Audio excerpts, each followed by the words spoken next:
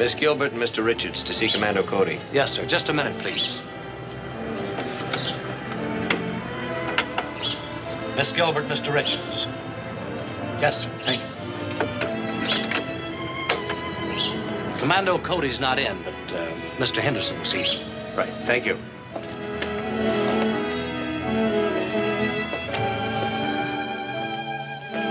Does Mr. Henderson work here, too? No. Mr. Henderson's in charge of all operations in outer space. Even Commando Cody takes orders from him. Well, I hope we make a good impression. You'll do all right. Come in. Hello, Miss Gilbert, Mr. Richards. I'm Mr. Henderson. How do you do? How are you, Mr. Henderson? Come in and make yourselves comfortable. Thank you.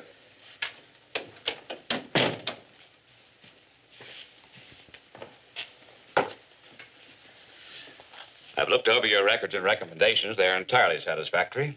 I'm sure you're going to be able to fill the positions we have here for you. Thank you, Mr. Henderson. Exactly what will our jobs be? Basically, the same as you've been doing. Adapting atomic power for rocket ship propulsion. Well, will we work here? Yes. But you'll find working with Commando Cody involves a great deal more than the usual laboratory routine. Yes, I've heard a lot about him. And you've only heard of a very few of his activities. Everything that takes place here is strictly top secret.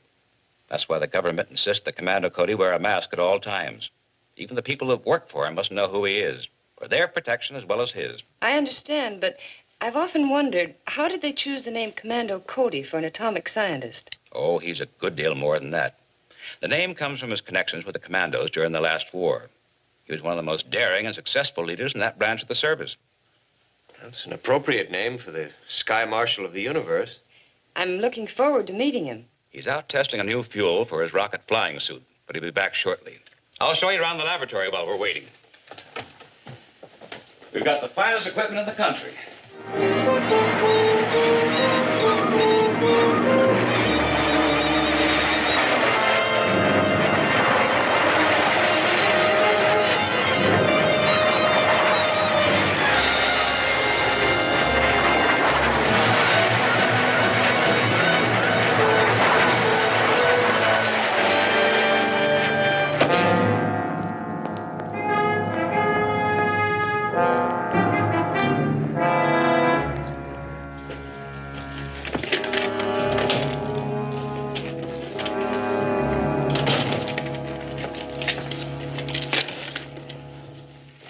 These are your new assistants, Commando, Miss Joan Gilbert, Ted Richards, Commander Cody. Miss Gilbert. How do you do? Mr. Richards. Commander Cody. Their credentials have passed the Security Council. Good.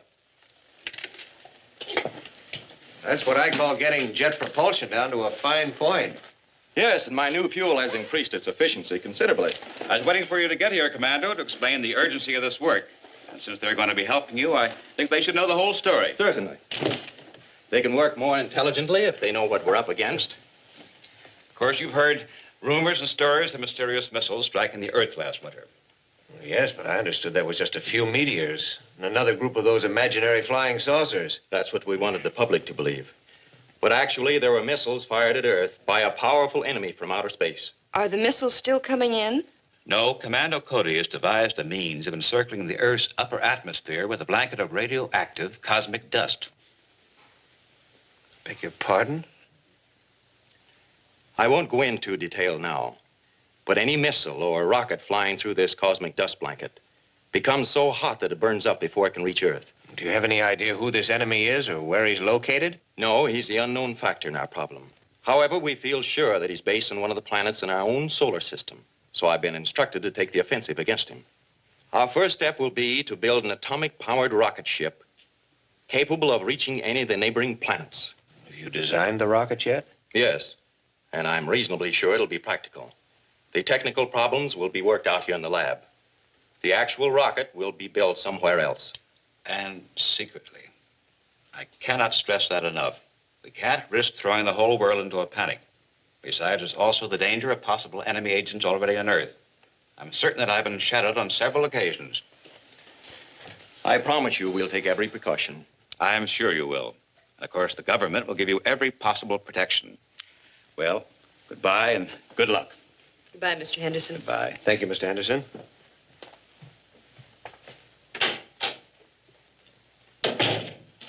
I'll show you the designs for the rocket.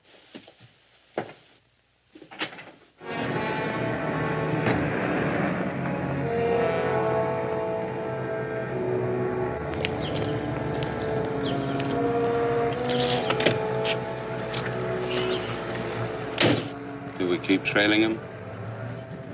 No, I better report in. Henderson just left Commando's place. He was in there for about an hour. A man and a woman went in first and then Commando. Are they still there? Yes. When they leave, break in and try to find out what's going on. I suspect that Henderson is starting Commando out on some new project which may again interfere with our plans. See if you can find out how our bombardment of Earth was stopped. This information would be of great value. We'll try it.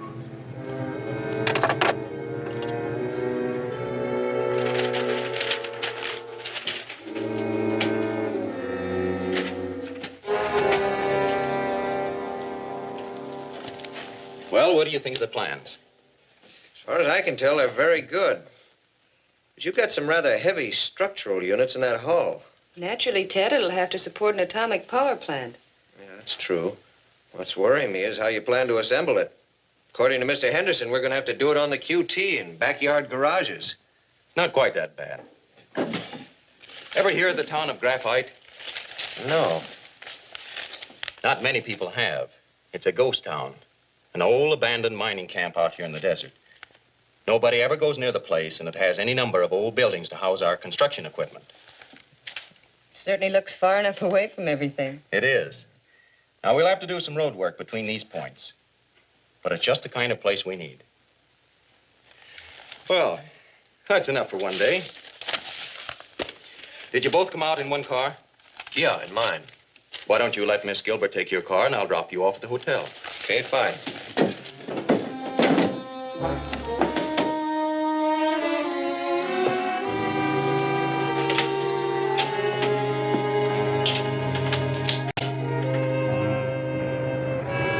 Here they come.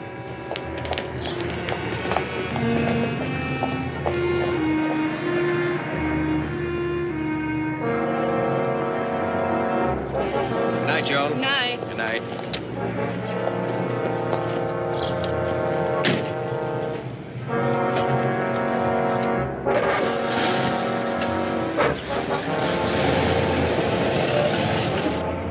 My car's down here.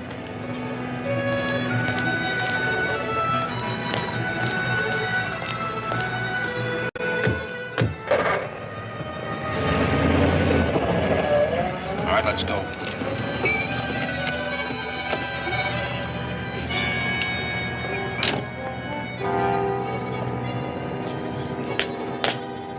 Good evening.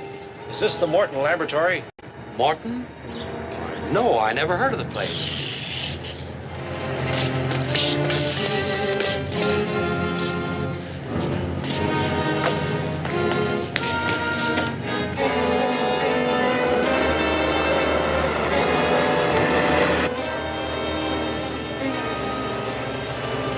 Hey, what's that flashing light? It's from a photoelectric cell in the office. Somebody just went in there. Hold on to your hat.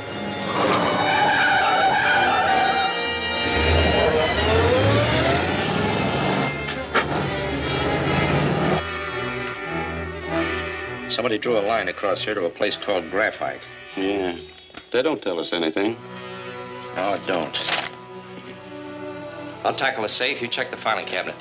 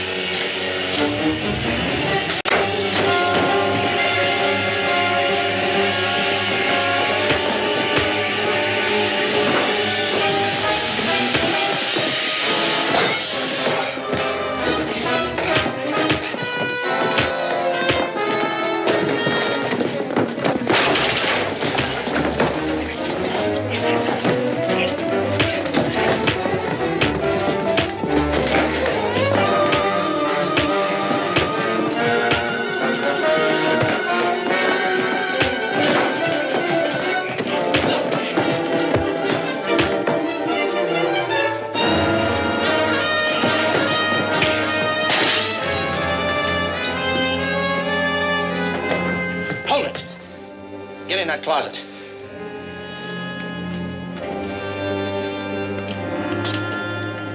Get in.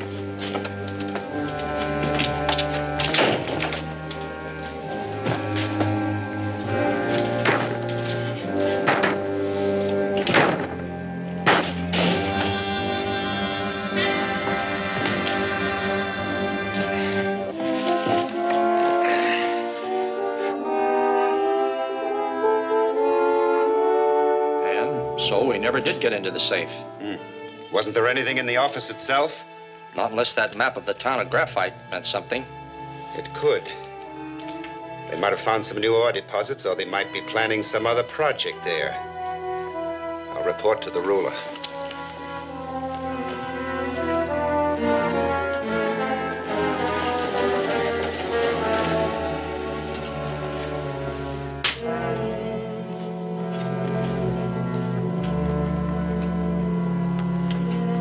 This is Dr. Varney reporting from Earth.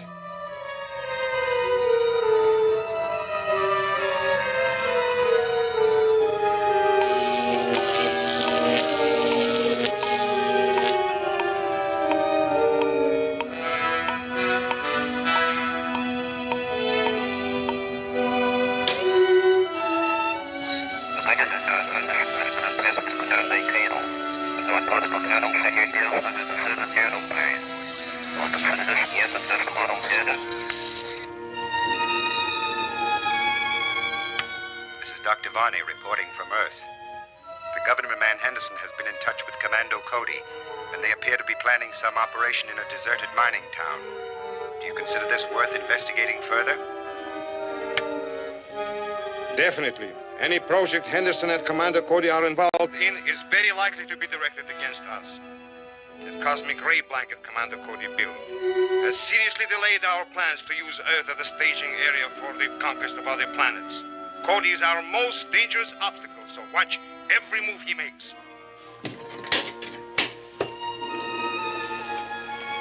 Go to Graphite, find some good hiding place and some means of observing everything that takes place. If there are any signs of activity, let me know at once. Right. You think they found anything? No, we're probably all right this time. But I'll feel a lot happier when we get moved out to Graphite. Well, we can't expect to be entirely safe even there, Ted. After we start moving the materials and supplies in quantities, we must move with the utmost caution. We can't keep people from spotting the truckloads of gear we need. Having everything possible prefabricated to various plants will simplify matters.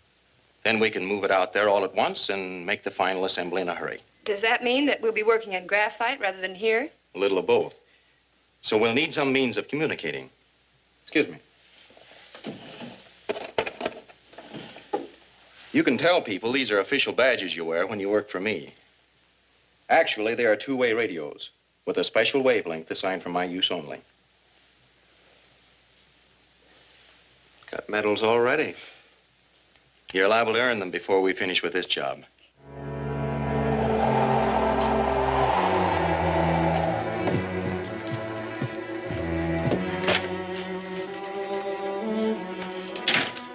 Commander, we're ready to install the atomic pile chamber in the rocket. Can you come down to the barn? Okay, Ted, let's go.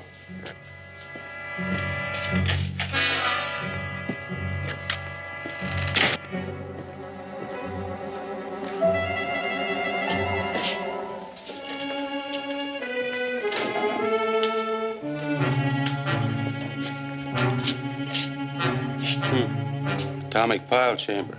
Rocket ship. We better report to Varney. Yeah.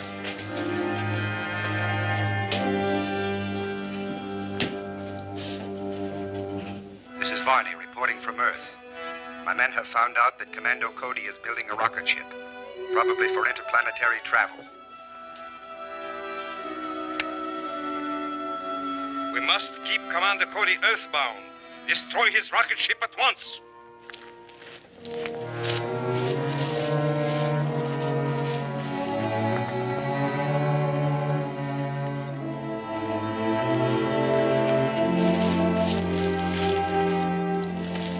Break in, cut up that ship the best you can, and then set fire to the barn. Stay here and cover me.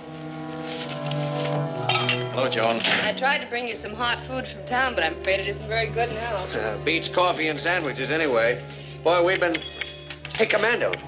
Someone's in the barn.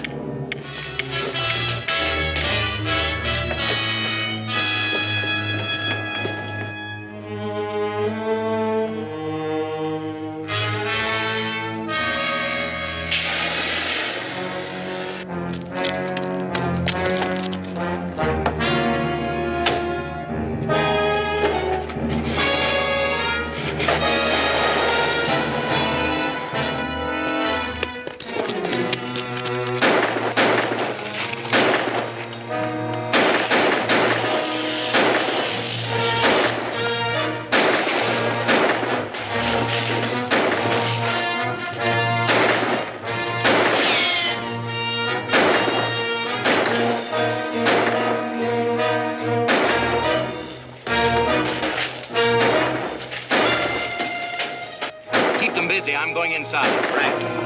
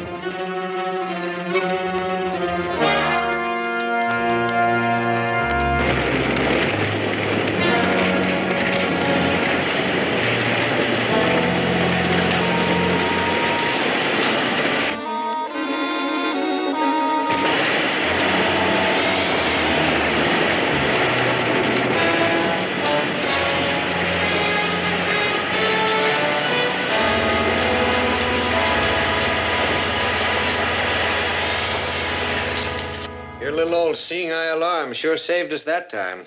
We're not out of the woods yet. Let's get out to the barn and clean up that mess. When you report to Mr. Henderson tonight, tell him we'll still get the rocket out Thursday. All right. Good night, Joan. Night. Night.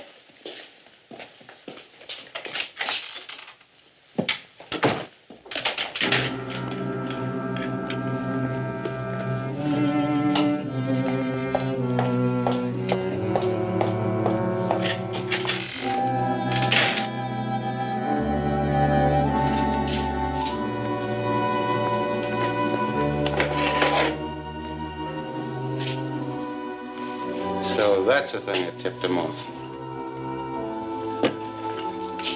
Well, it won't do it again. We'll have no trouble in that barn the next time. Well, what are we going to do next time? The ruler wants the rocket ship destroyed. He doesn't care how.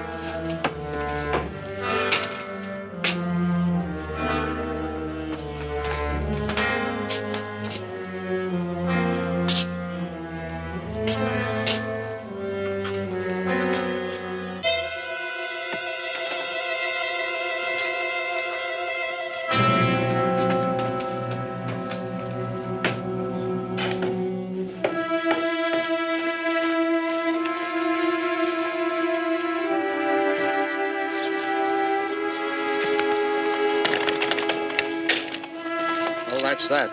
We won't find that bomb till they're up 30,000 feet tomorrow. And it'll be too late.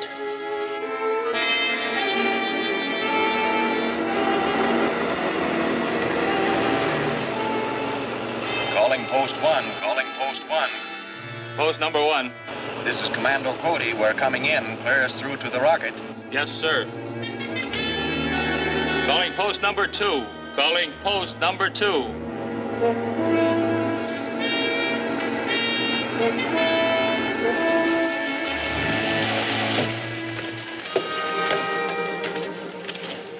Good morning, Clancy. Everything all right?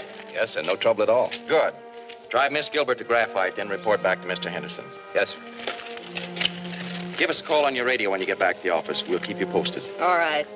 Bye, Commando, and good luck. Thank you. Bye, Joan. Bye, Ted.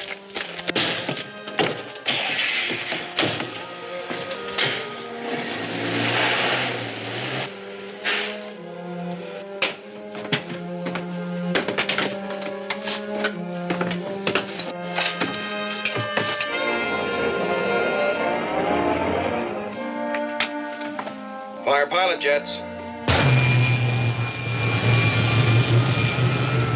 Firing main jets.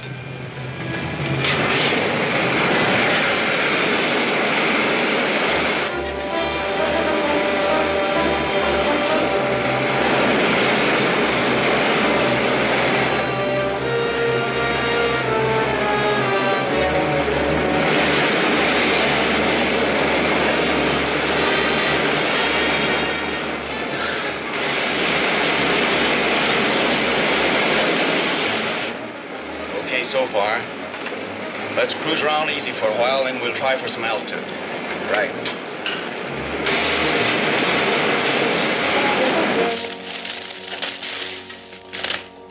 There's nothing here worth taking. Let's go.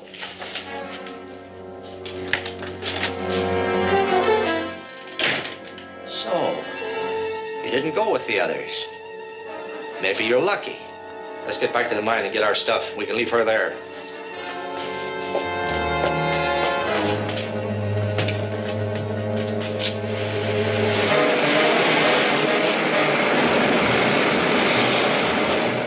Everything seems to be hanging together.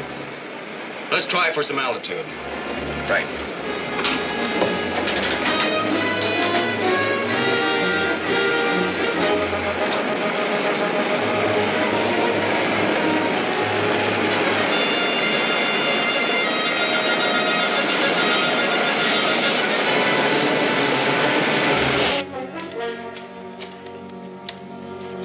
What makes you think you can get away with this? We're doing all right so far, aren't we? Commando Cody gets back, he'll search this whole town, even this mine. Commando's not coming back. You're bluffing. Commando won't think so when he gets to 30,000 feet. That's ridiculous. That rocket will fly to any altitude. Well, it might if it didn't have a bomb hidden behind its radar scanning screen. The barometer detonator set to go off at 30,000. Level off. Take over, Ted.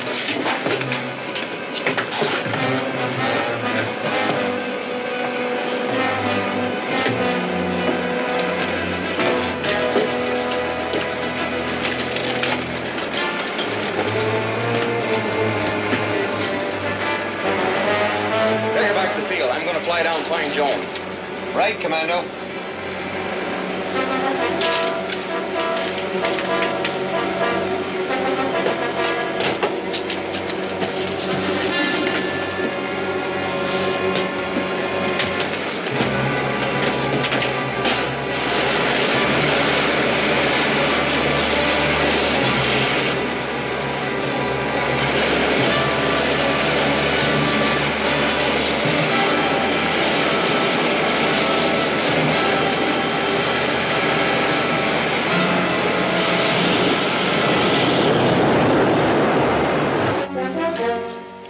Well, somebody will find you here after a while.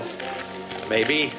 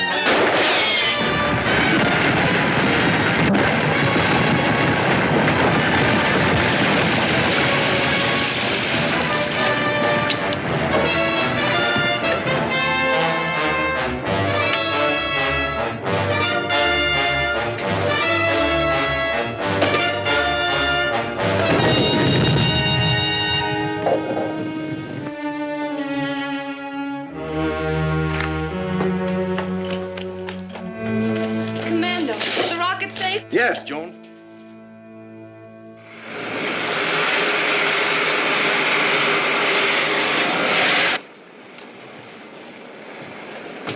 Commando, this rocket is certainly all we expected it to be. It's well worth everything you went through to get it flying. I only hope we can keep it flying. Seems to me you ensured that. The gang that tried to destroy it was wiped out. There haven't been any attempts to penetrate the cosmic dust blanket, have there? No, but Earth is in mortal danger. We still have a deadly and powerful enemy in outer space. There'll be plenty of work for this ship. And for us.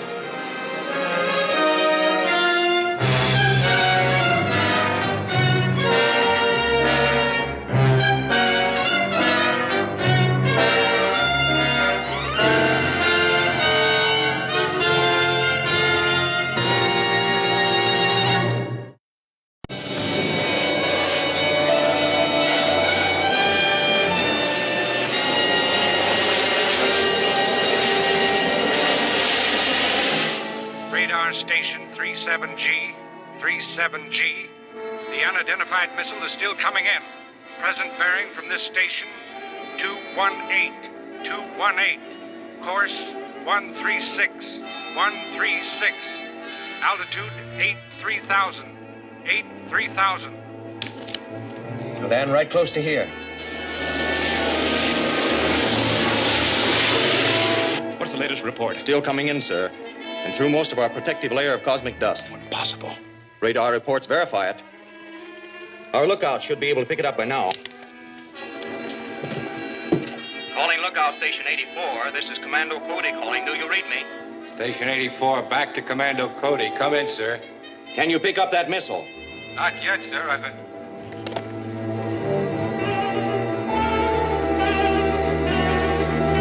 I see it now, sir. It's coming in from the northwest. It's coming down fast. Looks like it'll land somewhere in the Crestline Hill. Right, we'll handle it. Off and clear. I'm going to fly out there. Help me with the suit, Ted. Right, let's go. The missile is now at 4-3000. 4-3000. Course 145. 145. You'll never get there before it lands. Maybe not, but I should be able to pick it up anyway. Stand by your radios. I may need help. Right.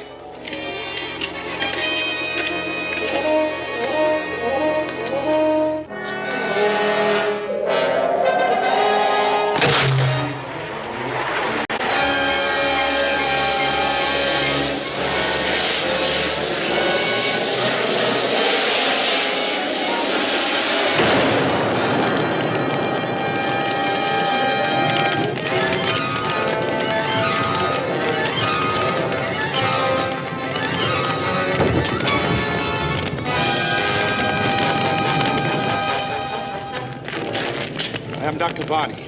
You're exactly on schedule. Our ruler assured me his timing would be exact. I'm Lenato. Put on this coat. We don't want to attract unwelcome attention.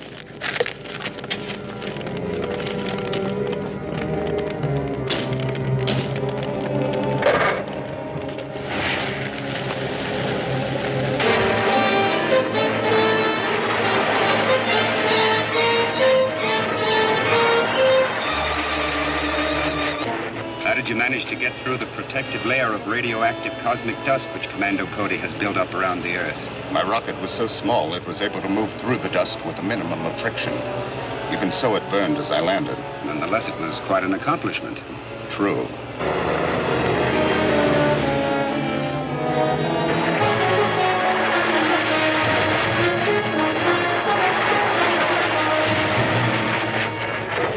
Our plans include the conquest of the entire planetary system.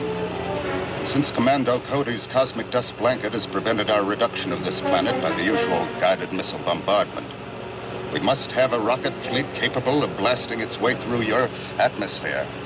And we can do that with this.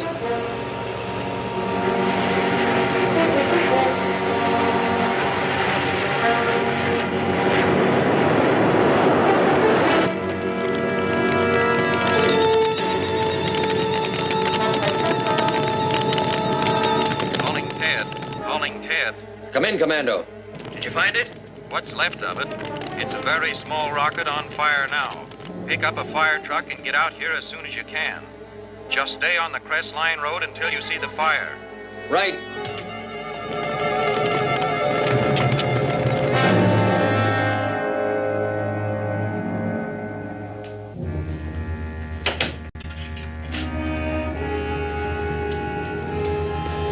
Here's the Venustrium. It must be a very remarkable element. It is somewhat similar to your uranium. Atomic power developed from it is more easily controlled, but not as long-lasting as power from a uranium base. So I understand. If we can develop an atomic pile using a combination of these two elements, we'll have a power plant far ahead of anything now known. Are you sure Commando Cody has the proper facilities for the work we have to do? He must have. He built his own atomic-powered rocket. Yes, I know. The ruler told me about his flights into outer space. Besides being Sky Marshal of the universe, he must be a most gifted scientist. Undoubtedly. No one knows who he really is. For reasons of personal security, he hides his identity behind a mask, even while working with his own assistants. Have you been able to arrange an interview with him? Yes. I had to secure forged credentials for the both of us. Commando appeared interested, and I'm sure if we gain his confidence, he'll let us work with him. Good.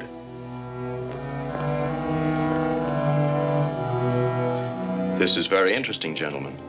Would you mind telling me what this material is? It's a new element never before found on Earth.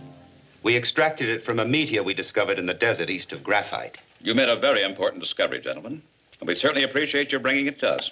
Thank you. We would like very much to follow through with the adaptation of this new element. Do you think it would be possible for us to work with you? Our work here is strictly top secret. However, it's up to Mr. Henderson. He's in charge of the interplanetary security. It's irregular, but your credentials appear to be satisfactory. And the usual security checkup would take months. Since these men will be working with their own material, I don't believe there should be any objection. Then we can go right ahead. Where will we work?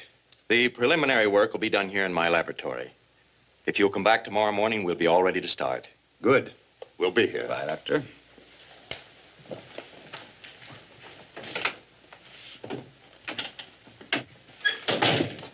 Joan, put this in the safe. Anything new on that rocket that landed last night? Not yet. Ted is still out there investigating. How could it have penetrated that cosmic dust? I'm not sure. It was a very small ship. In fact, that's what worries me most. I can't believe that a rocket that small could possibly have come from another planet. Then where could it come from?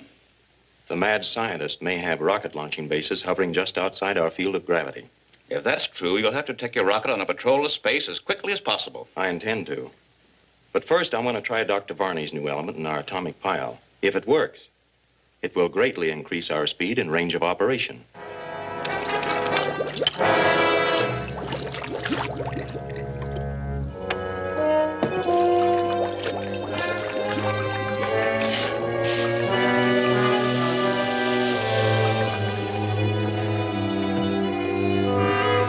Well, that's it. Now all we got to do is see if it works. Well, there's no reason why I shouldn't. The test flight is set for tomorrow morning. I'll pick you up at 10 o'clock. We'll be ready. Goodbye. Goodbye.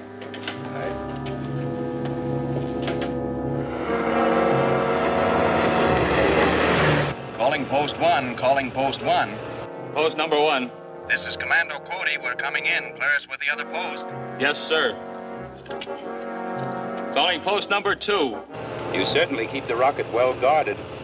Yes, no one could possibly get near it without being cleared by one of us.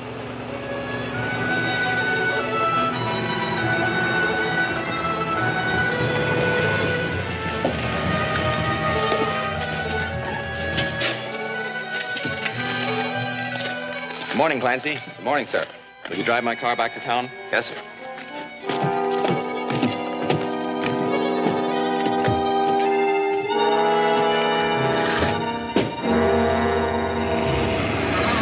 Strap yourselves in tightly. The acceleration will be sharp at takeoff.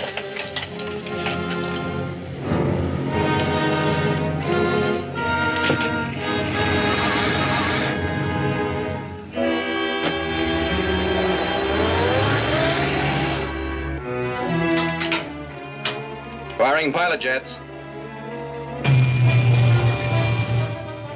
Fire main jets.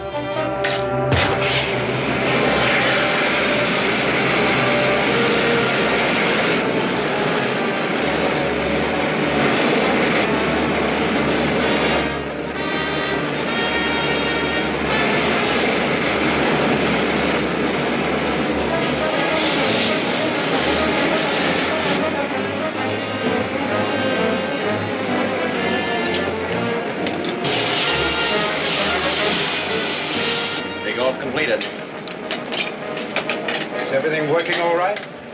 So far. I'll say it is. Look at that rate of climb. The jet thrust from the combination of the two elements is giving us more speed than this ship is designed for. I hope everything hangs together all right. Want me to slow it down a little bit, Commando? No, we just as well find out if it's going to hold up. Yes, sir.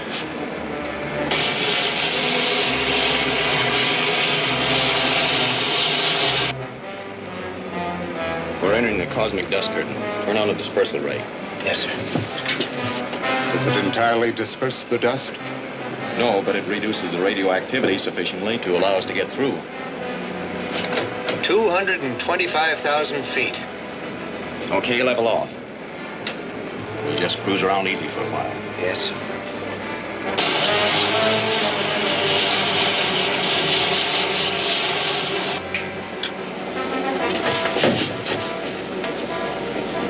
What is it? It's the ejector valve for cooling the atomic pile system. That valve must have been opened too far. The exhaust vapors have condensed and partially closed the outlet through the hull. Can't you shut it off? No. Without an exhaust outlet, the pile chamber would explode in a matter of seconds.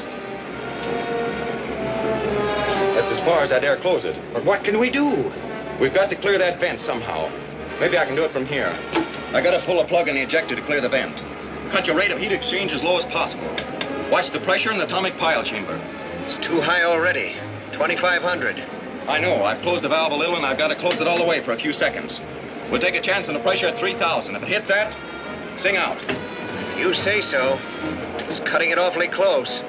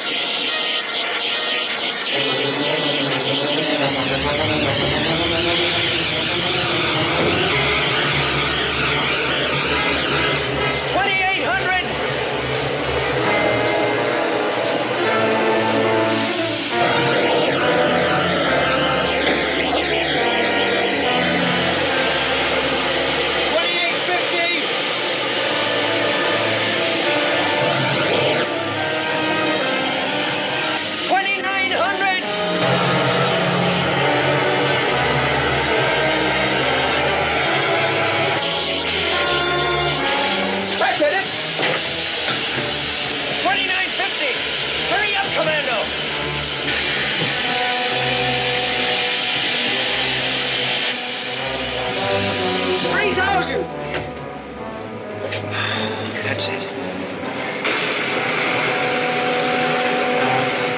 Our power output is almost twice as much as it was from uranium alone.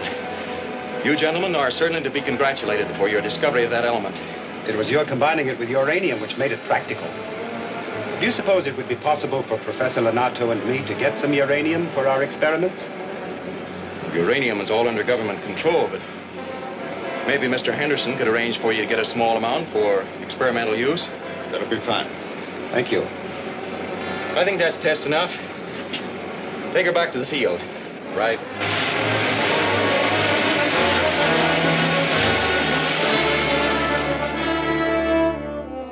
All right. Make your arrangements at once. It was an expensive bit of bribery, but that man is a trusted employee at the refinery. He will have no difficulty in getting us all the uranium we need. Good. Our mission is practically accomplished. Come. We'll report to the ruler. Very well.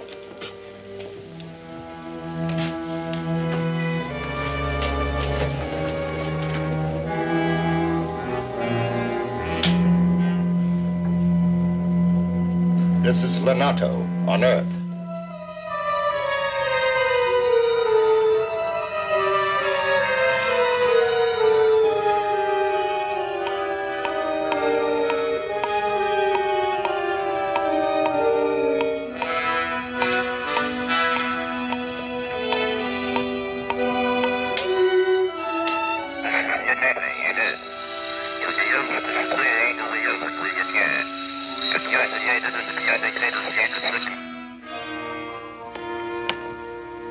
This is Lenato on Earth. We've arranged to secure all the uranium you require. I plan to load it into Commando Cody's rocket ship and take off tomorrow. Excellent. The theft of the rocket ship will enable us to build ships smaller than his and capable of passing through the cosmic dust blanket that protects Earth. There is still the problem of getting past the guards around Commando's rocket. I have a plan to overcome that difficulty.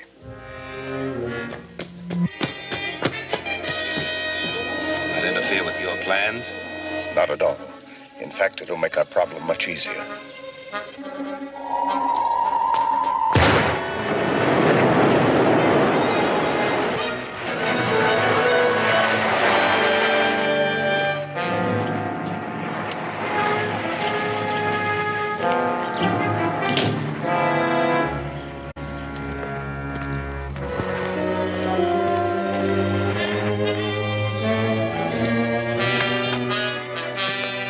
RuSO2 plus H2SO4. You. Dr. Varney, Professor Lenato, how are you? Commander Cody just left. Yes, I know. But you will do very nicely. Come with us. But I don't understand. You don't need to. All we ask is your assistance in getting past the guards on Commando's rocket ship. Come at once, please.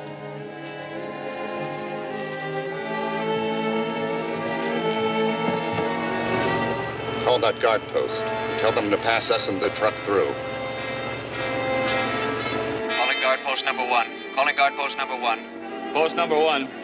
This is Ted Richards. We're coming in with Commando's car and a truckload of supplies for the rocket. Clears with the other guard post. Yes, sir.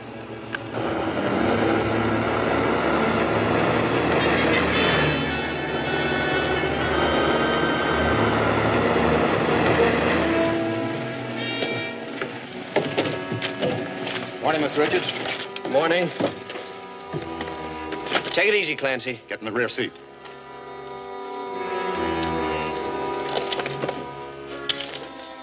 Here, put these on him.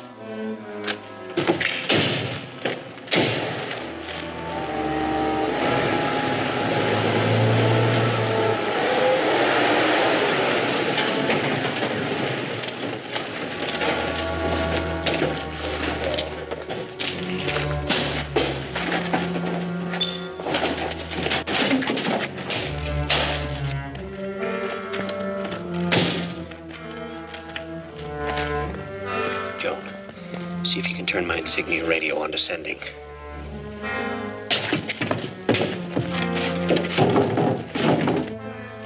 You did it. Calling Commando Cody. Calling Commando. Calling Commando. Hello, Ted. Come in. Varney and Lenato are stealing your rocket. They have us handcuffed here in the car at the airfield. They're loading something into the rocket. Looks like they're about to take off. I'll get there as fast as I can.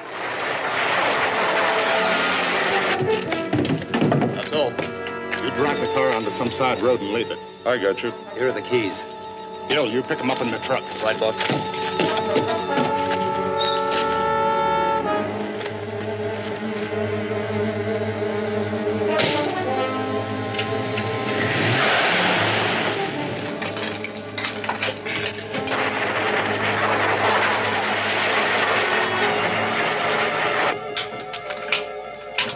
Firing pilot jet.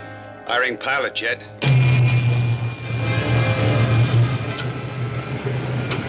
Fire main rocket. Fire main rocket.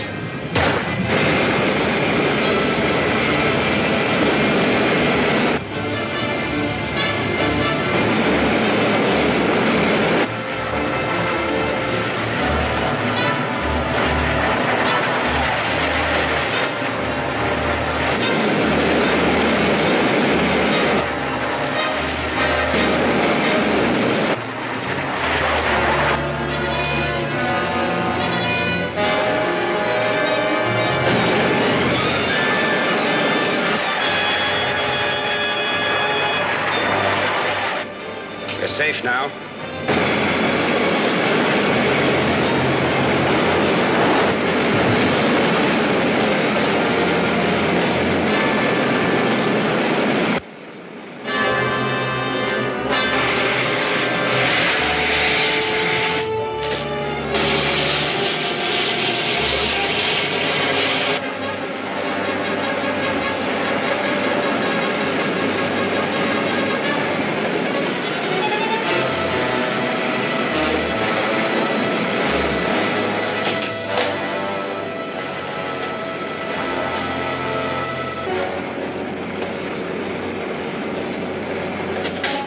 thing is functioning perfectly.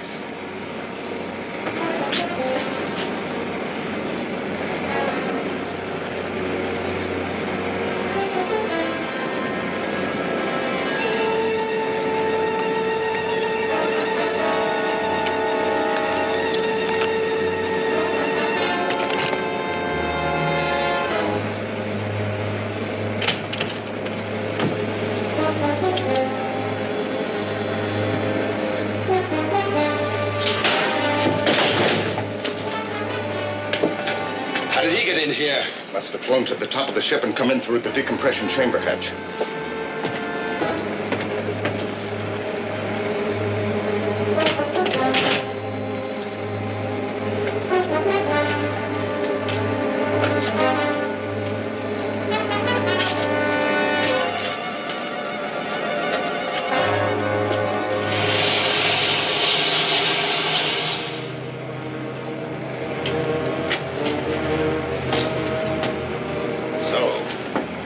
Decided to come with us.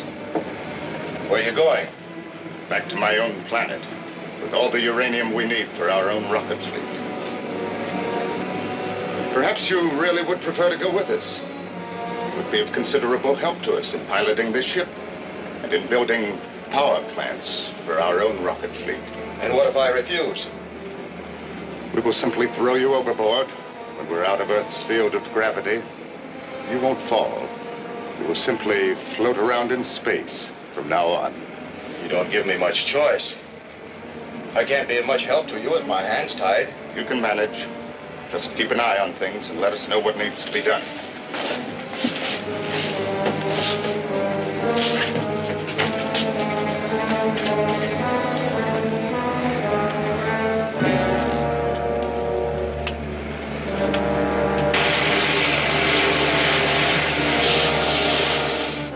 Seems to be working all right so far.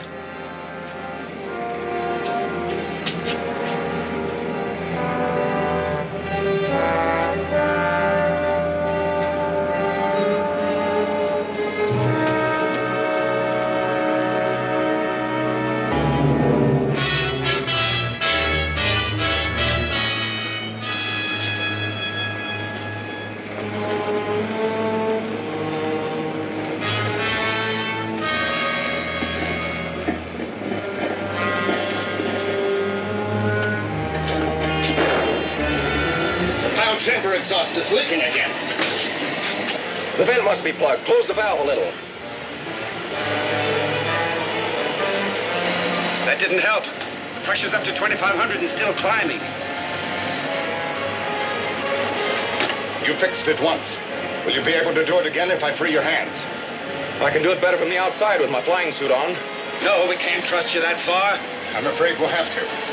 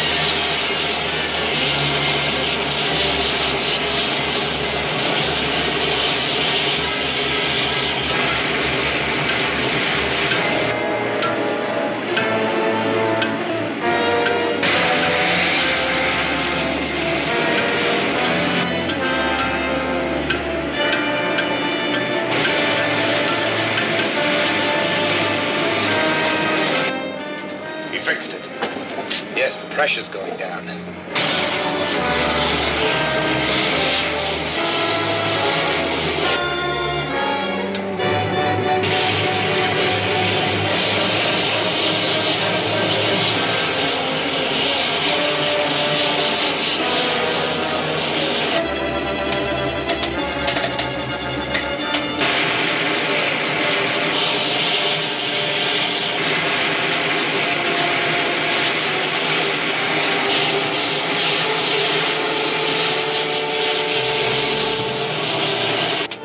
What's wrong? I'm off my course. The port steering jet doesn't seem to be working.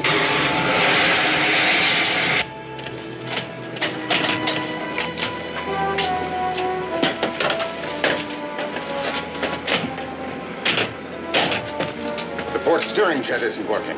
I know, I just put it out. All you can do is circle around in space until I decide to start that jet again. Very well.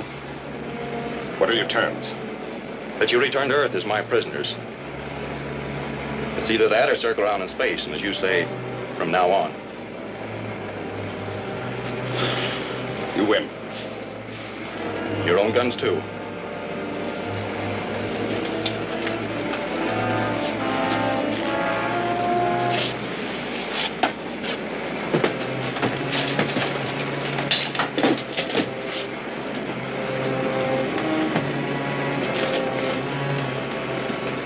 Set a course back to Earth, Dr. Barney. Aren't you going outside to fix that jet? No. Couldn't be controlled from in here. Might as well relax, Professor.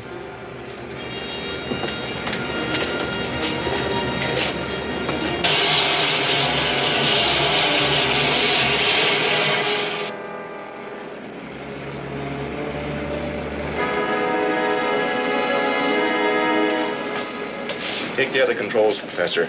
We're almost in.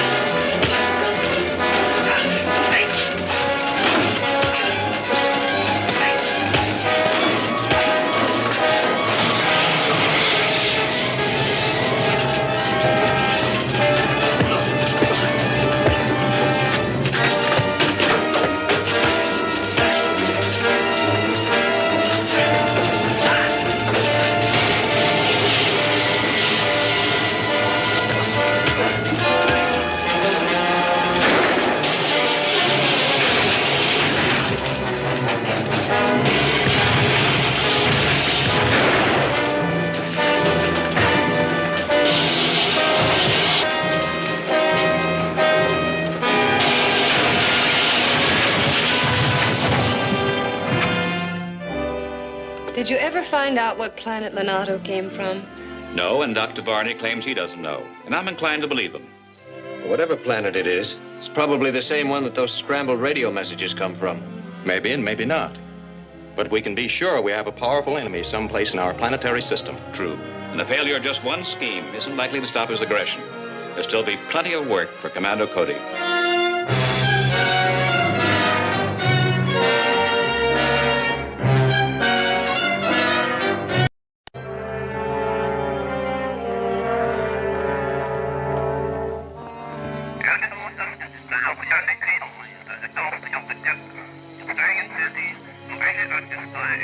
Bearing 289 degrees, distance infinite. Well, Commando Cody, what do you make of it? There's no doubt about it, Mr. Henderson. These are radio signals between some distant planet and a mysterious receiver here on Earth. I would say that our enemy from outer space is preparing to step up his activities against Earth.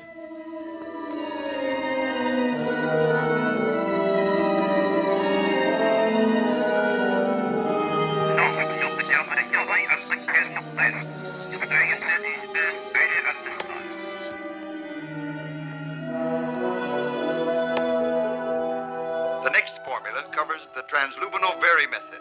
I believe this was the theory Commando Cody used as a base to make the blanket of radioactive cosmic dust, which now encircles Earth's outer atmosphere. Splendid.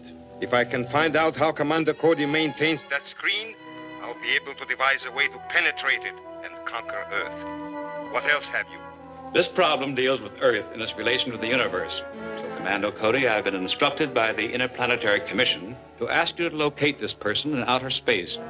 And if his aims are, as we fear, a menace to the welfare and safety of the Earth, to eliminate that menace. Yes, sir. I'll keep you informed. Good, and call on us for any help we can give you. Goodbye, Joan, Ted.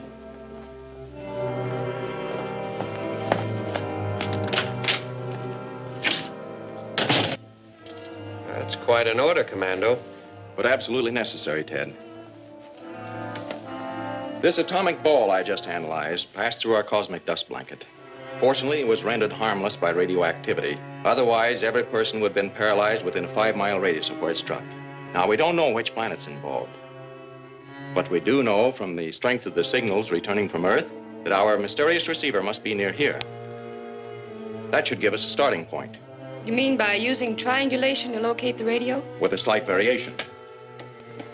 Joan, set up a triangulation station here in the office. Ted, get out this high ground as soon as possible. I'll put on my flight suit and cruise around this general area, carrying a small direction receiver. We'll make a rough triangulation, just enough to locate the beam. Then I'll fly directly down the beam to the location of our mysterious receiver.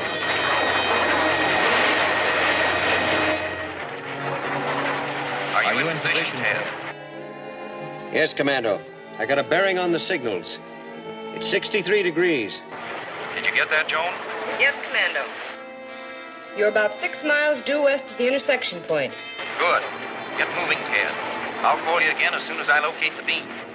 On my way, Commando.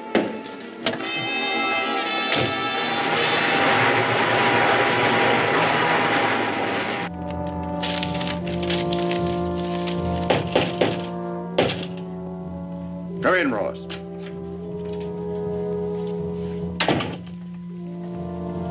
I'll be with you in a moment. I'm going in, Ted. It's in the Grayburn building, corner of 8th and Main. Southeast corner office, 10th floor. Got it? I'll tell the police. If my work is successful, I'll land a horde of space slaves and take over Earth. Commando Cody!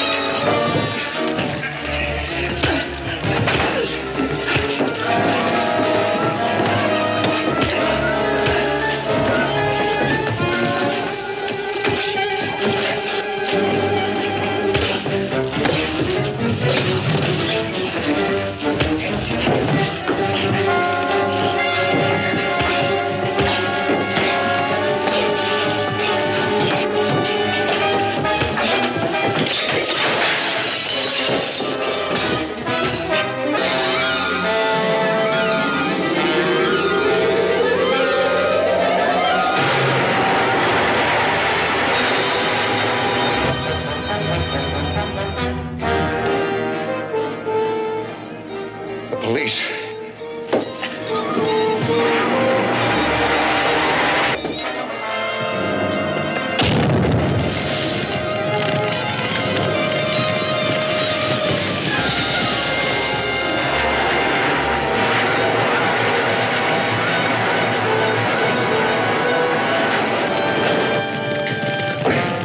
Quick, man, get a fire hose.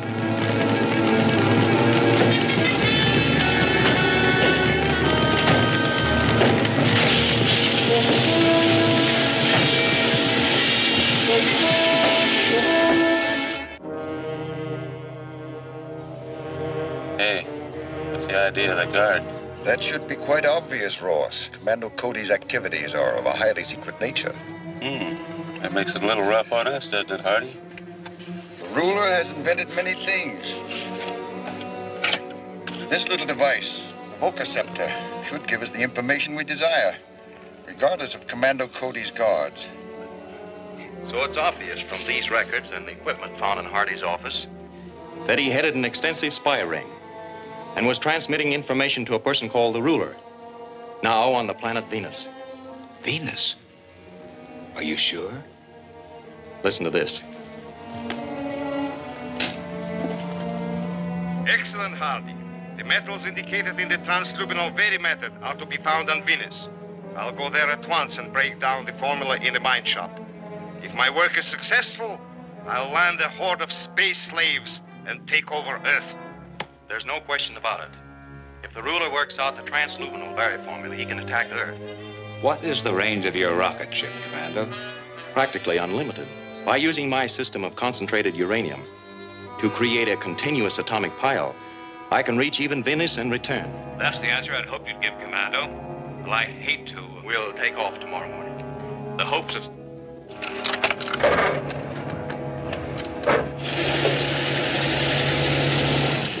Now I'll see that secrecy is maintained. Well, there's little more to say. Good luck. Thank you, sir. We'll need it. Won't we, Ted and Joan? Yes, sir. We? Of course we. Who else? Yes, sir. Who else? Well, I hope I see you again sometime, Mr. Henderson. Good luck.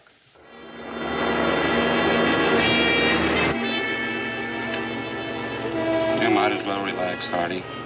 We can't warn the ruler as long as our space radio is under guard. I know. Some way, somehow, I have it. Drive to the little chemist shop on John Street near Gardner. Why, what's up? If I can't warn the ruler about Commando Cody's visit, possibly I can prevent him from reaching Venus. The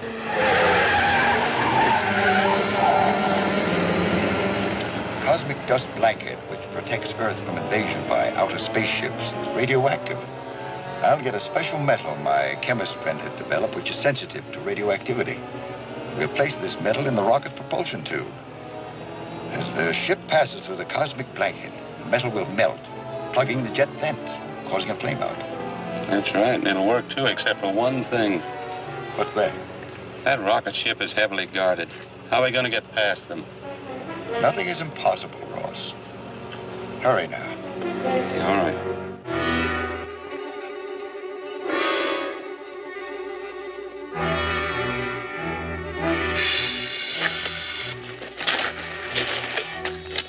Tell Commando Cody what happened? Definitely not. Neither he nor the other guard. They'll think they fell asleep at the post.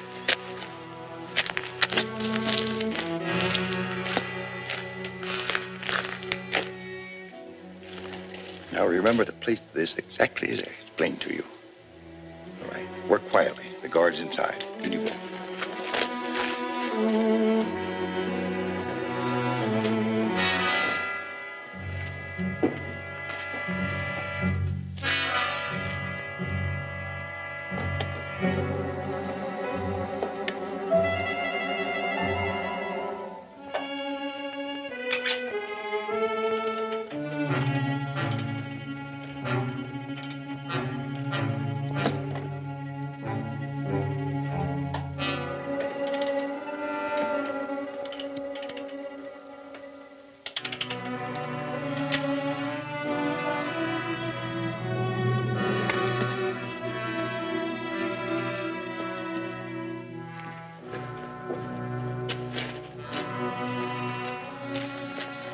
Set.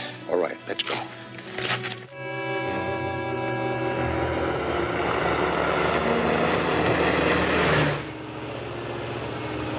Calling post 1, calling post 1.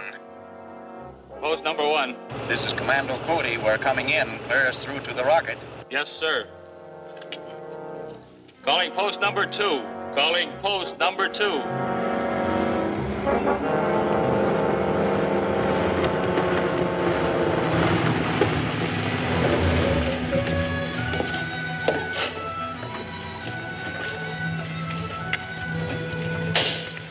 Good morning, Clancy. Good morning, sir. You can drive the car back to town. We'll radio when we want you to meet us. Sure, Commando. Have a good trip, sir. Thanks.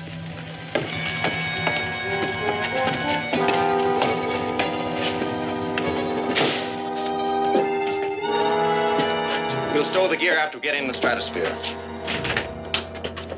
Okay.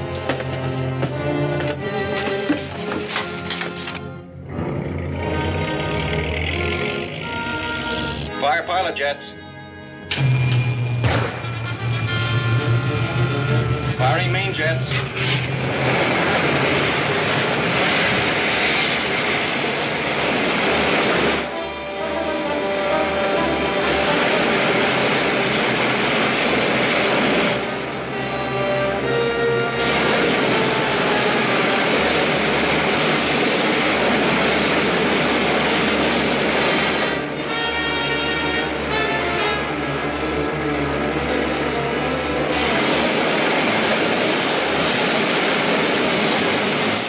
Everything is working perfectly. Take over, Ted. Set a course direct for Venus. Yes, sir. Venus it is.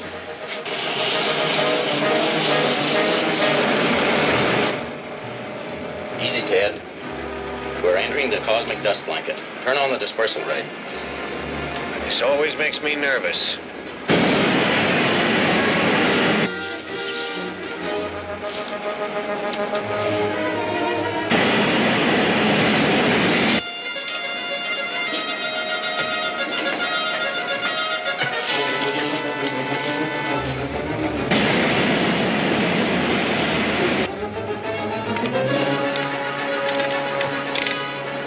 Commando, something's wrong. We're down to half speed. The atomic pile checks normal. We're almost through the cosmic dust curtain. Flame out. The jet vents must be plugged. Everything else checks normal. Hold on, I'm going to try to blast it clear.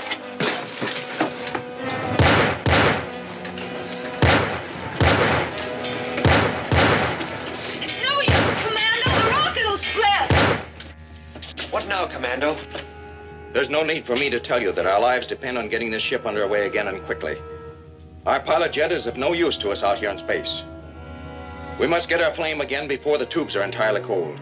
Ted, put on the helmet. Yes. Joan, get me the electrothermal torch. I'm going into the tube from the outside. Maybe I can cut new vents.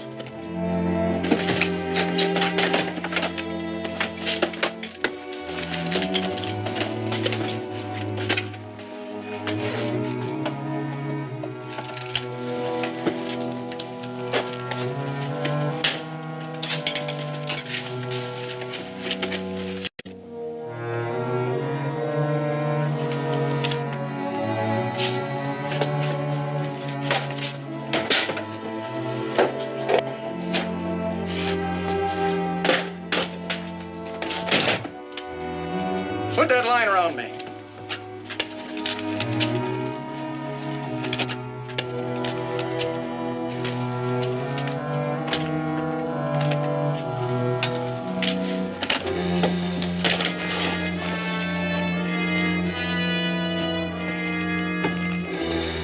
If I get away from the ship, pull me back.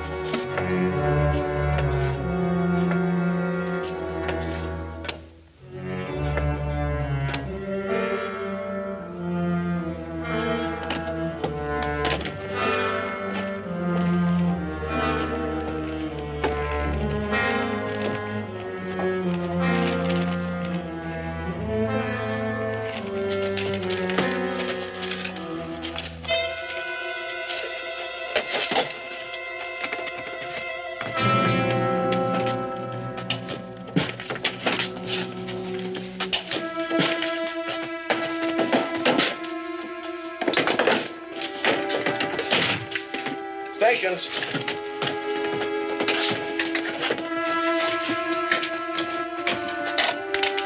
All jets.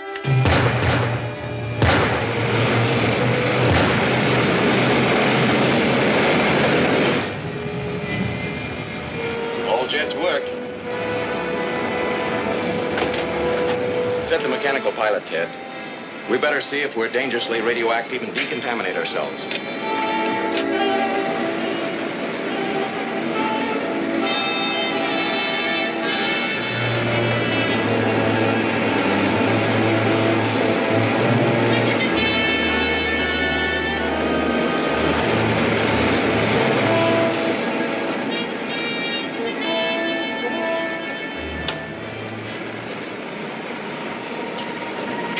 Well, we should be down quickly.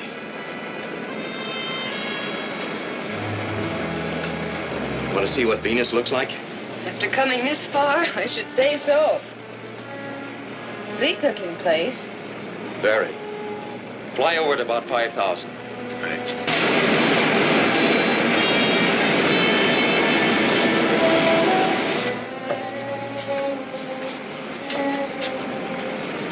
We're looking for a mountain that has in it the metal contained in the transluminal Var formula, rubidium. We should be able to locate the ore deposit with this instrument.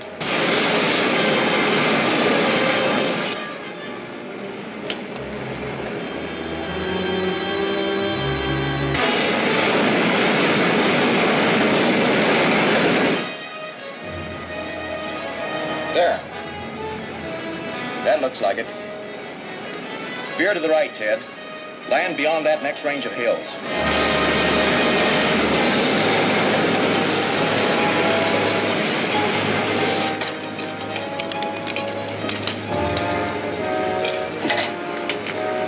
Prepare for landing.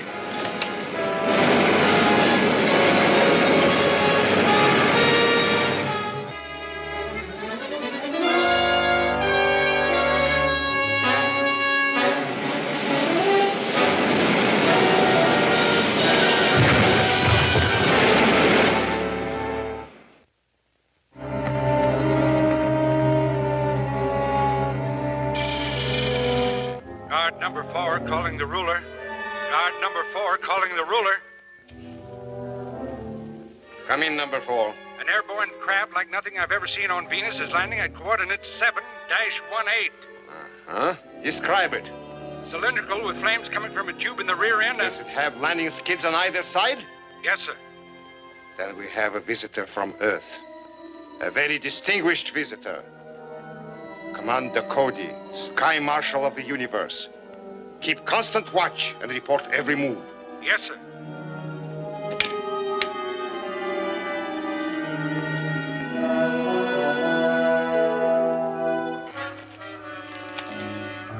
Be careful, Commando.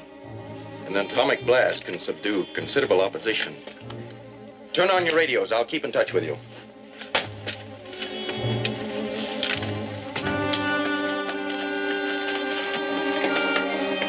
Good luck.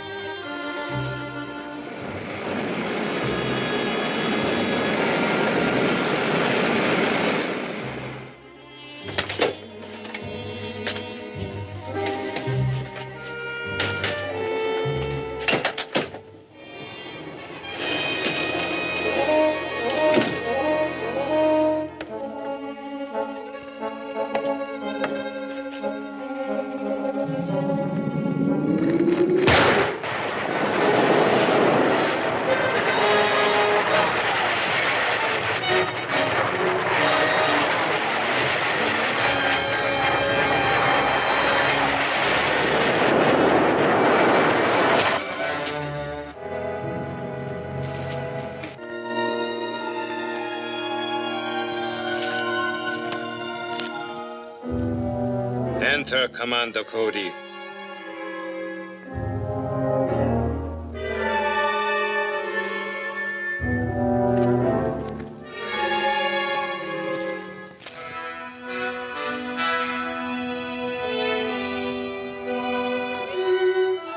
You can take off your helmet. The air in here is good.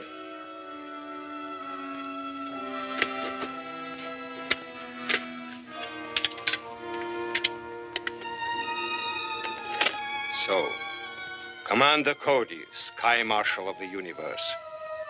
As one scientist to another, I must congratulate you. You have conquered space, a great achievement. For an Earthman. You speak English. I speak all languages equally well. One day I'll rule the universe. I must be able to communicate with my subjects. Apparently, you already have men on Earth, subject to your commands. And on other planets. I'll use Earth's vast production facilities to supply me with weapons I need to conquer the universe. Atomic weapons? Of course. But far superior to anything you have ever seen. Come.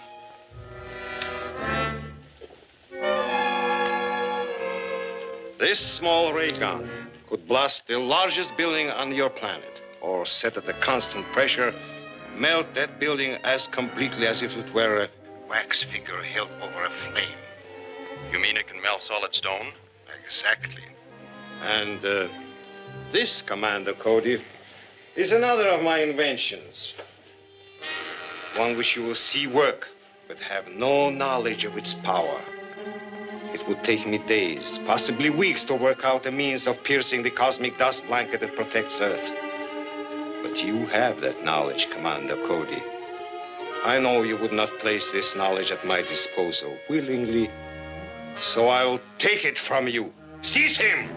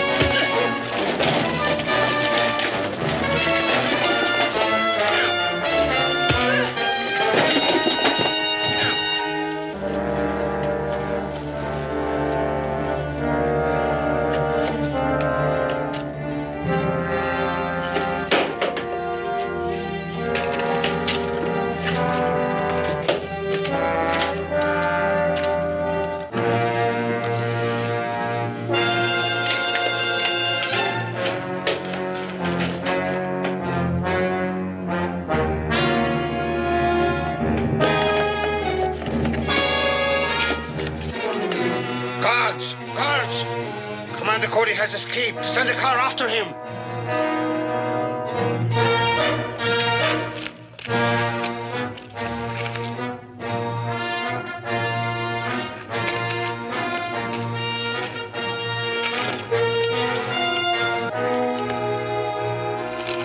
Ted, Joan. Yes, Commando. You overheard? Everything. What a horrible plan. Are you all right, Commando? For the moment, at least. I have one of their ray guns. If I can make it work, I'm going to melt the mountain and seal that mad killer in his cave. There's a tank or some sort of armored car coming. Get the rocket ship ready to take off. We may have to make a run for it. Right.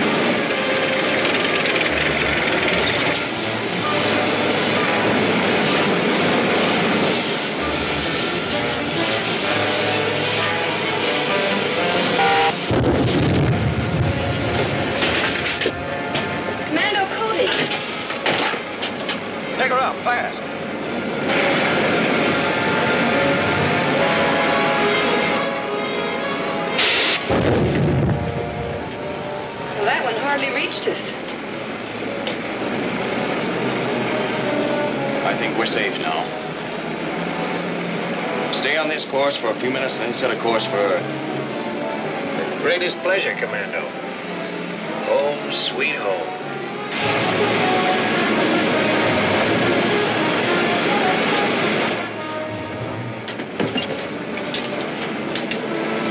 You know, that ray gun is a horrible weapon.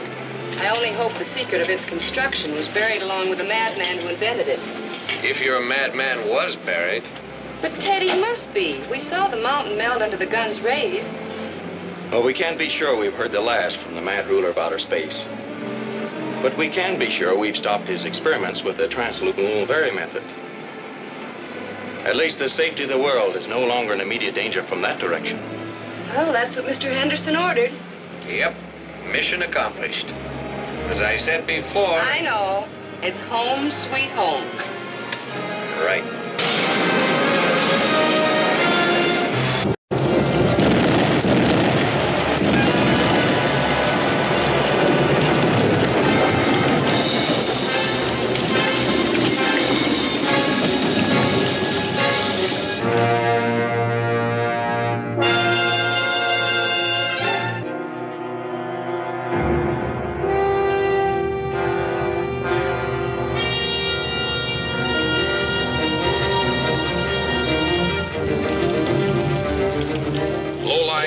Especially hard hit. Whole communities in the stricken sections are now completely inundated, and the watershed systems taxed beyond their capacity.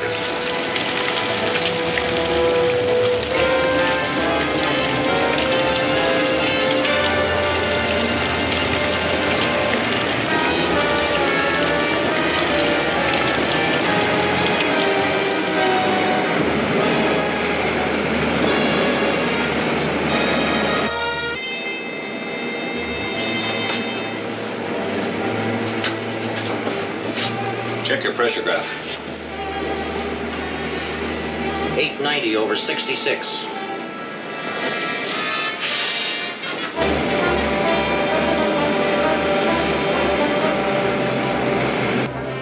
We're nearing another cloud area below the cosmic dust blanket.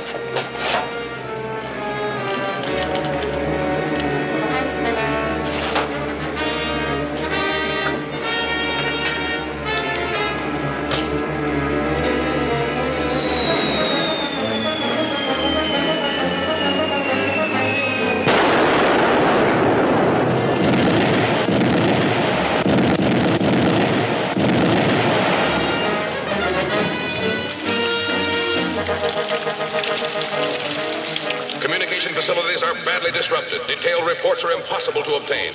But we do know that high winds are accompanying the heavy downpour in some areas, and that the torrential rains are continuing in an ever-increasing pattern, adding to the widespread damage.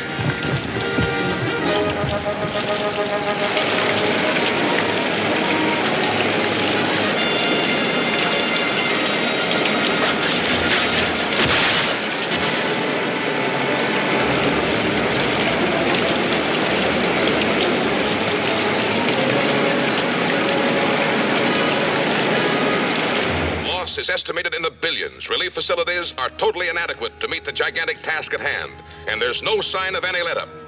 We will continue this.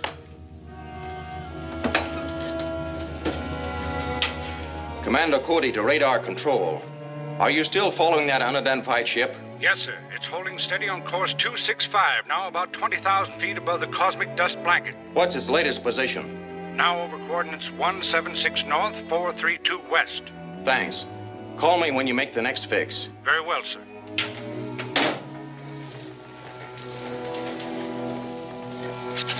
Here's the course that ship's been following. All along its route, there have been explosions in the clouds, followed by cloudbursts a few minutes later. You mean that strange ship is causing the rains? It could be, Joan. Our own scientists see the clouds to make rain. Someone from another planet could be doing it to flood the Earth. Well, I'm a little new around here, but judging by what Ted told me before he was transferred, this sounds just like your old pal, the ruler. I'm afraid you're right, Dick.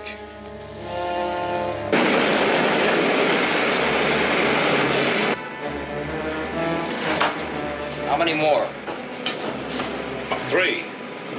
Then we're to wait for Earth's answer to the ruler's ultimatum.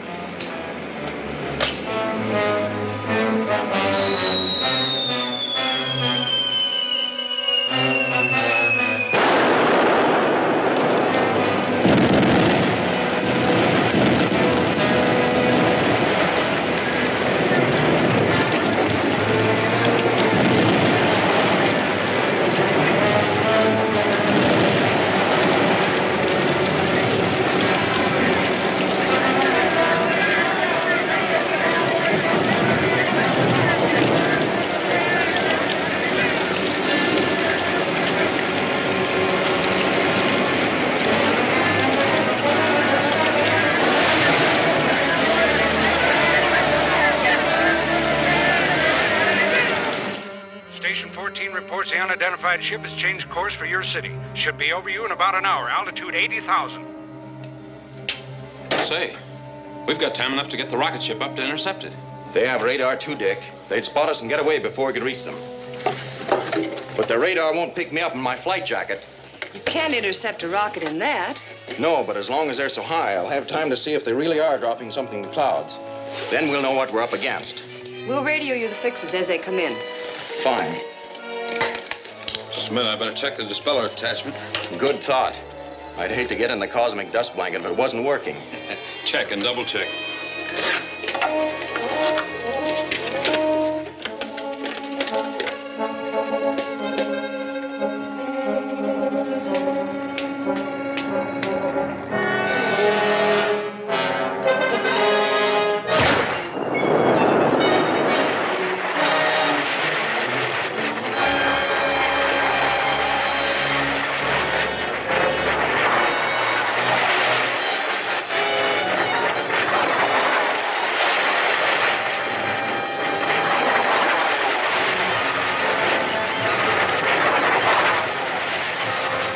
Position as of 1406 was 212 north, 318 west.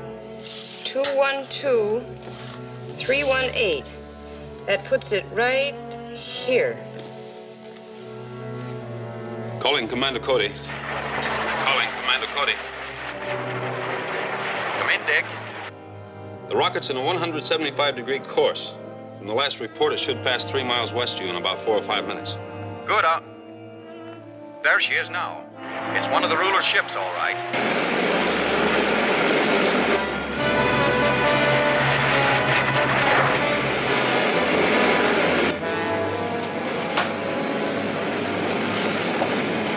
Is this the last one? Yes. Unless we're ordered to drop more.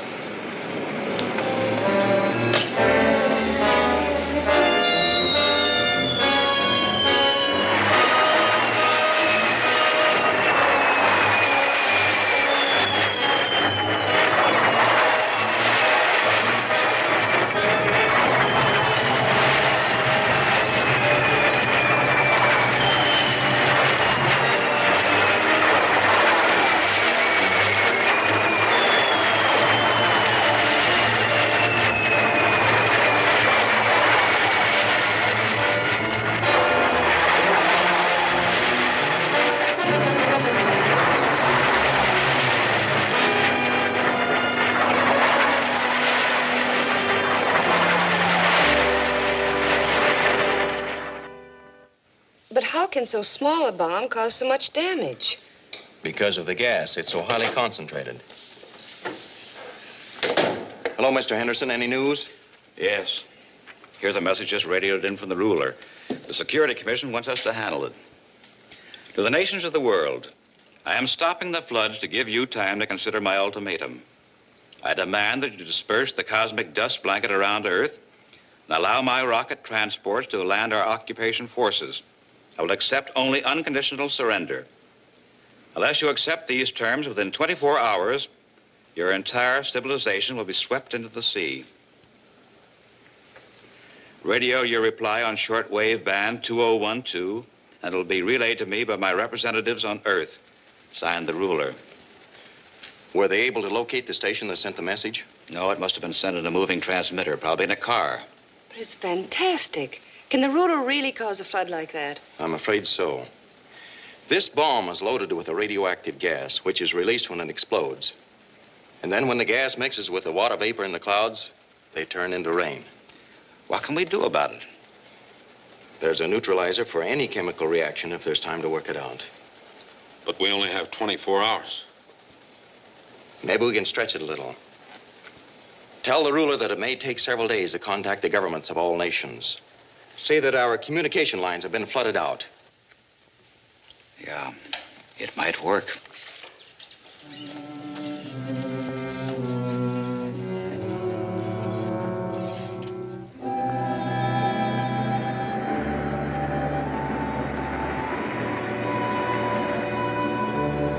This is Commissioner Henderson calling the ruler's representative. The ruler's ultimatum has been received, but due to flood damage of our communication system, it'll be impossible to consult all the nations in the time limit set. We request at least 4 days to prepare our answer. I repeat, this is Commissioner Henderson calling the ruler's representative.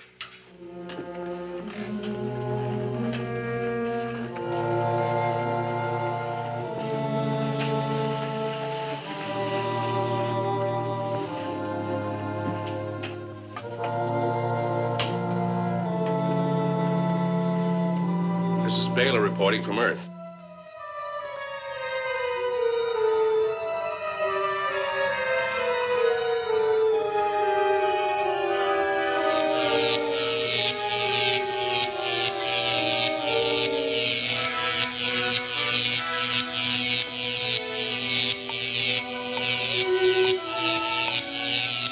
Take that.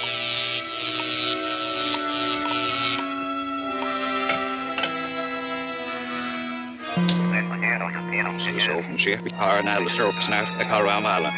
There and I running outside Kentucky Church is Jananda.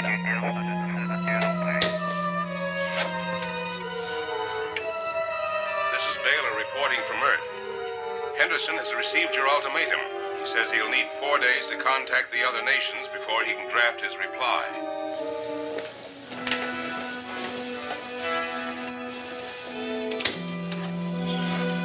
That is too long. They're maneuvering for time.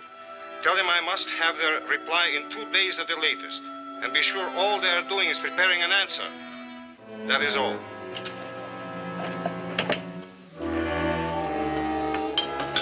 How are we going to find out what they're doing? The only way I know of is to keep a check on Cody. Take your car and radio Henderson, then come back here. By that time, I'll figure out a way to spy on Mr. Sky Marshal. Be right back.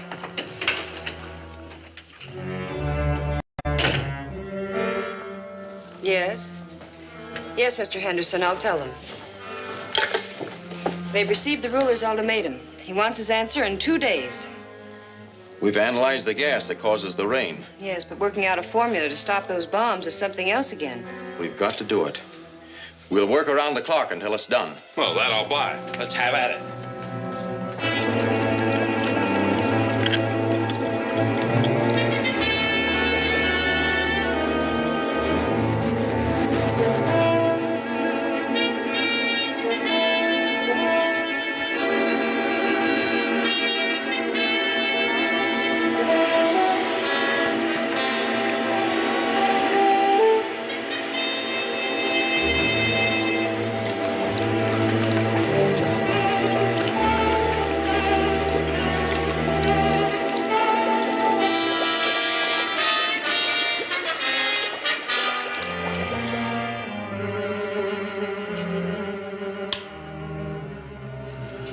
This vococeptor will pick up sounds through the walls of any building. Give it to old Chris, the apple peddler. They're used to seeing him around. Tell him to get as close as he can to Commando's office and tune it in on the building. Right.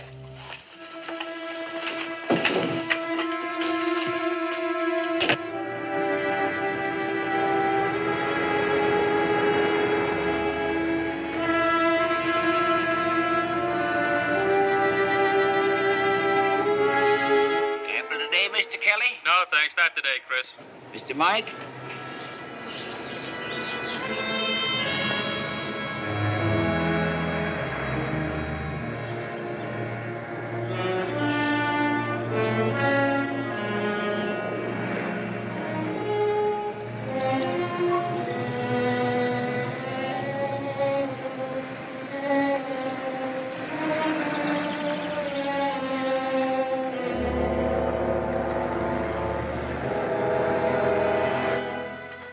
pilot be there?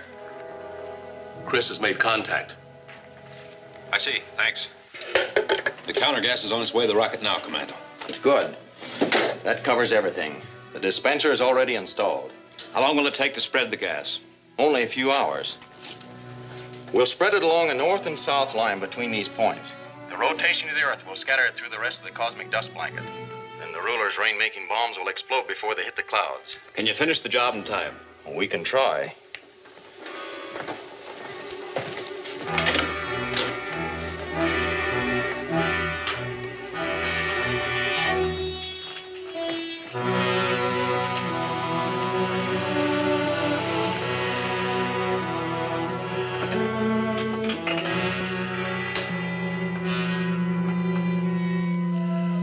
This is Baylor reporting from Earth.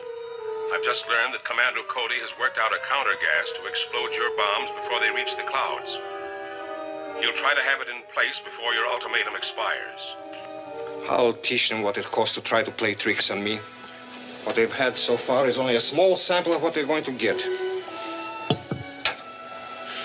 Calling rocket R6. Calling rocket R6. This is R6. We read you, Excellency. What is your position? Cruising halfway between Earth and Moon. Proceed at once to east part of United States. Drop a series of delayed action bombs into the heavy clouds over that area. But, Your Excellency, that'll wash half the country away. That's what I want. When you are finished there, we'll give Europe the same treatment. That is all. Enough left for the world to conquer. But orders are orders. Course 93. Course 93.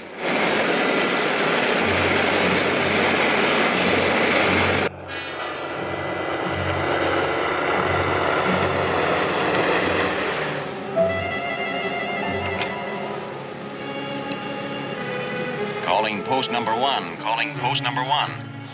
Post number 1. This is Commando Cody. We're entering the rocket area. Clear us with the other post. Yes, sir. Calling post number 2. Calling post number 2.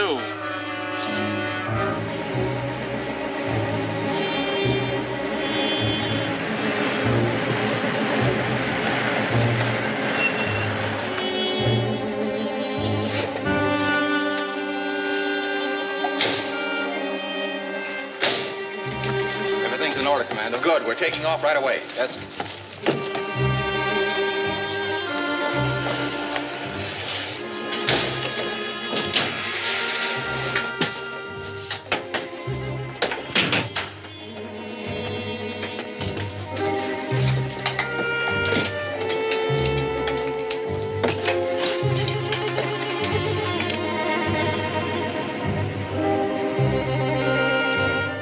Fire pilot jet.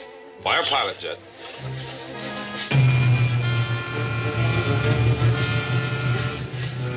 Fire main jets. Fire main jet.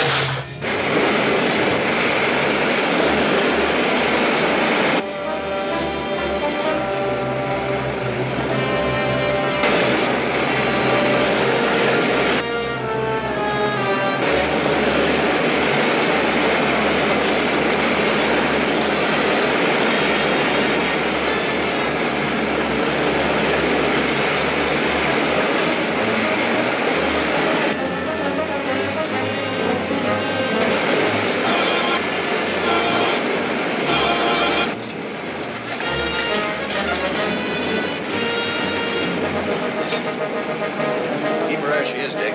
We'll get the gas dispenser ready. Right, Commando.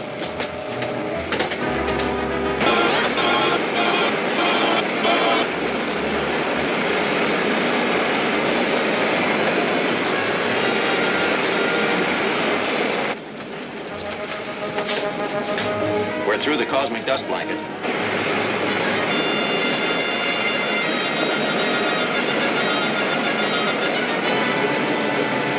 Release the counter gas, Joan. Yes, sir.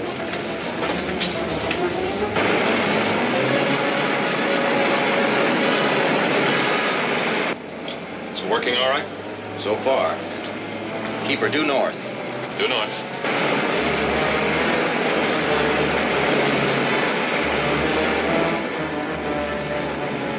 Calling Commando Commando Cody. Henderson calling Commando Cody. Yes, Mr. Henderson? Radar reports an unidentified ship moving in from the moon toward the east coast. That area isn't covered by the gas blanket yet. How soon will it be covered? Several hours. We're almost through laying the gas, but it's just begun to spread. Should we try to intercept that rocket? No. No, you better finish dispensing the counter gas. I'll keep you informed on all radar contacts. Very well, sir. Give her all she'll take, Dick. We gotta get through this job in a hurry. Full speed. Plus.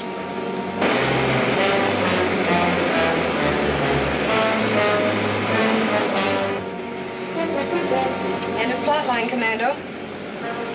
That does it, Dick. Head east. East it is.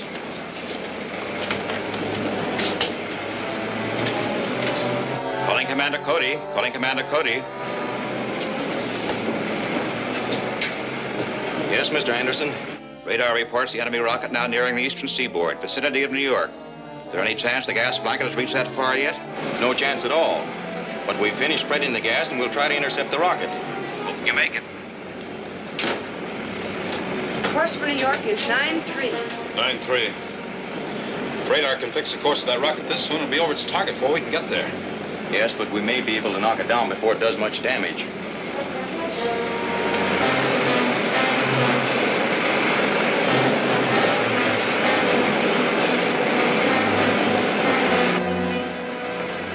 We're almost over the target area.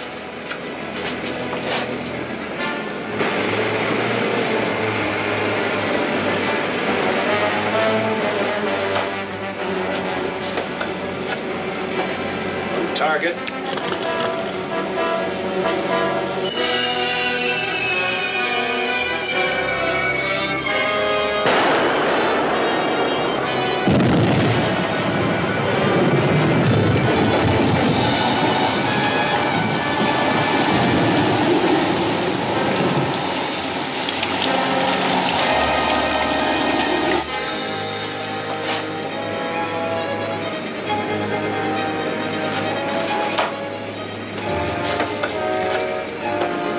Target.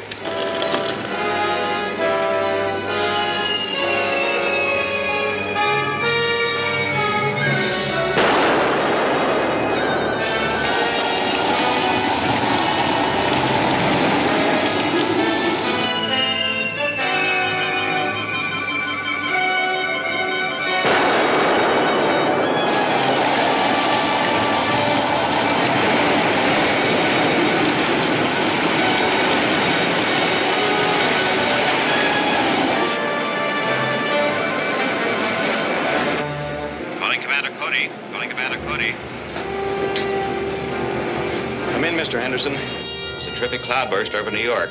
There are reports of a tidal wave moving in. What's the last radar fix on the enemy ship? Flying due north from the center of the storm area, now about over central New Hampshire. We'll make contact with him in about 2 minutes. Make it as fast as you can, or the entire eastern seaboard will be wiped out. Yes, sir.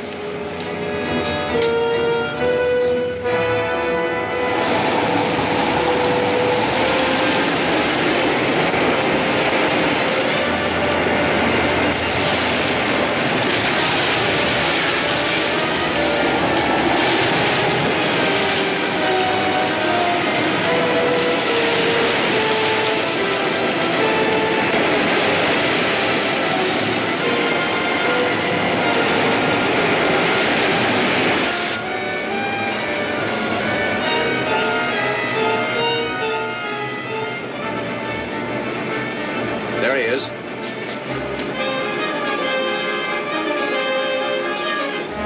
Keep closing in on him. Right, Commander.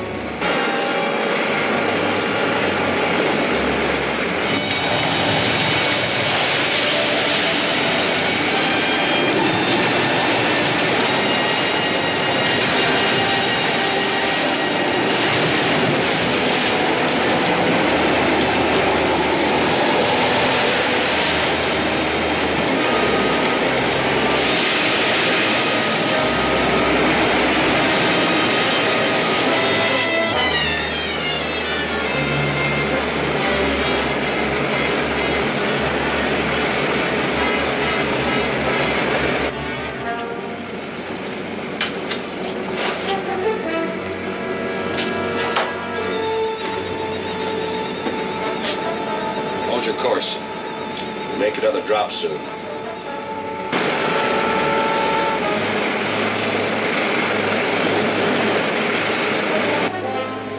I'll check the ray gun generator.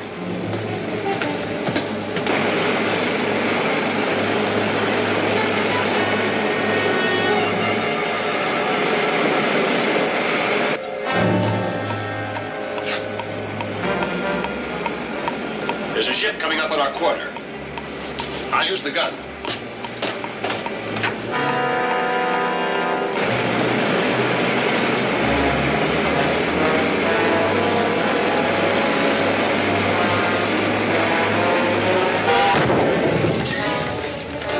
Hey, we can't take many like that. Stand by for ray gun fire. Standing by. Left 15. Left 15. Elevate 12. Elevate 12. On target, steady. Steady she is. Keep firing!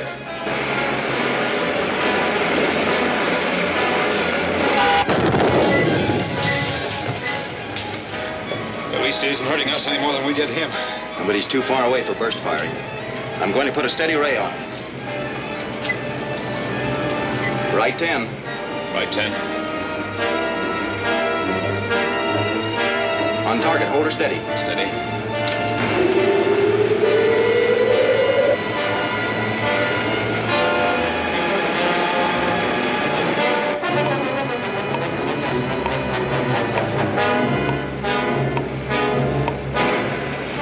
They've got a continuous ray on us. It'll melt the ship. Fire again.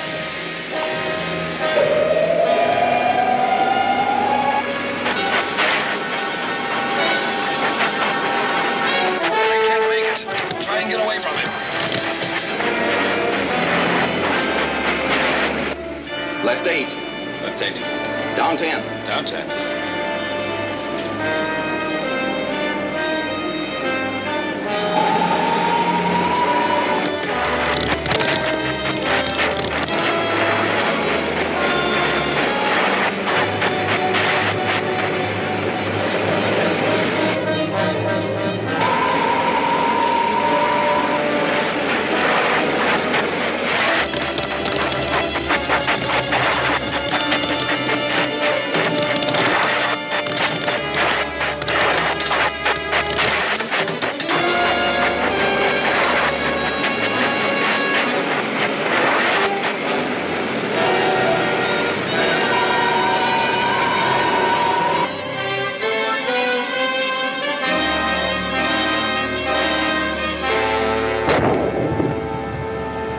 That did it. Well, what next, Commander? Set a course for the storm area. That'll be about 118.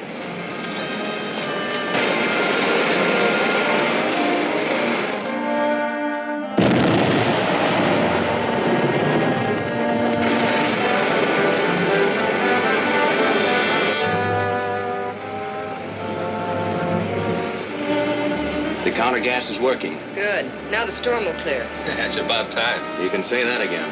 It's about time. Head for home, Dick. Yes, sir.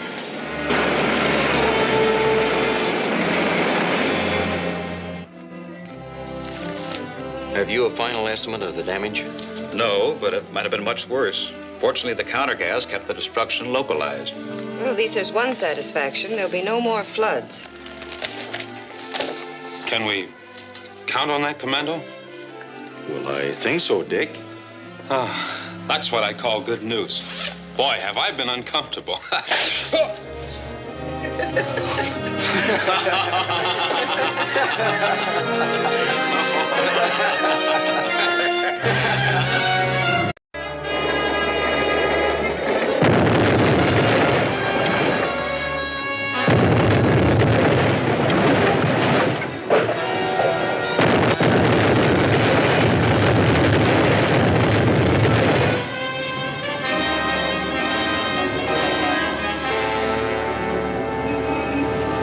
And this condition naturally has been reflected in the music world. Just a moment, please.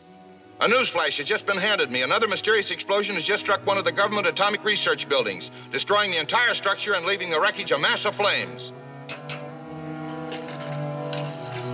Calling rocket M7. Calling rocket M7.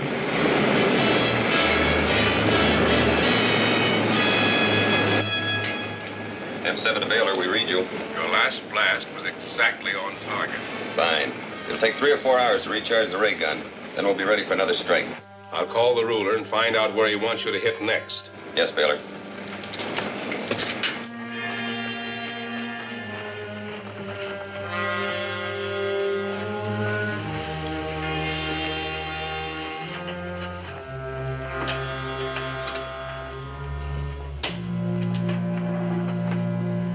This is Baylor reporting from Earth.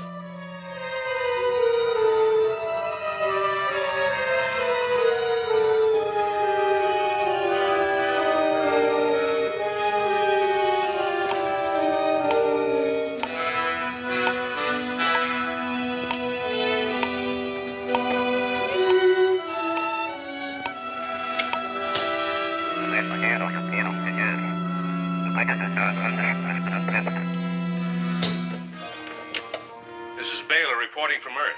Rocket M7 is ready for the next target.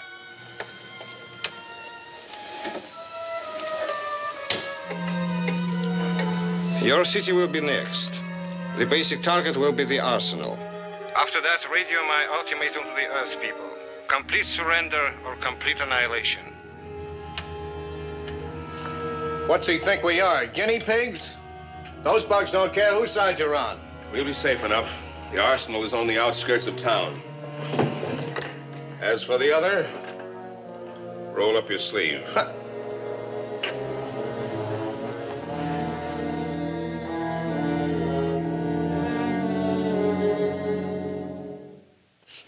Yeah, I'll hang on. Keep checking, will you, please? That's all for now. Station 18, azimuth 178, elevation 85. Station 20, azimuth 218, elevation 89. That's all.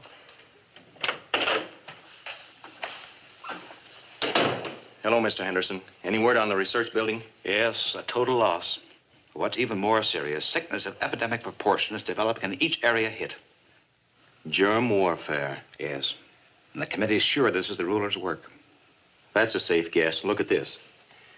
Our detector stations have been checking on the flashes of radioactivity before each blast, and they make a regular pattern. Now, let's extend that pattern. And we end at a point over this city. That would kill millions. But how are they getting through the cosmic dust blanket? It should explode a bomb. My guess is they're using some new kind of atomic ray to blast a hole in the blanket. Then a germ projectile could get through to Earth. Any more reports, Dick? No, it's all quiet. But what possible defense can we set up against germ warfare? In this case, the only defense is a strong offense. We'll use my rocket to attack the attacker. Say, we can do it, too. We've got his position close enough. Be ready in 2 minutes.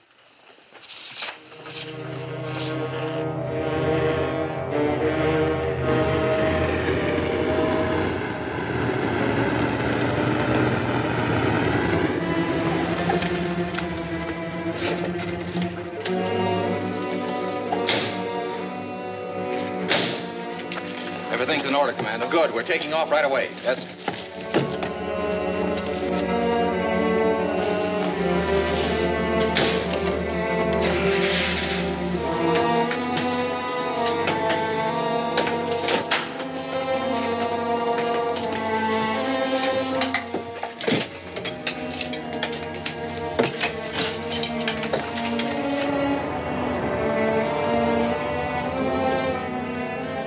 Fire pilot jet.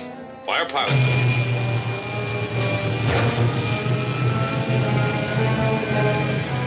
Fire main jets. Fire main jets.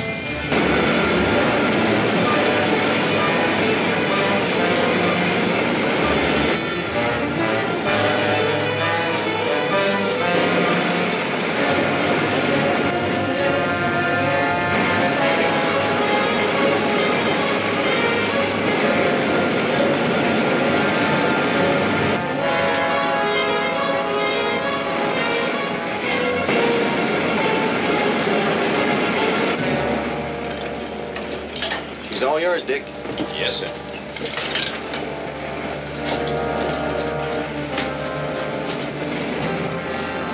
You think our ray gun will be a match for the one we're going after? Probably not. But I'm hoping we can outmaneuver them.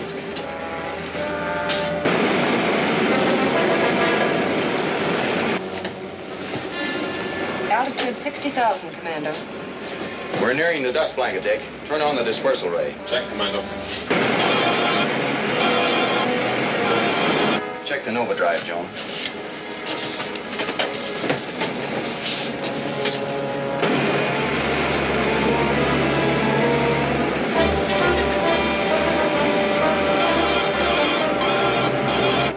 Germ warfare. You know, it's inhuman, Commando. I didn't think anyone, not even the ruler, would use it. Ruler would use any weapon. His policy is to wipe out the population or weaken until there's no resistance.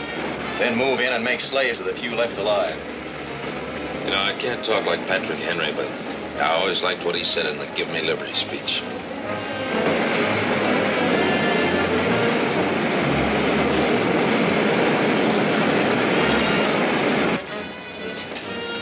Level off. We'll see what we can pick up. Leveling off.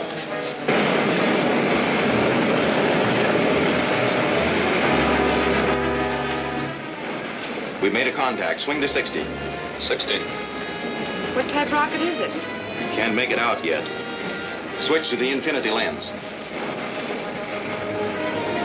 That's good. Are we on the right course? Almost. Battle stations.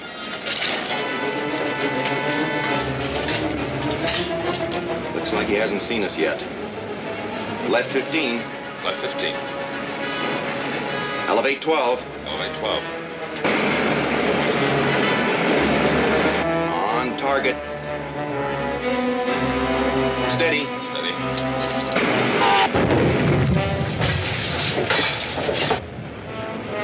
Another ship's after us. Man the ray gun. But it's not up to full charge yet. Use short bursts. Might be enough to stop him. Hurry!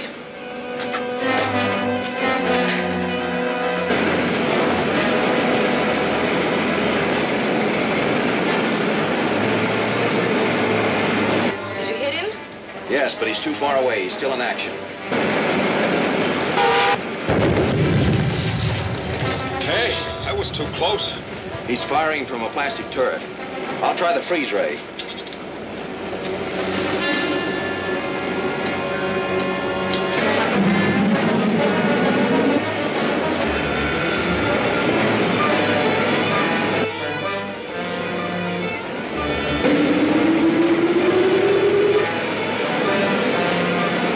The turret's plotted. I can't see the chute.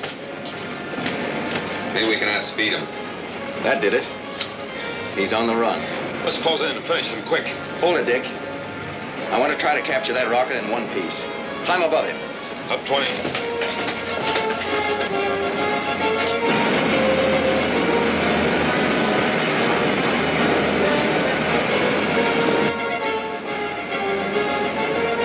He's climbing over us. Must be going to bomb us. There's nothing we can do about it. We can't outrun him.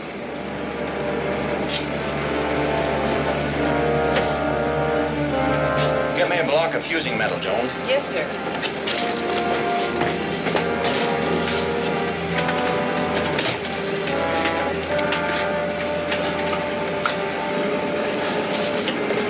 As soon as I put his power plant out of commission, get in front of him. We'll take him in tow. All right, Commando.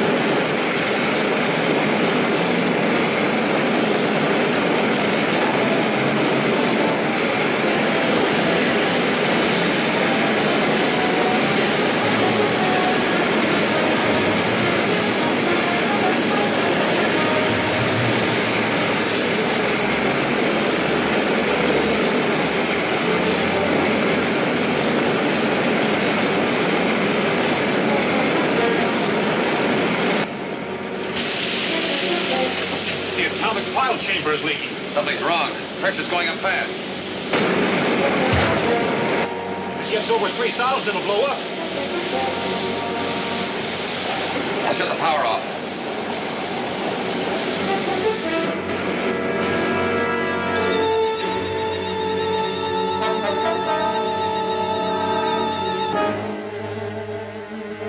That helped.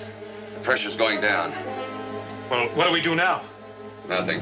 Just float here in space until the Earth people decide what they want to do next.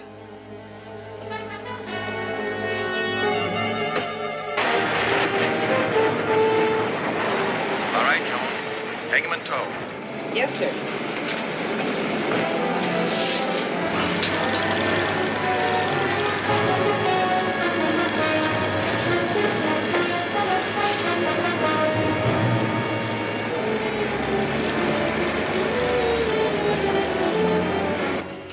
We're moving again. And on a different course. That other rocket must have a magnetic drag ray. Yeah. He'll probably tow us down to Earth.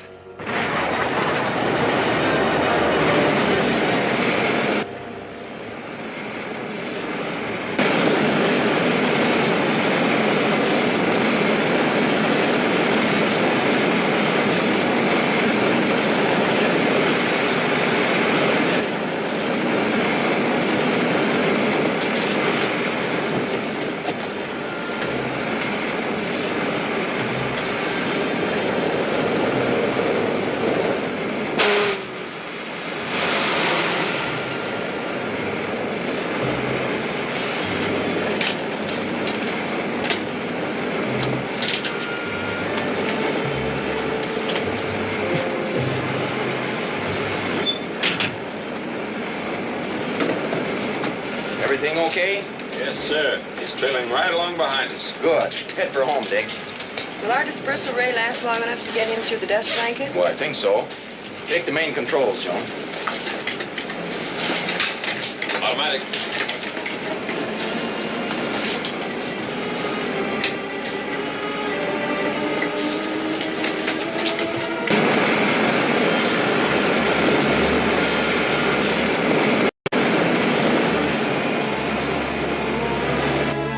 Here, help me.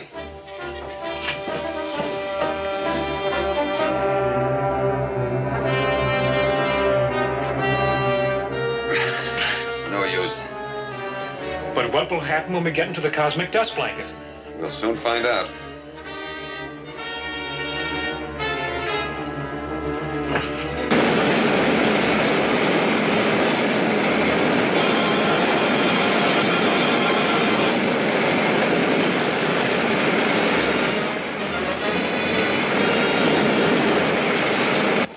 Land in the usual place, Joan. Yes, Commando. How do you feel about it?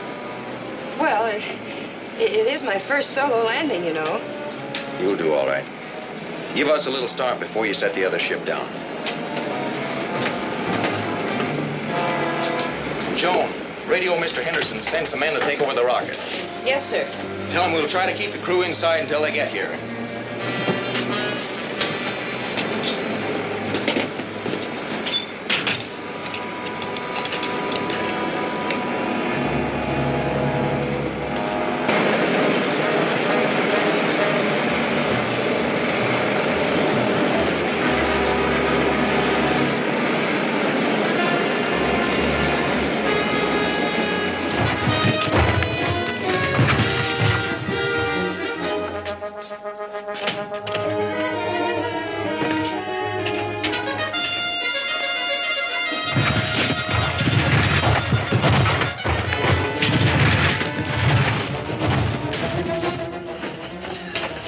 I tell you, it's foolish. We'll never escape dressed like this. We can at least try. We know we'll be taken prisoner if we remain here.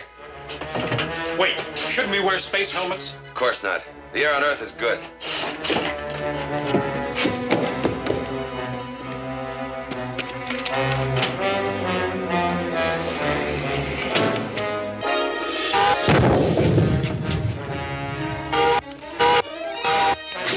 No, there's only two of them.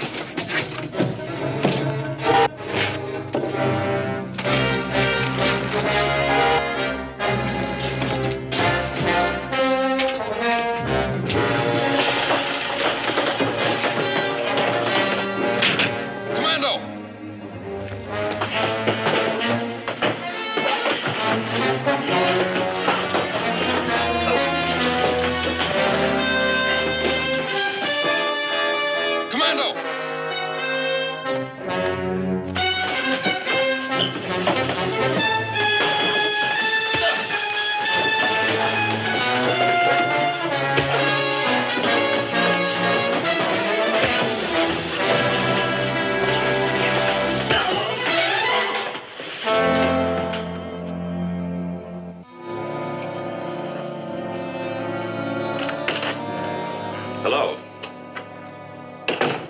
There's Commando. Oh, there he is, sir. We've been examining the man you captured in that rocket. You find out anything? Not much. He admits belonging to the ruler's army, but nothing else. Have you had a chance to examine their rocket ship yet? Yes, and found the antitoxin for the germs they've been using. Oh, splendid.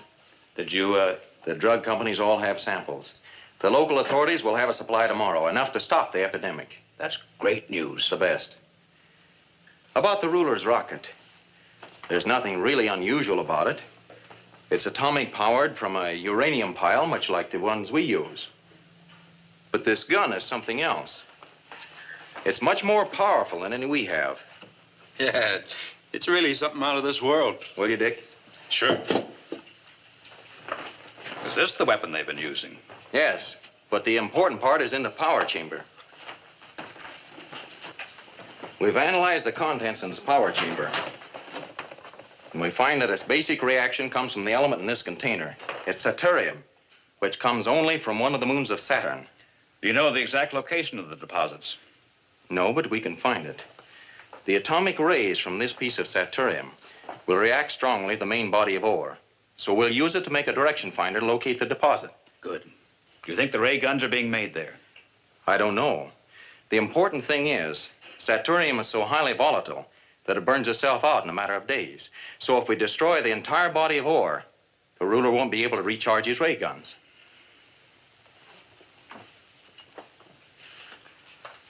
How can it be destroyed? We'll explode a bomb loaded with uranium isotopes in the ore. That'll set up a chain reaction and blow up all the Saturnium in the vein. Yes, it would work that way. Shame to destroy the Saturnium, but if we do, the ruler won't be able to make any more guns like that one. That's right. So with your permission, we'll leave for Saturn immediately, before this sample loses its power. Certainly, Commando.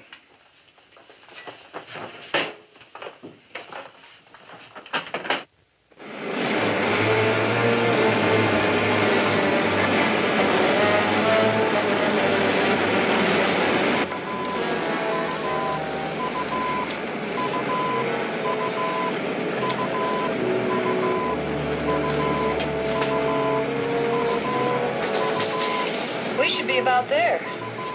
We are there. It's almost dead ahead. The Saturnium indicator's reacting steadily now. Line up the scanner, Joan.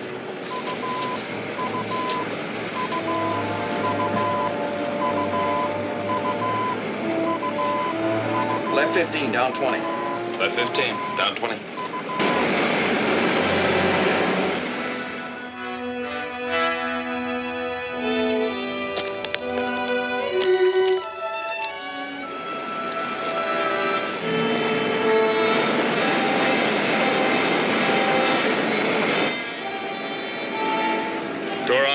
Duran, this is Tantor.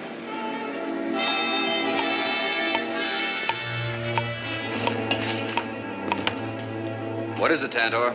There's a rocket headed this way. Well, it's not scheduled. Just a minute.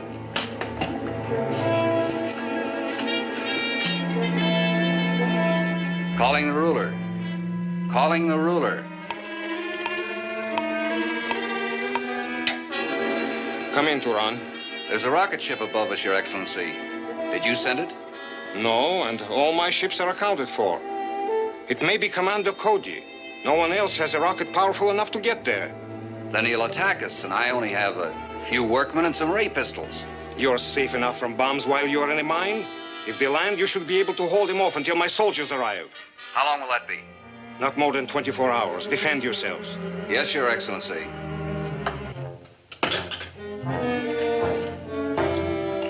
Tantor, Yes, Turan. if the rocket ship tries to land, let me know at once. Yes, sir.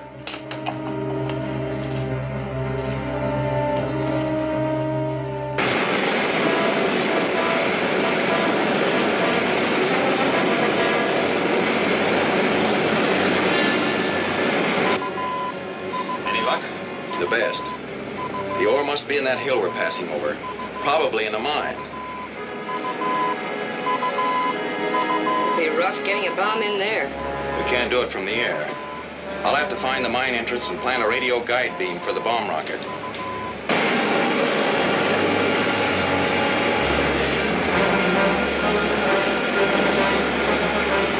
landed in that valley just ahead, Dick. Yes, sir. We're practically down.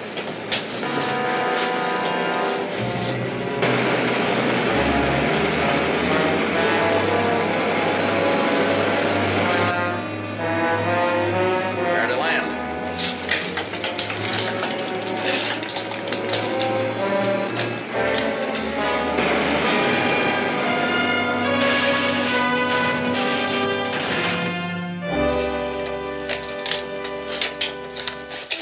All secure.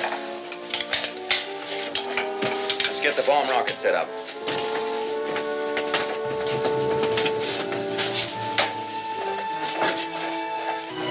The rockets landed in the valley just opposite my position. They'll have to use the cliff road to get to the mine. Pick up the men working on the crusher and set a trap for them. Very well. Keep working.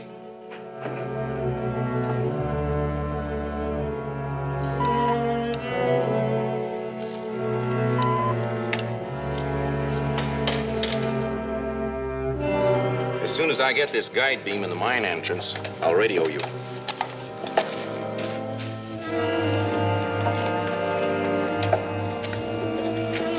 It'll take the bomb rocket at least 20 seconds to get to the mine, so count the seconds for me after it takes off. I'll wait until I hear you call 10 to make sure there's no interference. 10? That's cutting it awfully close, Commando. You better be ready to get out of there in a hurry.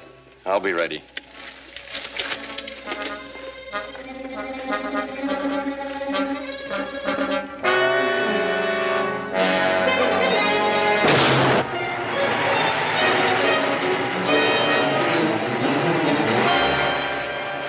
What is that? I don't know, but we better find out. You men stay here.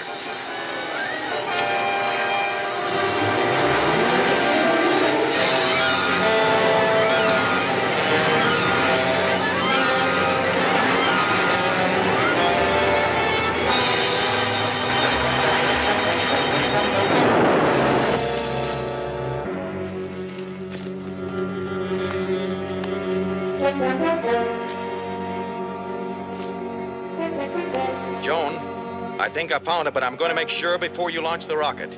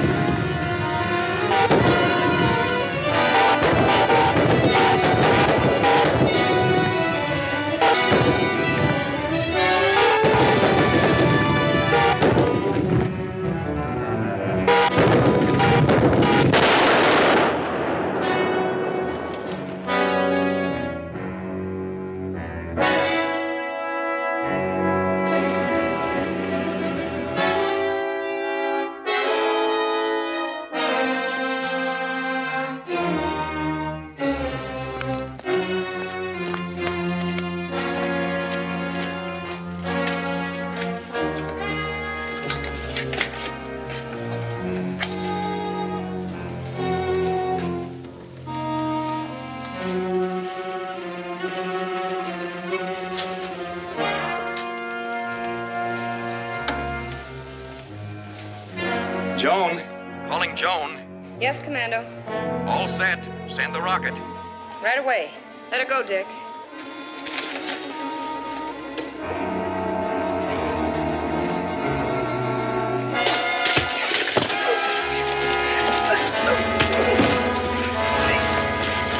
Ready? Fire. 1, 2, 3, 4, 5, 6. Stand by, Commando. 8.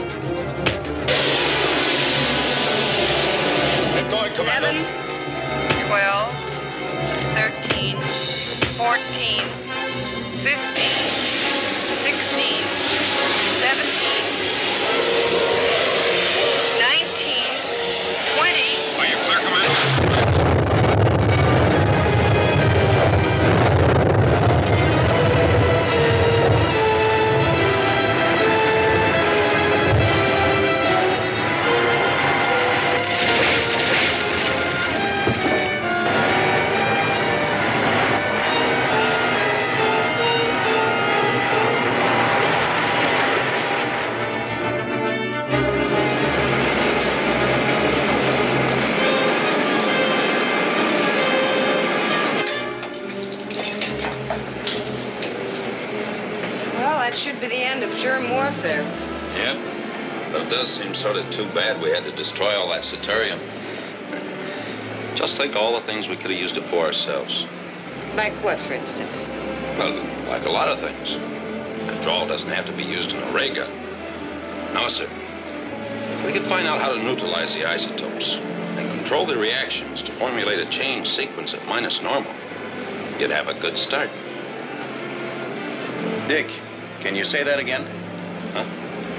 Why, I don't think I can.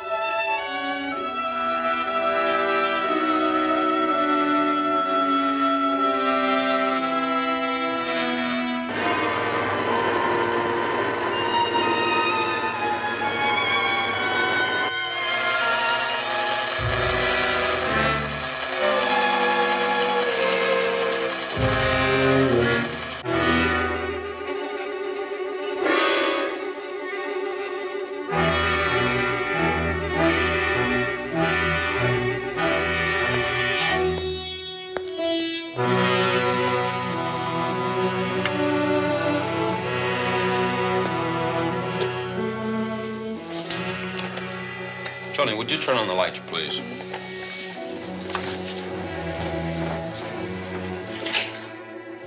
It's getting dark early today. Clouds, probably. Still 3 hours till sunset. Well, it isn't clouds. It's perfectly clear. Commando, look at the sun.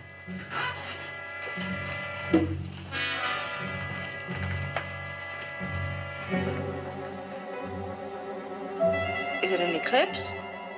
Well, it can be, Joan. There isn't one due. Well, what do you know? The sun's just gradually fading away. What do you suppose is causing it? I don't know. Might be some unusual atmospheric condition. I'll ask Mr. Henderson to check with astronomers. Astronomers are still unable to explain this unusual blotting out of the sun, which began yesterday afternoon, nor can they predict how long it will last. Business activities are continuing normally in most cities in spite of the darkness, but farming and other types of outdoor work may have been brought to a standstill. The continuing drop in temperature is bringing sub-zero cold in some of the northern areas. The astronomers are still trying to find an answer. This could be another scheme of the rulers to make Earth surrender to him. Yes. We better face it. What'll we do? Let's wait until the astronomers reach a decision. If they do. I'm meeting with the International Committee tomorrow. We might be able to figure out an answer then. I hope it'll be reassuring. We'll have to give the people an explanation soon. As we go into the fourth day of continuous darkness, tension and panic are mounting throughout the world. Serious rioting has broken out in a number of cities and frantic mobs demanding action from the authorities. Already, the impossibility of harvesting crops is causing food shortages in some areas, and all crops will soon be lost if the darkness and increasing cold continues. In the northern latitudes, freezing rivers have caused the shutdown of hydroelectric power plants, bringing all industries in those areas to a halt and leaving several large cities in total darkness. Everything is working out just as the ruler planned. In a few months, there won't be a living person left on Earth. Yeah, but what about us? Don't worry, the ruler will get us out of here in time.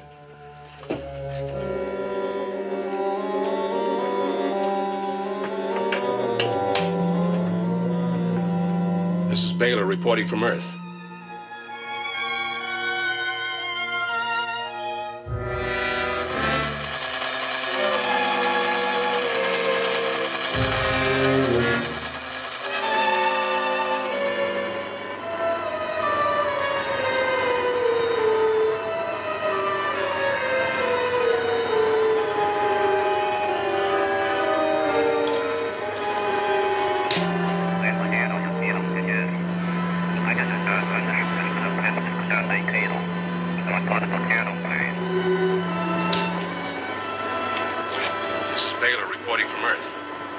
Send a rocket to pick us up. Your blackout of the sun has scared everyone here to death. They think it's the end of the world.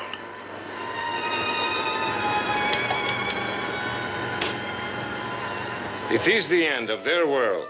I'm going to wipe out your entire solar system as a warning to other planets that think they can oppose me.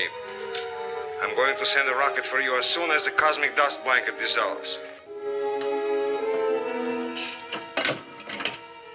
You see? He hasn't forgotten us. Yeah, but when'll that blanket be gone? As soon as power failures shut down Commando Cody's generating system. Stop worrying, Mason. You can depend on the ruler. I hate to depend on anyone cold-blooded enough to murder the whole solar system. This Earth is only a very small part of the universe. There are other planets. If we get there, Commando Cody might not sit still for this. He'll have to. If he tries anything now, he'll find he's trapped by his own cosmic dust blanket. The astronomers weren't able to figure out any logical explanation. However, they did agree that it could be the work of the ruler. Did they have any idea how it was being done? No, not exactly. But the sun's energy comes from fairly simple atomic reaction. And their thought was, if we can control atomic reaction here, someone else might figure out a way of stopping the reactions in the sun. But if the ruler actually put out the sun, then he's blacked out his own planet, too. Not if it's outside our solar system. And we know he's been operating all over the universe. Which covers a lot of space. In fact, all of it. That's right. But there may still be time to find out what's causing the blackout. With the whole universe to search through? Their base must be fairly close to our sun. And there may be some sort of a ray or atomic reaction coming from it, which we can track down with instruments. It's better than sitting here waiting to die. That's for sure. Ask him to get the rocket ready. Yes, sir. I'll check the supply list. Give me a security commission.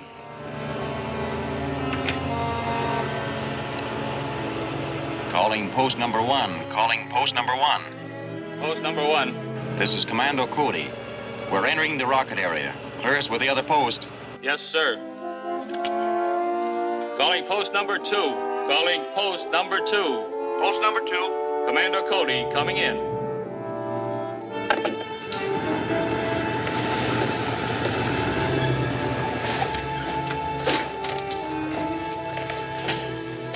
Everything aboard? Yes, sir. All the supplies have been delivered. I checked them myself. Thanks, Clancy.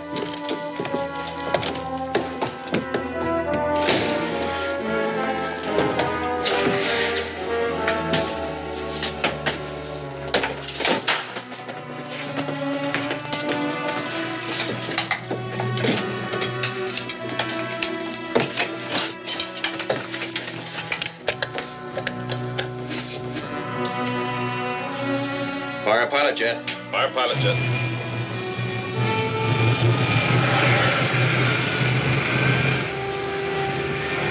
Fire main jets. Fire main jets.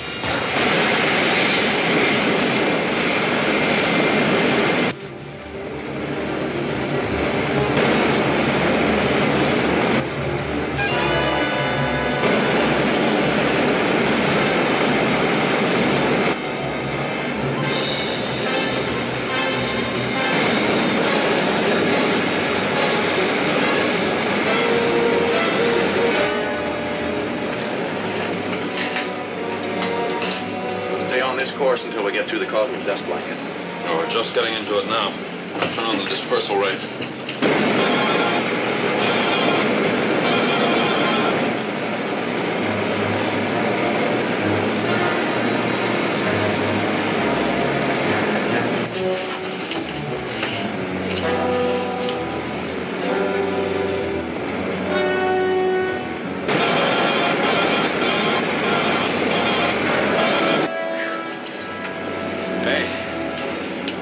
Awful hot in here.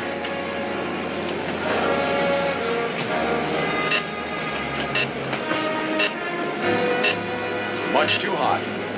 Check the dispersal ray. It's working at normal. Well, something's sure wrong.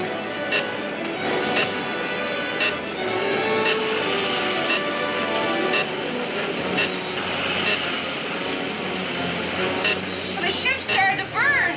Take her down, Dick, fast. Right.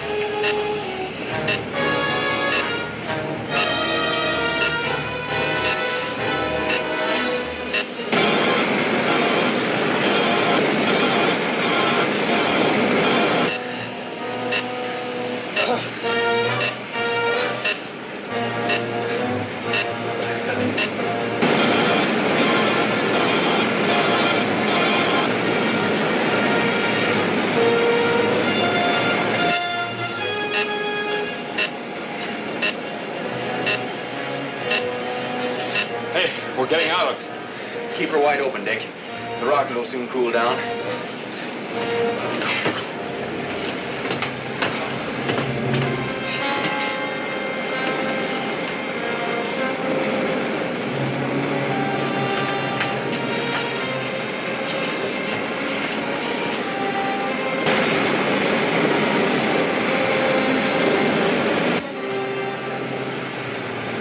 I'm all right now. What was the matter?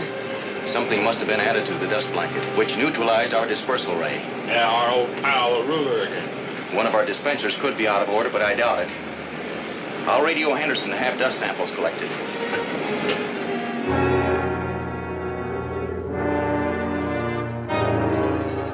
It has been 5 days now since the sun disappeared from the skies, and the peoples of the world are faced with the terrible, if unexplained, reality of continuous darkness. Food shortages are becoming more and more acute, as the impossibility of working the farms has stopped the flow of produce from the rural areas. The entire countryside is now bleak, lifeless, and desolated. The ice and snow caps forming to the north are expanding, and icy winds blowing southward over those frozen countries are adding further discomfort and damage to an already stricken farm belt. Many families have abandoned their houses to the winds and dust and migrated to the towns and villages, but they find little relief there. Electric and heating facilities are lessening, and in most cities, lights and heat are rationed, leaving some parts in darkness, other neighborhoods without warmth. Here's the answer. The dust sample from Station 8 has a foreign element added, a neutralizer. Everyone at Station 8 was cleared by security, and they've been working there since the station started. Well, these look all right. But I'm going there to double check it.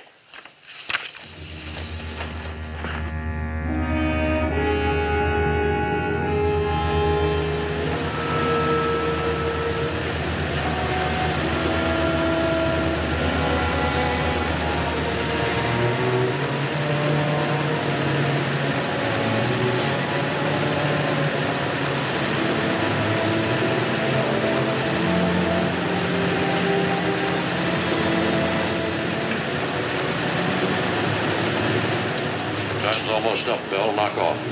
I'll stand by till your relief gets here. Thanks, boss.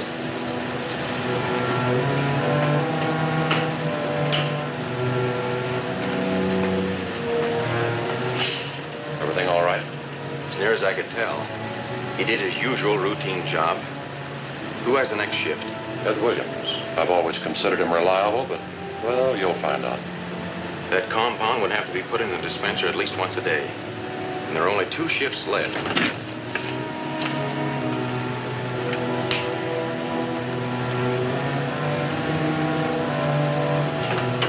Good evening, Ed.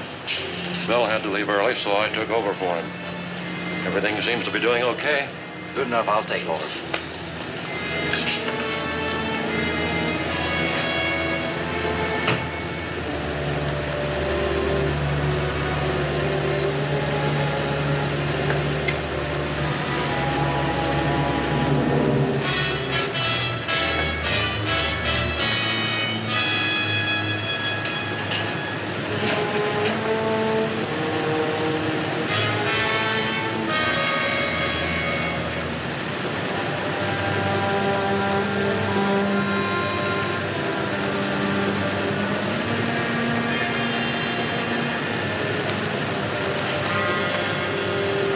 That's all. Put it down.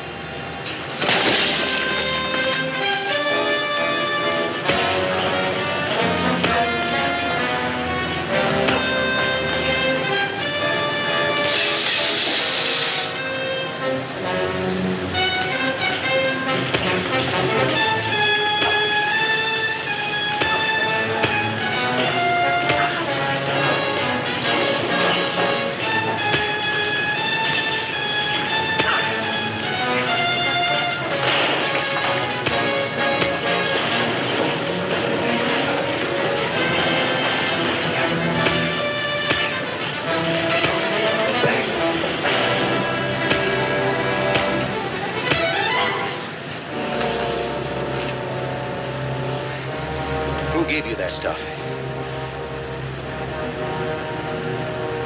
Your boss probably told you he'd get you off Earth before it's too late. But he'll never find you in the jail you're going to. A jail is a pretty dismal place to be staying in while you're waiting to freeze to death. All right, you win. A man named Baylor paid me to do it. Baylor escaped with most of his records, but there were still papers enough there to tell us that the ruler's putting out the sun was some type of ray machine. He has it set up on planet M27. M27? Which one is that? Here, in the first planetary system west of ours. If that's the ruler's headquarters, it'll be heavily defended. So what? We got enough miniature A-bombs to blast the whole planet if we have to. Are you sure your rocket will go that far with such a heavy load? We can make it. And we'll take off as soon as the compound's out of the dust blanket. And that'll only be a couple of hours. Well, it better not be much longer. We'll all be moving into igloos.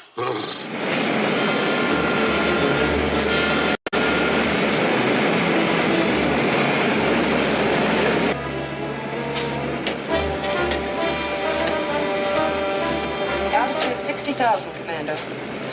We're nearing the dust blanket, Dick. Turn on the dispersal ray. Check, Commando.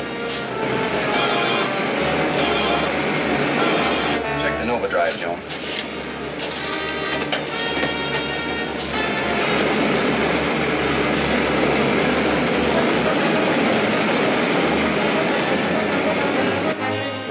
Well, we're into the dust blanket. There's no sign of heating up. We'll make it this time, all right. Come on, Joe, and we'll lay out the course.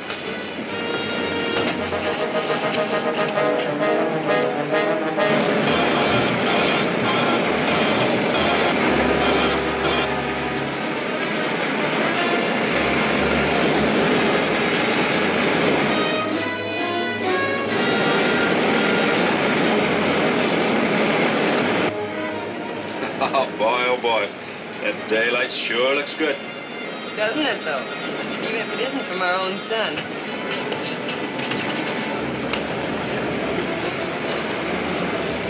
We're right on course. That's planet M22 we're passing. I'll take over, Joe.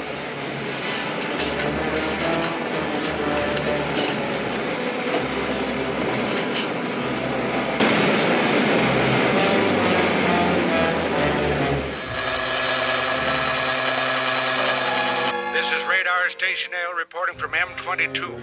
An unidentified aircraft is passing here on a course from Earth's solar system to planet M27. Very well, we'll be ready for them. You suppose it really is coming from Earth? No doubt about it. The only one in the universe who could make such a trip is Commando Cody. What about the cosmic blanket and Baylor? No, Baylor is a fool. Cody must have captured him. Then he'll bomb us. We're not He'll prepared. never get close enough to bomb us.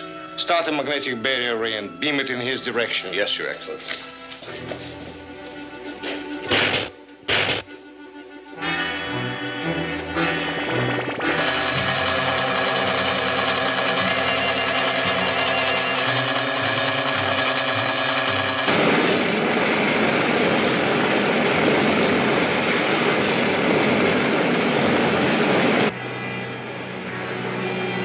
Hey, we're slowing down. What's wrong?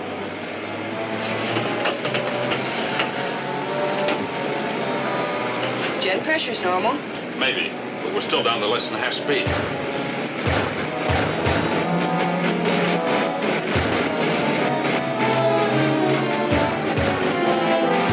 Commando, we've stopped dead. We're up against an invisible block. Probably a ray that repels the metal hull of the ship. What can we do about it? Nothing. We're even too far from any field of gravity to fall. So you might as well cut the jets. Yes, sir.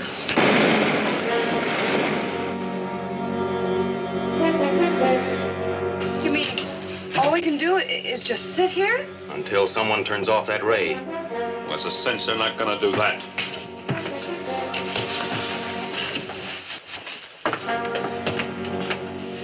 We're right here. That ray must be coming from planet M27, and it shouldn't affect my flight suit. I'll help you, sir. But you can't go that far. You haven't enough fuel. I can get there, all right. But I'll have to gamble on putting the ray out of commission so you can pick me up. I don't like it, sir. It's either that or stay here until we starve to death. Get me one of the small atomic bombs, Dick. Right.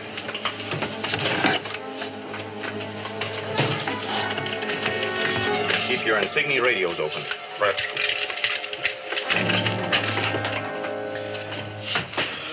Be careful, sir.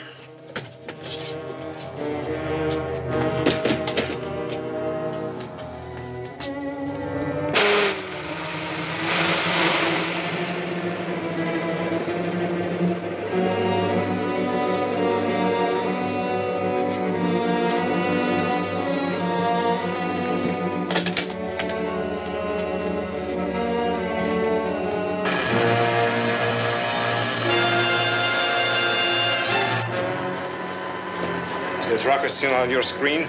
Yes, it's right where we stopped it.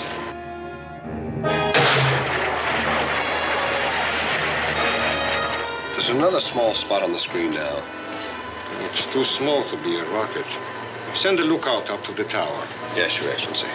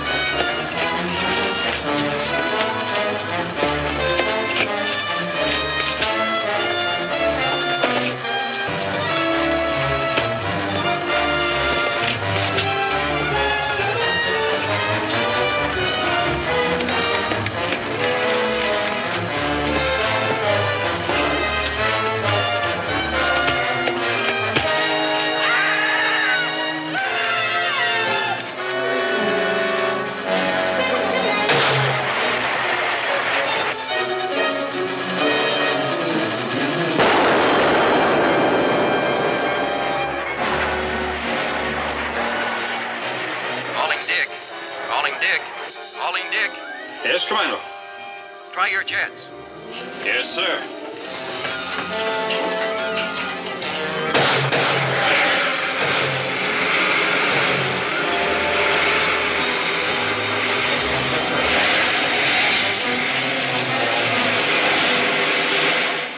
Hey, we're in business. Ship's moving again. I don't think I've enough fuel to clear this field of gravity, so get to me as fast as you can. We're on our way, sir. Wide open.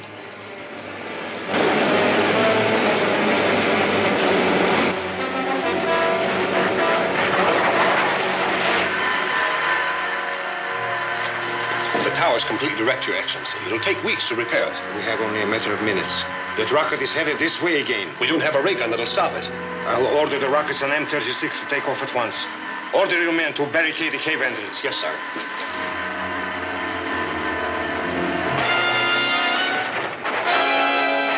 Dick, Joan, my fuel's giving out. Can you see me? Not yet, but we're coming in as fast as we can.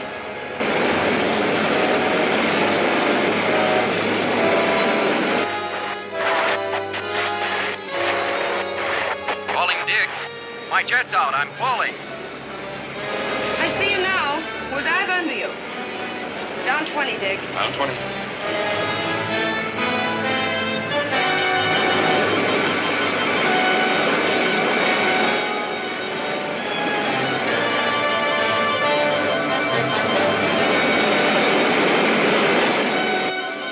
We're right under him. Dead slow. Dead slow it is.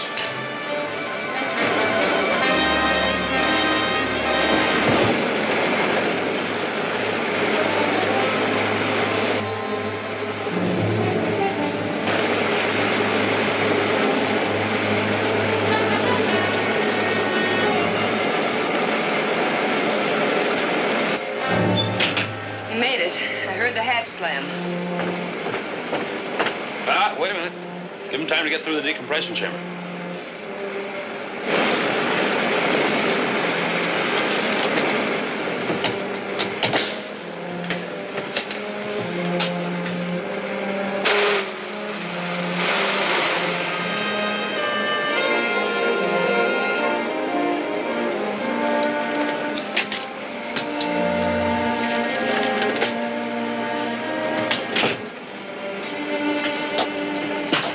Commando, must you do things like that? That bomb took care of the ray machine. Good going, sir. Mission accomplished. Not quite. The people who are operating that tower must be in a cave underneath it. So unless we take care of them now, they'll just rebuild the tower. Stay on your course. We'll bomb them. Aye, sir.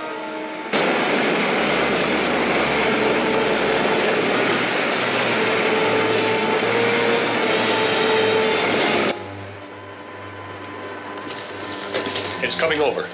We'd better go to the bomb shelter on the other side of the mountain, in case they try to land there. No, you men stay here.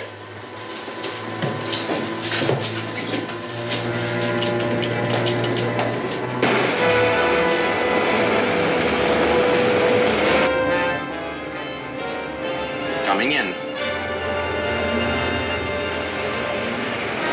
Steady. Steady. On target.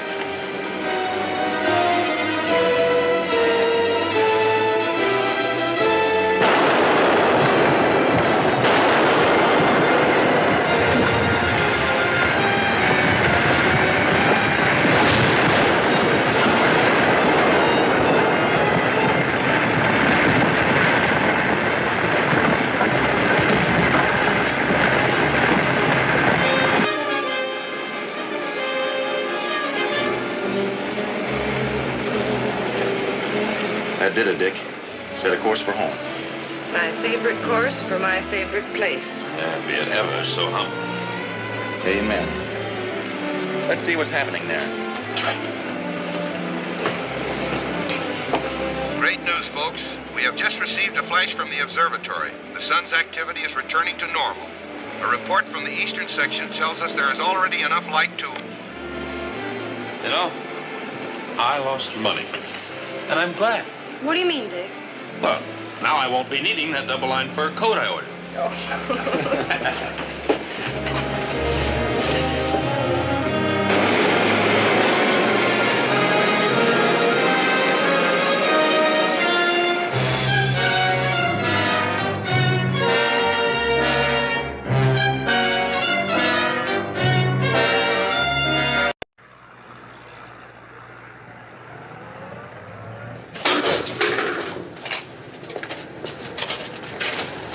Hey, Tom!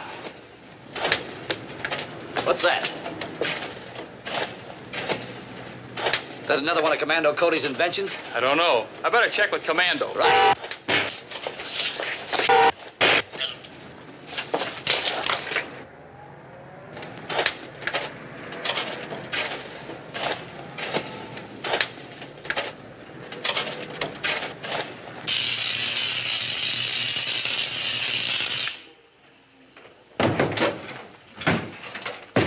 Commando, are you expecting some equipment?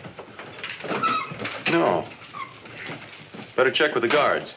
Right. Hello, guard. Hello, guard. They don't answer.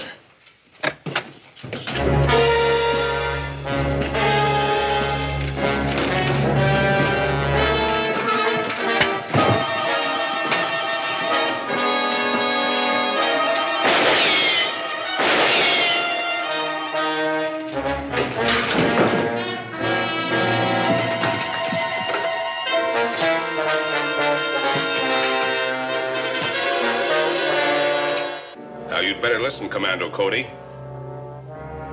We want the plans of your rocket ship and instructions for getting through the cosmic dust blanket which you've spread around the Earth. Get the papers and give them to the robot. They're in the safe.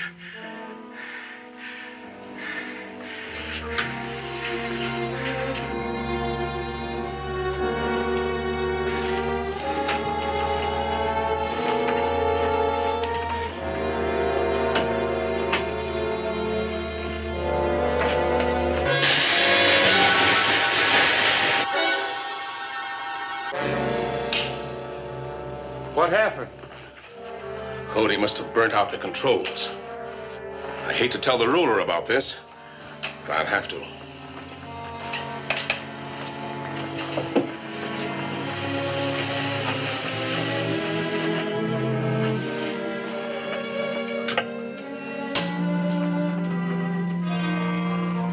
This is Baylor reporting from Earth.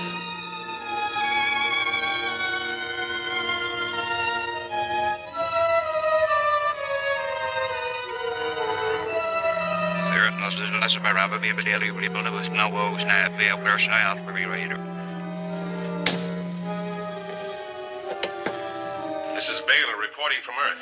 We couldn't get the papers or kill Commando Cody. The robot was wrecked. Then try again. I don't care how you do it, but I must know how to get through that cosmic dust blanket before I can add Earth to our other slave states. That is all.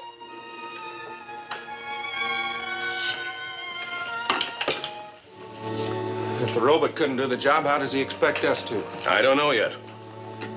But this will help.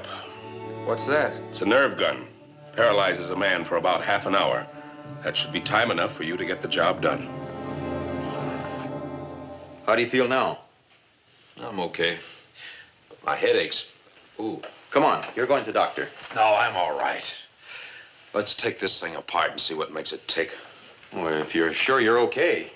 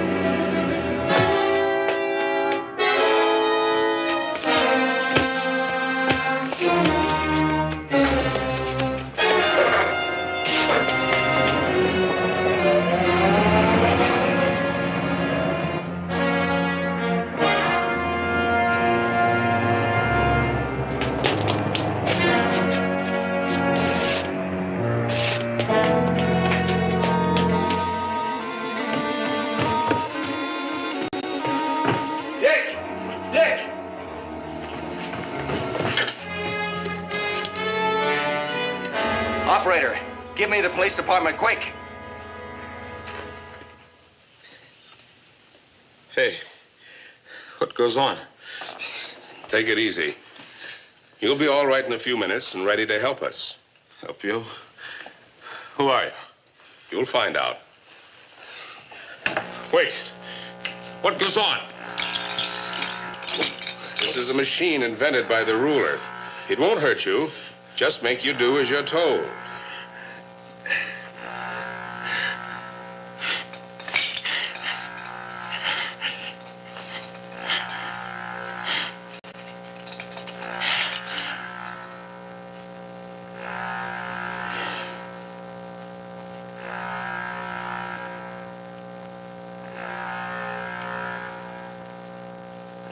Now, are you ready to take orders? Yes, sir. Do you know the combination of Cody's safe? Yes. Then this will be easy for you. Go to his office tomorrow morning and tell him you drew a blank. Yes, sir.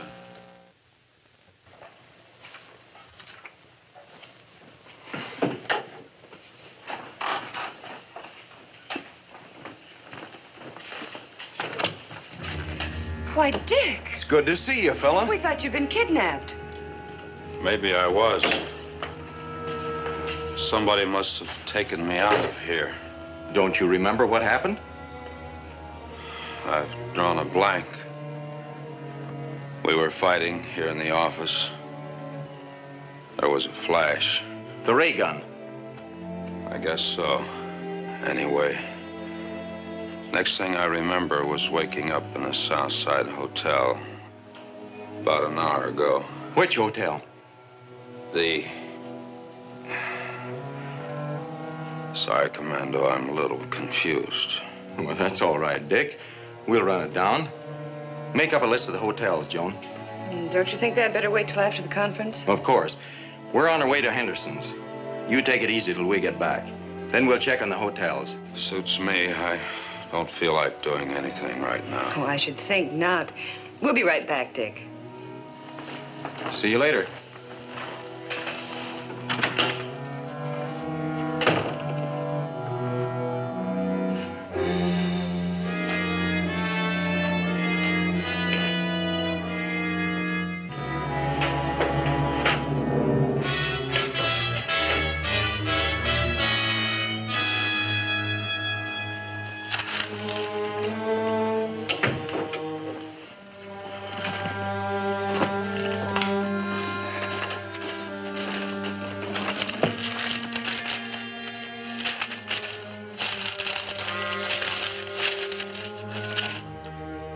This is great. We've got everything the ruler needs except the directions for getting our rockets through the cosmic dust blanket. Can you tell us how to do that? I've worked on the dispeller formula, but it'd take me weeks to duplicate it. When a friendly ship wants to land, how is that done? The cosmic generating station turns on the master dispeller ray till it gets through. Can you order that done? Yes, I know Commando's code. Fine. Use this phone. Order them to let our ship through within an hour.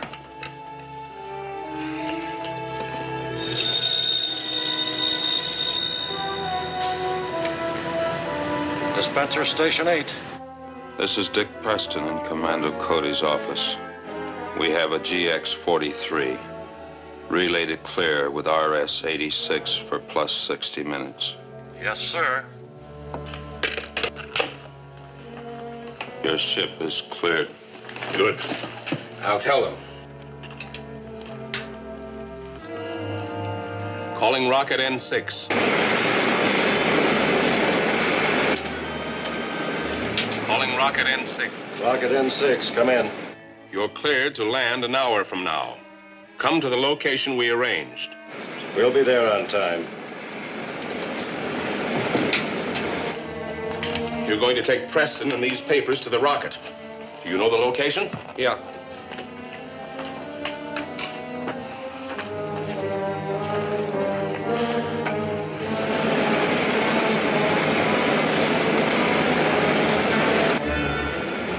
should be at the cosmic blanket by now.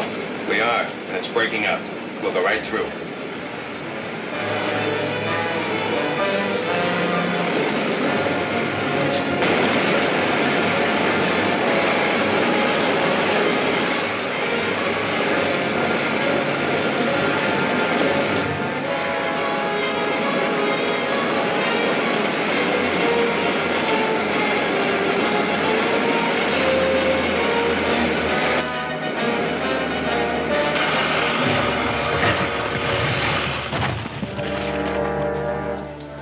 Let's go.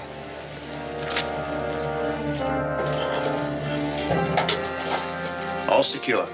Here they come. Open the door.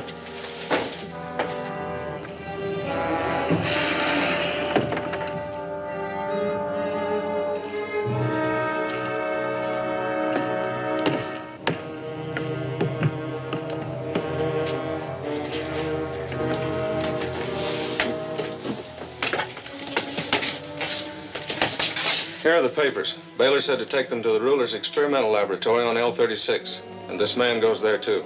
Who is he? He's going to do some work for the ruler. Baylor used the thought control ray on him. When it wears off, he may give you trouble. We'll watch him.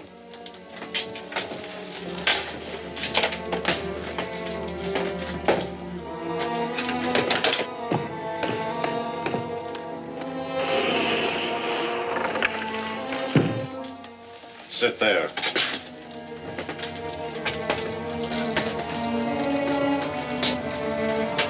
Take off.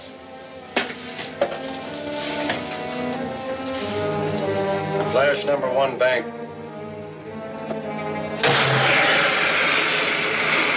Flash number 2 bank.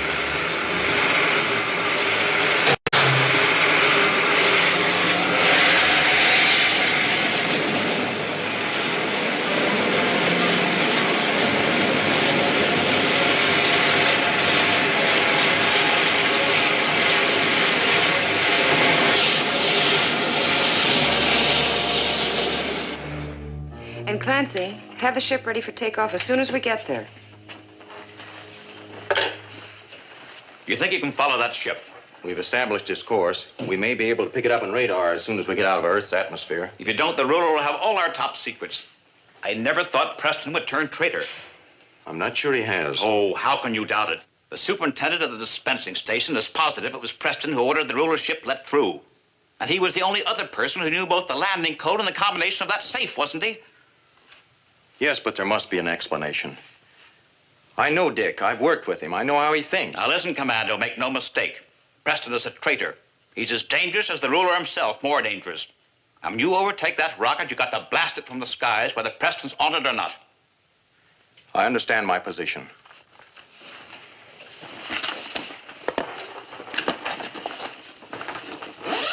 Ready? Ready, Commando.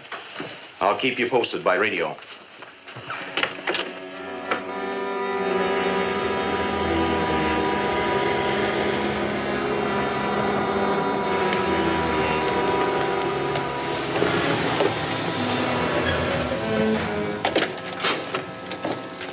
Hello, Clancy. Hello, Miss Richards.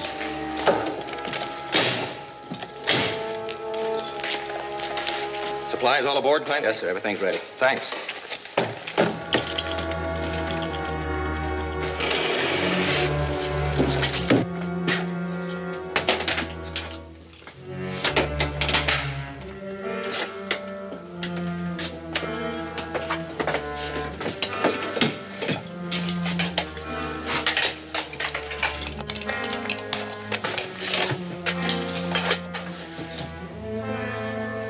Fire pilot jet. Fire pilot jet. Fire main jets. Fire main jets.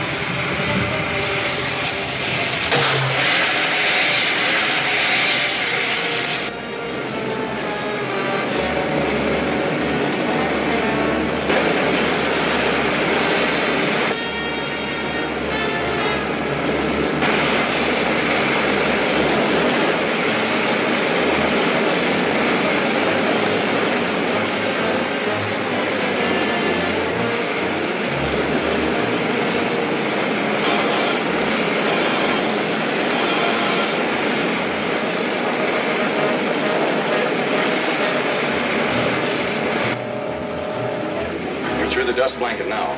Take over, Joe, and I'll see if we can pick them up. Here's hoping.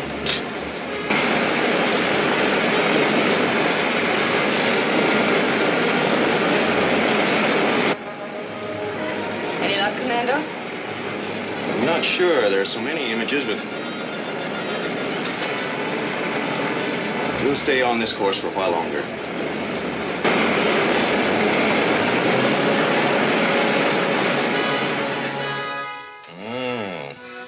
Oh, yes. Oh, yes. Oh, I appreciate your getting these papers for me, Preston. And I hope you will continue to be helpful. Not while I'm in my right mind. Ah, that's the point. If you insist on being stubborn, it will be a simple matter to put you into the thought control chair again.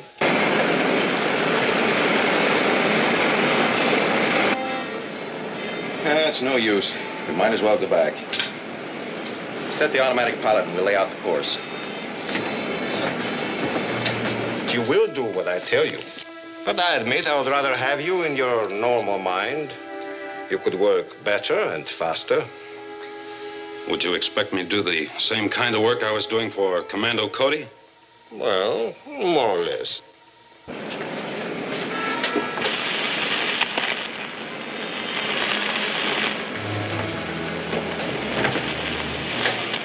Static.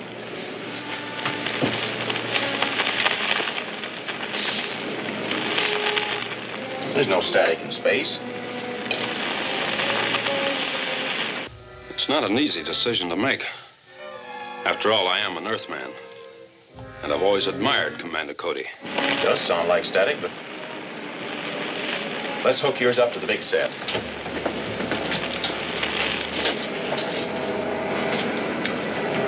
Oh, you will be made comfortable and given all the help you need. But I don't know anything about your apparatus and supplies here. It's not like Commando Cody's. In fact, I don't even know where we are.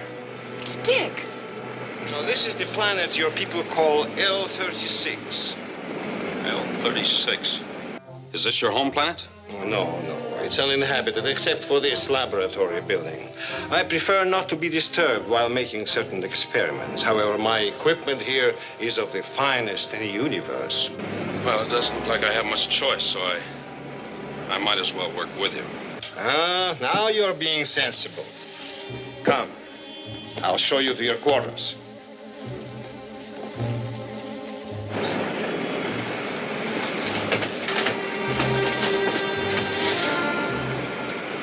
There's L36. It's a very small planet. Yes, so we shouldn't have any trouble locating the only building on it.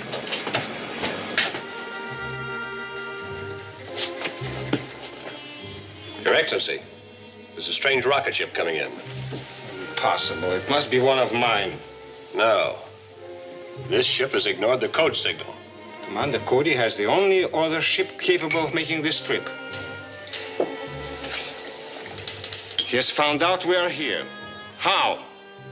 Why ask me? Your men made a zombie out of me with that thought control machine of yours. You know what I did. I don't. It's true. You couldn't have informed Cody of your destination. Yet he has found out where we are. How? Looks like you underestimated Commando. And the people who work with him. Good boy, Dick. Just about the best. Shall I move your things to the bomb shelter? No, I don't think Cody will bomb us. He will undoubtedly try to rescue his friend. The only place a rocket can land near here is in the canyon field. Arm a robot with a disintegrating ray gun and send it out there to be ready for them. Yes, sir. Looks like we're headed for the right place, but I don't like the ruler's idea of a reception committee. Neither do I. We can't risk letting that robot get close to the ship. I'll fly down and put it out of commission before you land.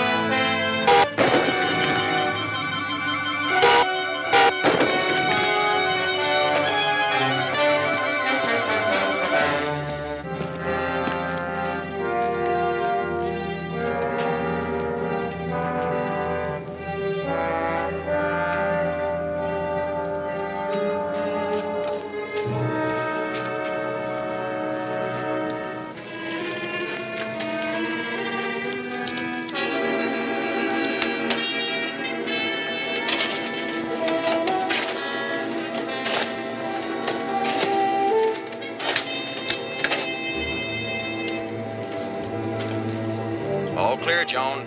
You can land. I'll be waiting for you. Coming right in, Commando.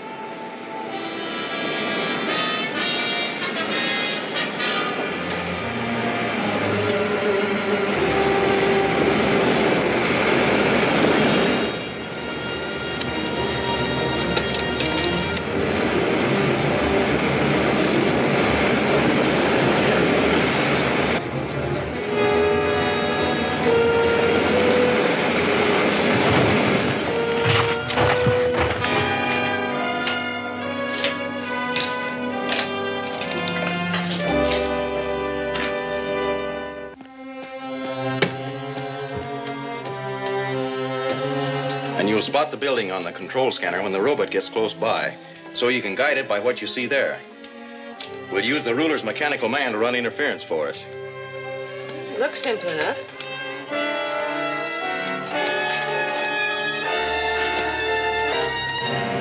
You're doing fine. Get it into the building any way you can. Then I'll land and go in right behind it.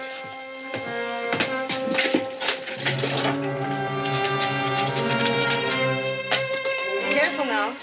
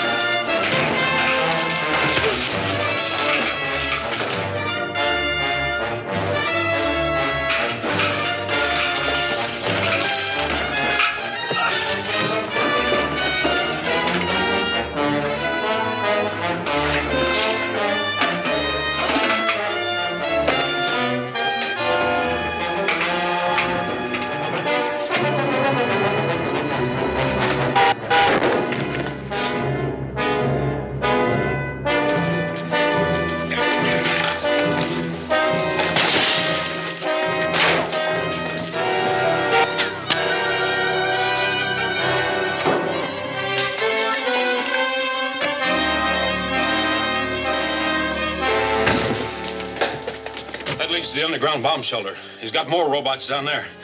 Let's grab your stuff and get out of here.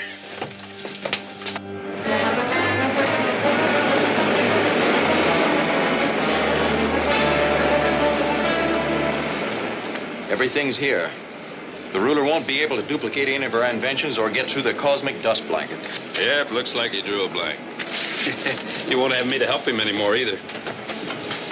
You were a big help to him, all right. Yeah. No, it would have been a perfect ending if only we could have captured the ruler. That's for sure. Boy, would I like to plunk him into that thought chair. Oh, what a houseboy he'd make. And would I snap that whip. Get up, ruler, old kid. Shine those shoes. Get those little pinkies wet. The floor needs scrubbing. Dick, that thought control machine they put you in, the effects do wear off, don't they? Oh, sure. Well, isn't that obvious, Commando? There was no control to those thoughts. Well, after a nightmare, a fellow has a right to dream. A little. hasn't he?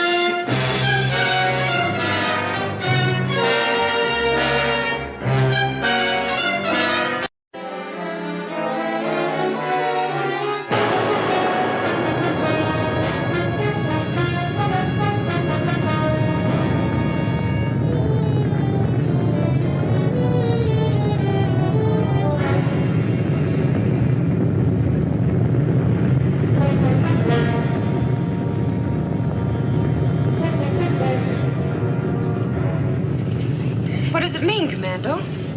Something's knocked the moon right out of its orbit.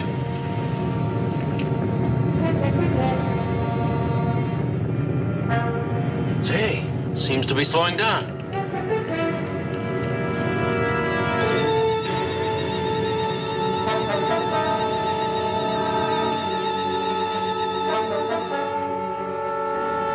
Thank goodness it stopped. Phew. Whatever started the moon hurtling earthward didn't have enough force to overcome the thrust of its orbit. What could have caused it? Maybe a giant meteor struck the moon on its dark side. Well, in any event, I guess Earth is safe for the time being. Earth may have been spared a disastrous collision, but I wouldn't go so far as to say we're safe. Say, that's right. We're sure to get some gravitational and magnetic disturbances. It's going to be worse than that.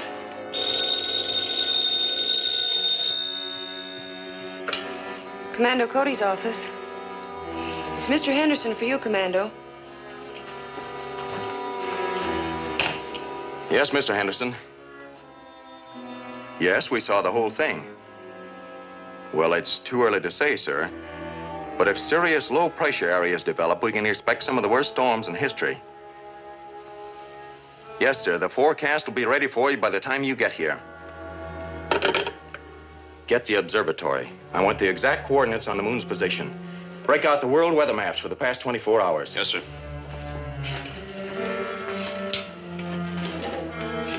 Calling Point Barrow Weather Station 2-3. Come in, please. Hello, observatory. Weather station. Commando Cody wants the exact coordinates on the moon's new position. This is Commando Cody 2-3. What's your present barometric reading? Weather station 2-3 to Commando Cody. The Arnstadt reading is 2.4 and falling rapidly. Mark and locate that, Dick. Thank you, 2-3. Over and out.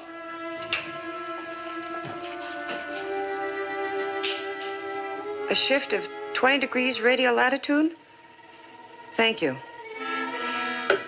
Commando, the moon has shifted over 20 degrees radial. That comes out to 60,000 miles. You mean the moon has suddenly shifted its position 60,000 miles closer to Earth? Approximately a fourth of its overall distance. You know, Point Barrow Station 2-3 hasn't had an Arnstadt reading that low in months. And I'm afraid it's going to get lower. Contact Station 1-4 on Terra del Fuego and get their reading. Del Fuego will be the first area hit. Calling Terra del Fuego, Station 1-4. Come in, please.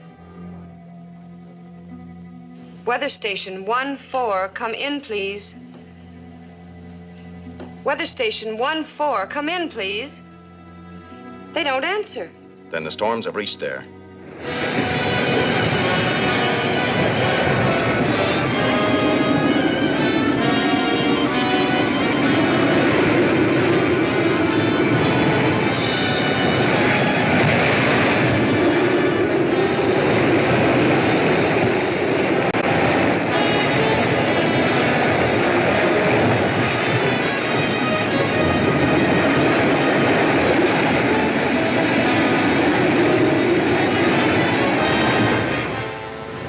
Dispenser Station 8.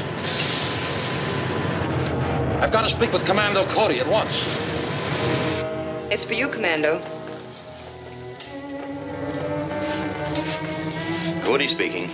Sir, the storm's overloading our primary dispenser circuit. I've got to cut them out. But you can't shut them off. Those circuits are the only way we have of maintaining our atmosphere. I'll be right down. What's wrong, Commando? Trouble at the cosmic dust generating station. I ordered them all to operate at full capacity to try to overcome the atmospheric condition caused by the moon shift. There must be something we can do. There is. You and Dick take the rocket up to the dust blanket level and stand by to relay information to me. How can I help, Commando? Stay here and act as filter control for all calls, if you will, Mr. Henderson. I'll do that.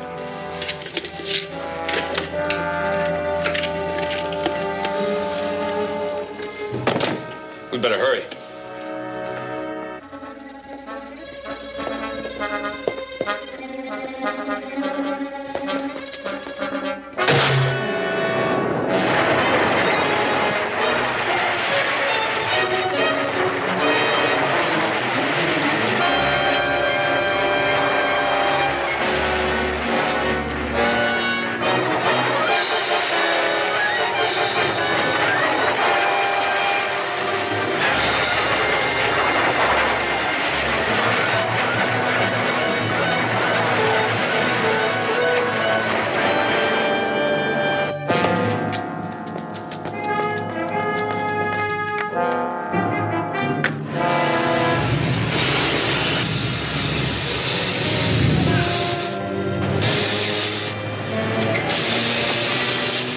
What happened since you called?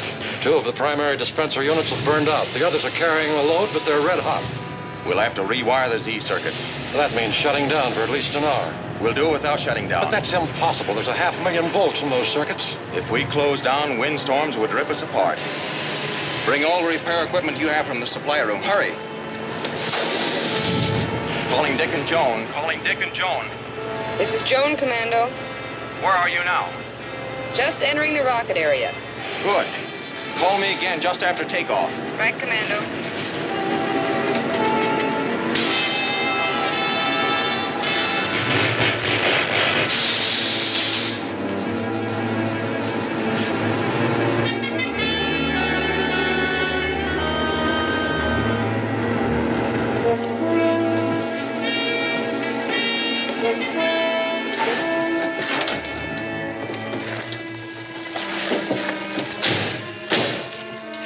Hi, Clancy.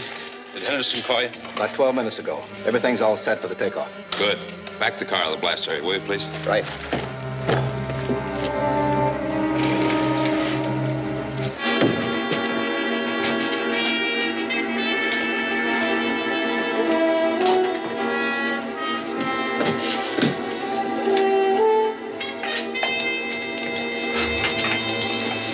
Nervous? Not a bit. I've watched you and Commando do it 100 times. Good. Fire pilot jet. Fire pilot jet.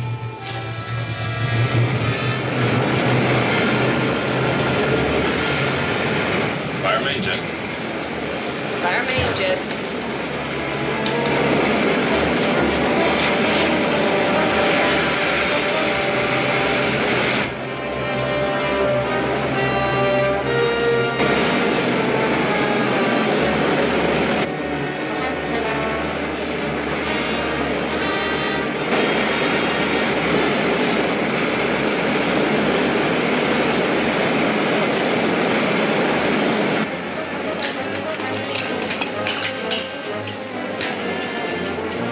Calling Commando Cody.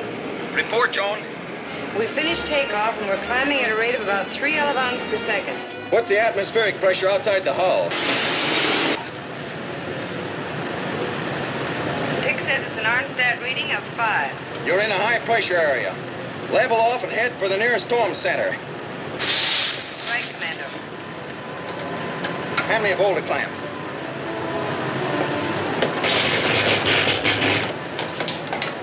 Now, permacoil.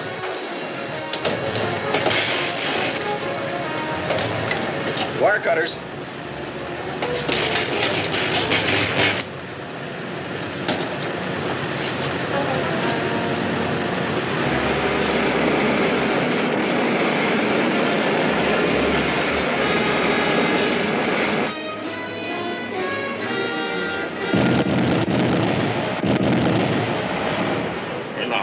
Pip of a storm. Check the outside pressure, Dick. 1.3 Arnstadt. Calling Commando Cody. Commando Cody. Go ahead, Joan. We've reached the storm center. The outside reading is 1.3 Arnstats. That means there's a weak spot in the dust blanket right above you. Start climbing and let me know when you reach the cloud level. Aye, aye, sir. It can't be done, sir. It's got to be done. What's the ionometer reading? We're only pushing 100,000 electro units. We've got to push 500,000 or we're lost.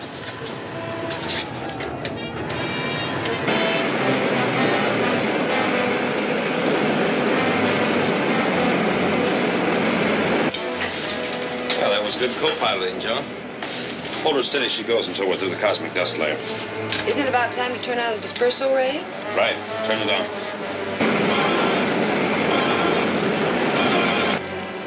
Calling Commander Cody. Go ahead, Dick. We're passing through the dust blanket now, sir. What's the arm stat reading? It's dropped to 1.2, sir. Stand by, Dick. We're going to throw on more power. Aye, sir. Start the auxiliaries. The whole plant will go up in smoke, Commando. You can leave if you want to, but first do as I say.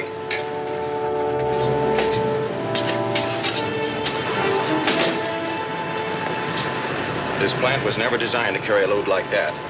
I had to rewire the whole critical phase interlock according to a new principle. We'll know in a second if I figured it right.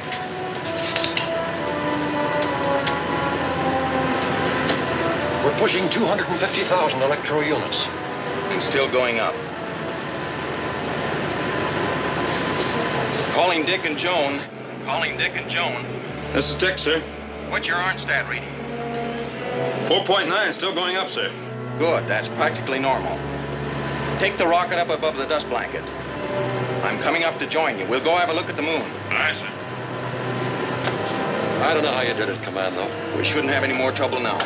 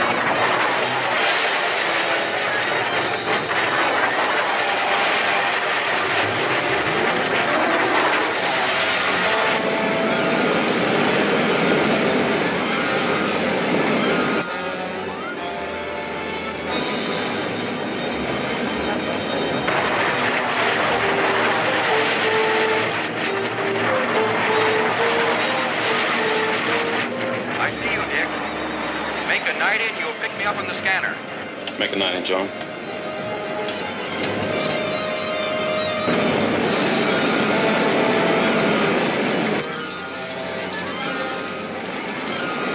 Yeah, I see him. He's right over us.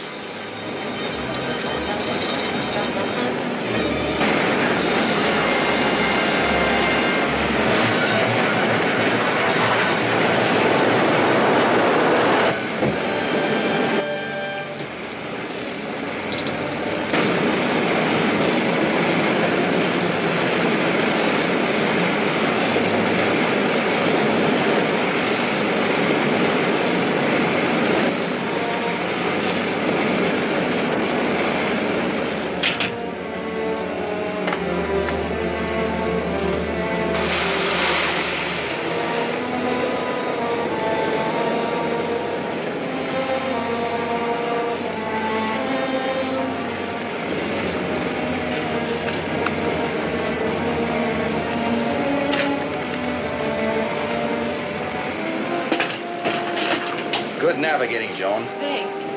Center of the moon with the crosshairs in the scanner, Dick. Good enough. Port 73 degrees, John. 73 degrees. Up a hair. Here it is. Put on automatic. We've got our sights on the moon.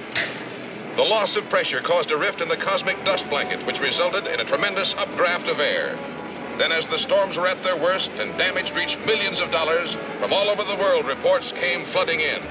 The furious weather was abating.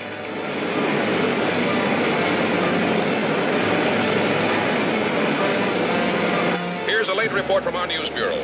The World Security Council has issued a bulletin that Commando Cody is en route to the moon to investigate the violent explosion which apparently caused the shift. Stay tuned to this station for further reports. We better report to the ruler and ask for instructions. Right.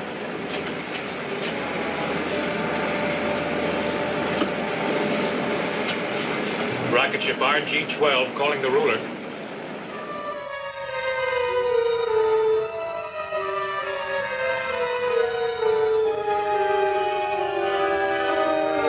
Rocket ship RG-12 calling the ruler. The ruler will listen. Go ahead, Sarek. Earth radio reports Commando Cody en route to Moon to investigate explosions there, Excellency. Change course to intercept and stop him at once. Here's to obey, Excellency. Ruler calling Moon base.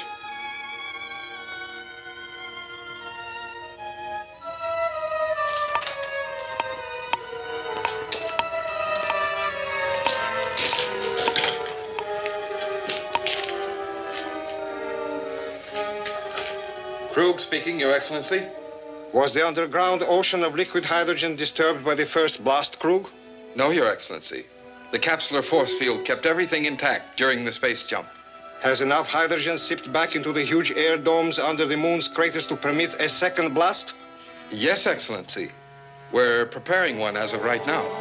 How far did the moon travel? Approximately 60,000 miles nearer Earth.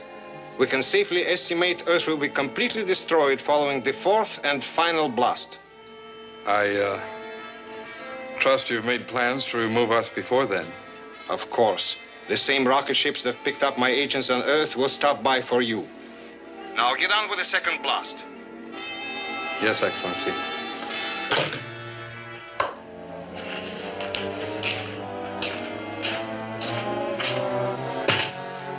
Timer set?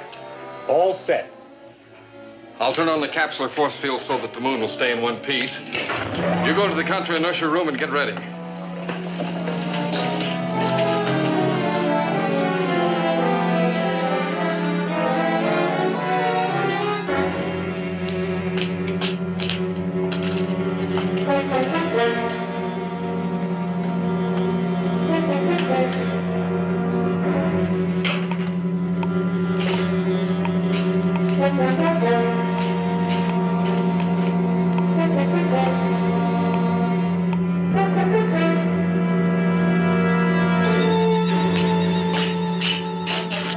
Everyone take a deep breath.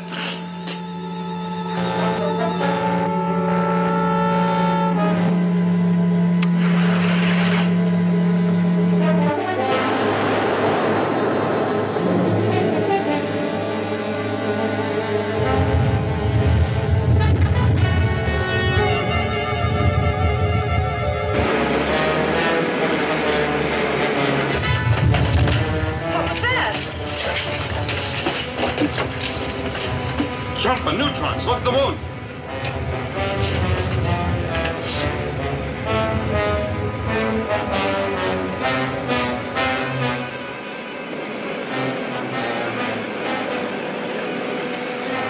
It stopped. What causes it, Commander? The first shift I attributed to some unknown but natural cause. The second allows but for one explanation. A ruler? I'm afraid so. Uh-oh, radar warning. Take the controls and swing to 60.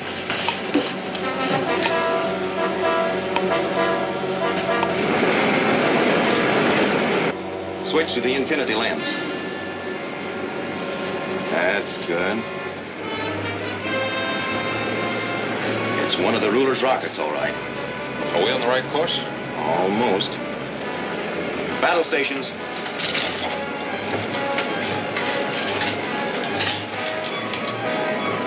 Looks like he hasn't seen us yet.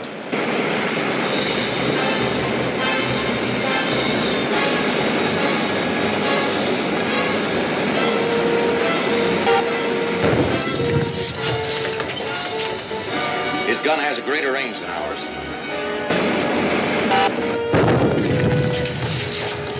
Hey, that was too close. He's firing from a plastic turret.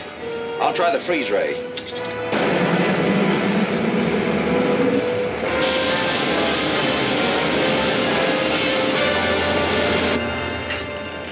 The turret's clouded. I can't see the chute. We'll have to make a run for it. That did it. He's on the run. Then let's close in and finish him quick. No, it's more important to reach the moon. Get back on the original course and increase the fuel feed. Right.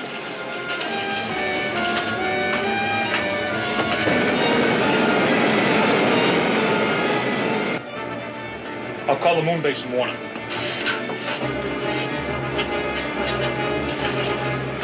Rocket ship RG-12 calling moon base. Put it on automatic, Dick.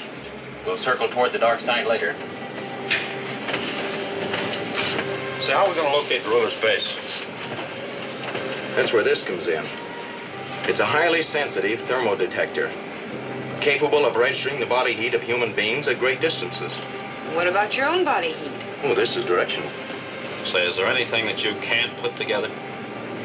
Trouble with the broken egg once.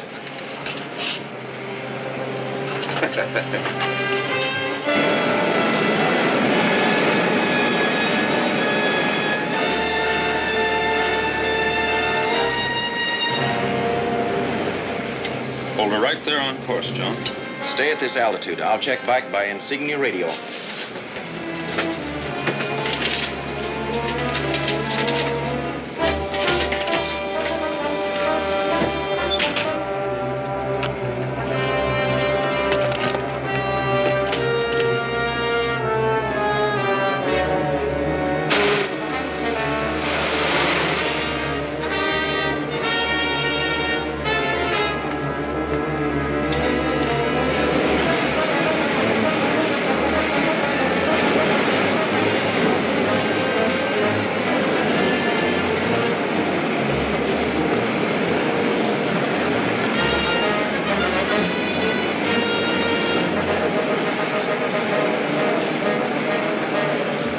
Hello, Dick. Yes, Commander?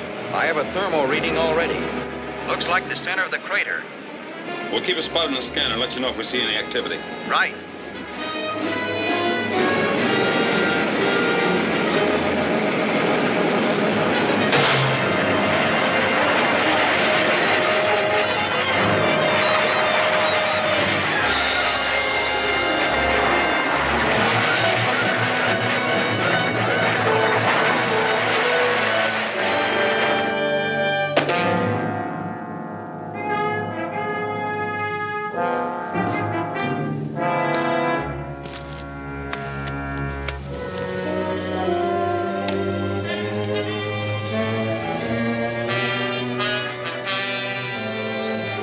Commando to Dick.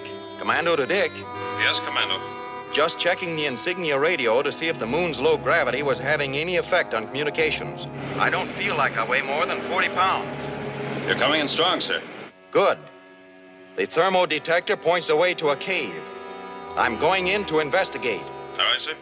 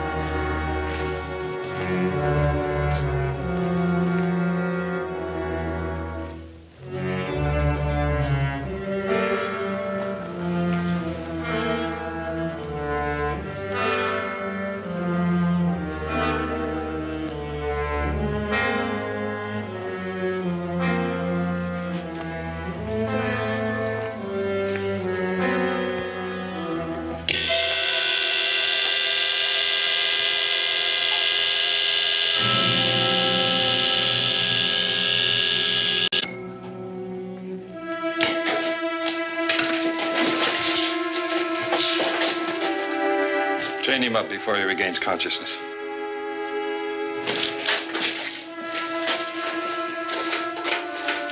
Yes, Your Excellency.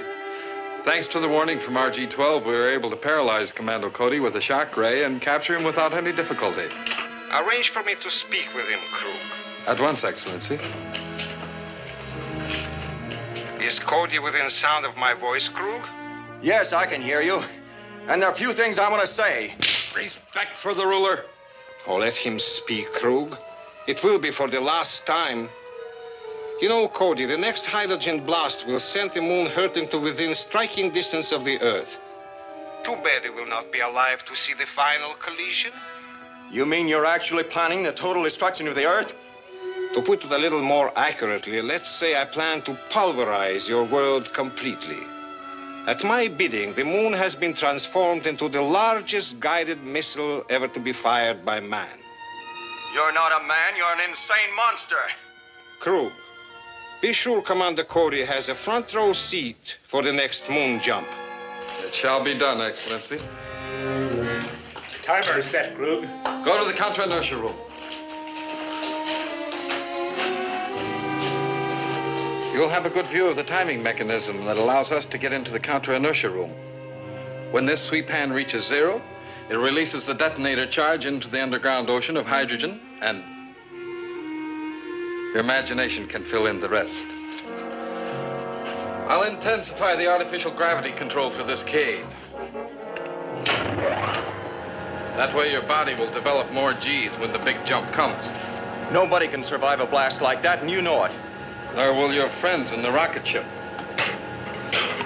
The thousands of flames shooting out of the extinct craters will vaporize them instantly. The timing device has a few short moments to go. I hope you enjoy your trip, Commando.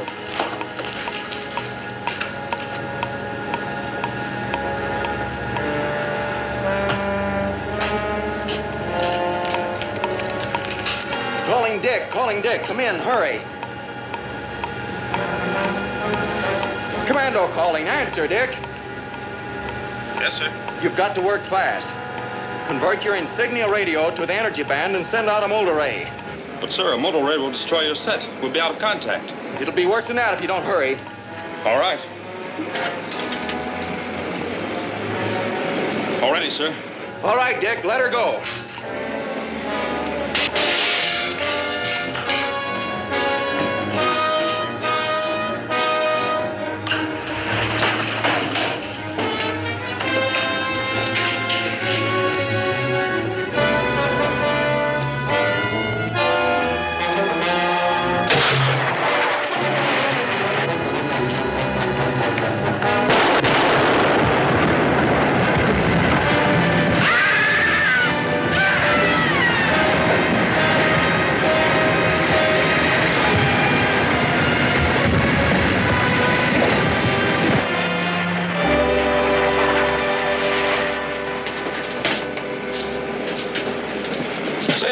Down there. There was quite an explosion visible on the scanner. Not 1/1,000,000th part of the explosion there might have been. Set a course for home, Joan. Yes, sir. What about the moon? And the ruler's men? Will there be any more explosions? Hey, one question at a time. First, the moon will slowly return to its original orbit around the Earth. Am I glad to hear that? Second, there aren't any of the ruler's men left alive on the moon. A detonator bomb exploded and flooded their cavern base with liquid hydrogen. They'll remain in a deep freeze for the rest of eternity. And there'll be no more explosions. Ah.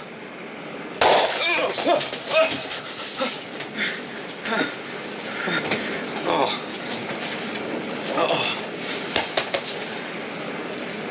I see the light.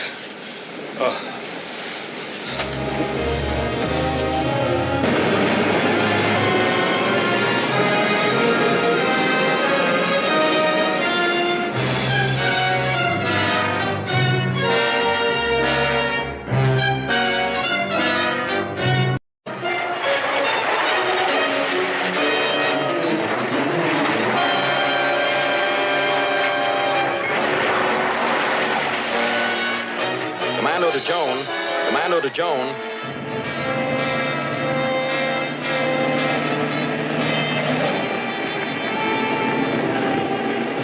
I'm right over you now at approximately 4,000 feet.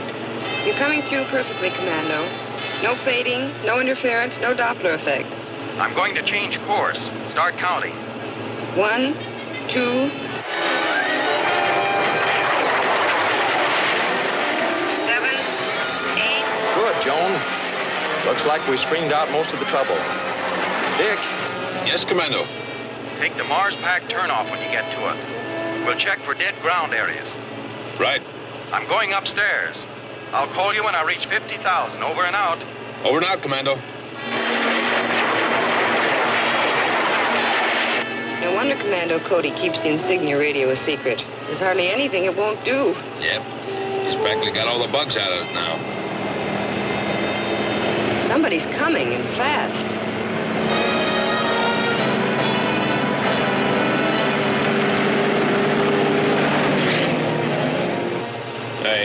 think they are.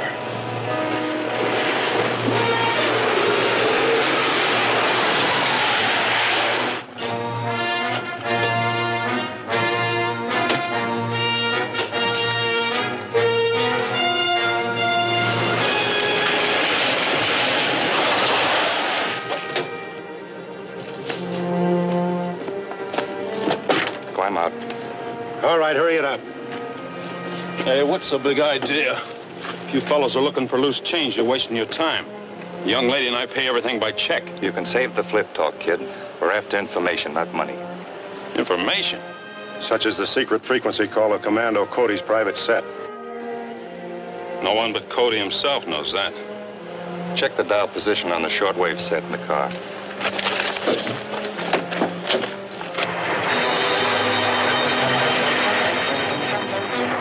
Commando to Joan. I've reached 50,000. Commando, cut out! Trouble! What, Joan?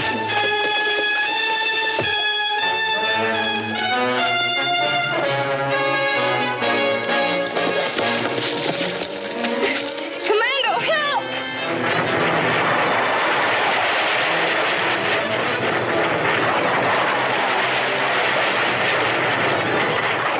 That must be the radio. It is. Let's go.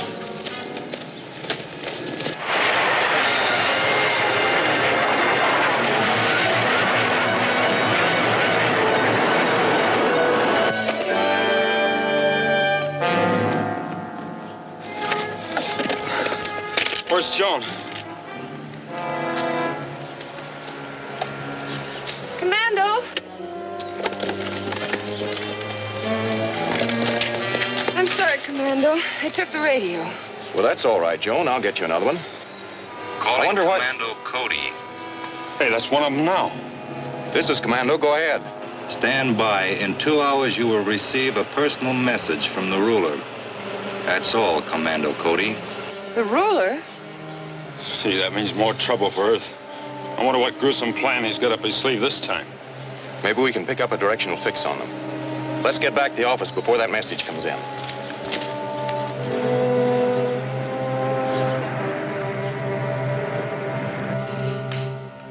All ready at monitoring? Ready as of this moment, Commando. I'll try to keep the ruler talking as long as I can. What possible threat to Earth is there? As long as the cosmic dust blanket is protecting it. Shh. Time. Commando Cody, this is the ruler. They're on. This is Commando Cody. This is the first of 7 Before you say any more, communications which I have prepared. 7 times will you hear my voice. And 7 times will the people of your doomed Earth see my power to destroy you multiplied in the skies. My next communication will come in exactly 1 hour from now. they're cut off. Recording or not, let's find out where they came from. Hello, monitoring. Report, please. Looks like it was a moving point, Commando. Direction 123 southwest. 123 southwest. Variable 3 seconds of arc during signal. 3 seconds of arc. Right. The recording was being transmitted from a moving vehicle traveling south on the mountain highway. How about a roadblock? There's too much traffic on that road. It'd be worse than searching for a needle in the haystack. Any further instructions for monitoring? Tell them to stand by to try again in an hour. We'll try again an hour from now. I wonder what the ruler could have meant when he said the doomed Earth would see his power to destroy us multiplied in the sky. Commando, look how bright it's become outside.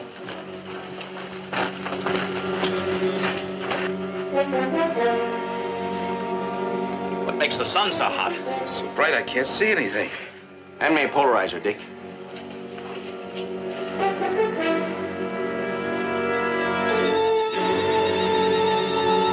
Take a look, Dick. Shades of bikini. But what do you see? Speak up, man. There are 2 suns in the sky. You're right, there are 2 suns. But how can that be possible? But anything as big as the sun can't be duplicated just like that. What does this mean, Commando? It means serious skin burns for one thing, if we don't get out of the direct rays.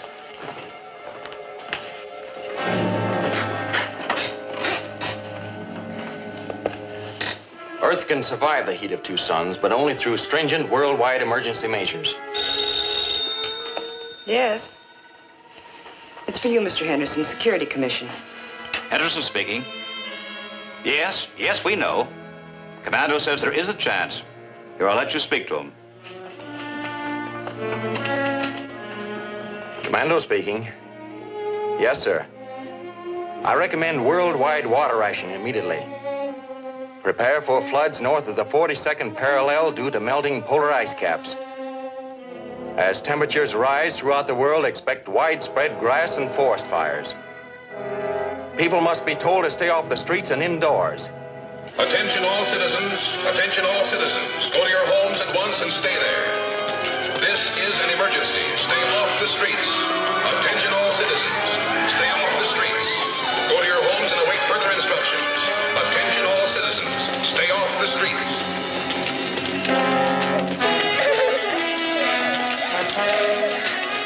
The sight of twin suns in the sky has caused widespread panic in every major city in the daylight zones of the planet. Martial law has been put in operation throughout both North and South America.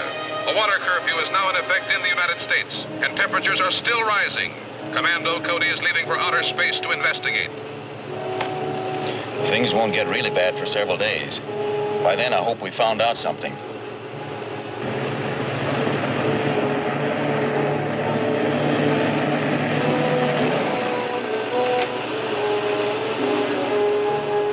Calling post number one. Calling post number one. Post number one. This is Commando Cody. We're entering the rocket area. Clear us with the other post. Yes, sir. Calling post number two. Calling post number two. Post number two. Commando Cody coming in.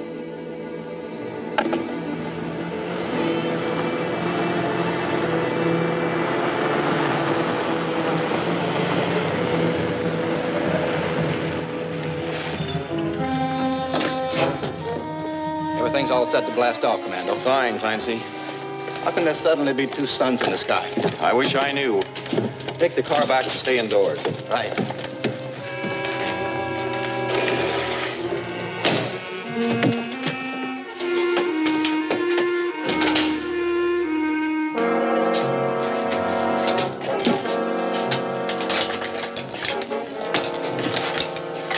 The ruler's number 2 communication will be due in about 8 minutes, Commander. I know. I want to get above the dust blanket before then. Fire pilot jet. Fire pilot jet.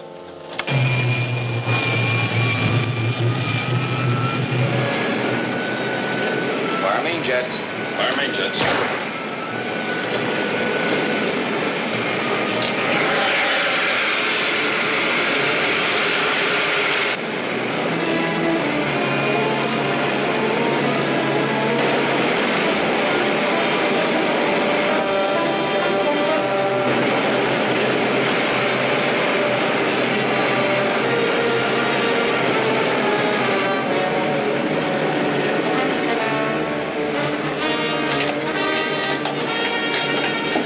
Take over, Joan. Right.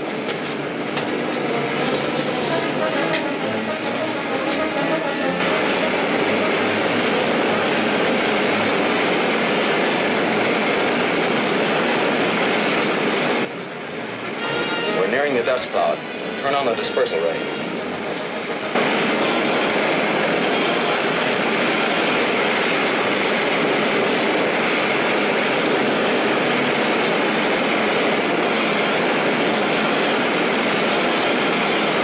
As soon as we get above the dust cloud, we'll level off and have a look around.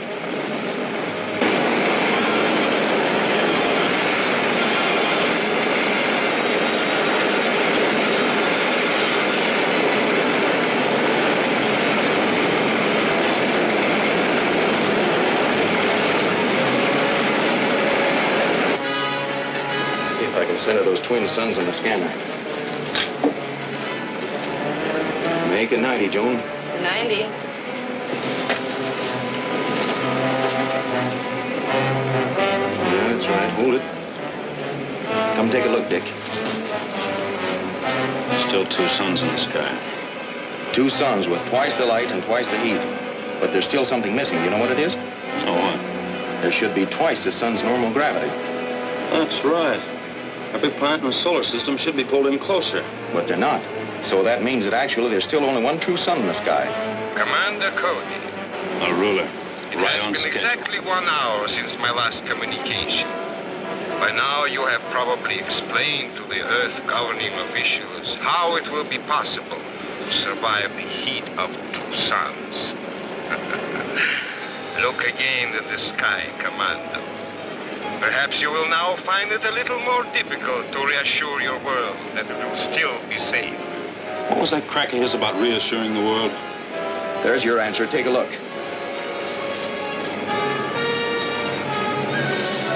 Oh, no. The ruler must be a madman. I know he is. Unfortunately, he's also a scientific genius. But how does he do it? Calling Commando Cody. Calling Commando Cody. Commando speaking. Commando, have you seen it? I have, Mr. Henderson. There are 3 suns in the sky. The people are shouting that this is the end of the world. Well, we're not licked yet. But this throws out all your calculations. I'll make new ones. The Security Commission wants you to return to Earth at once for a special meeting. Tell them I'll be there. Set a return course for Earth.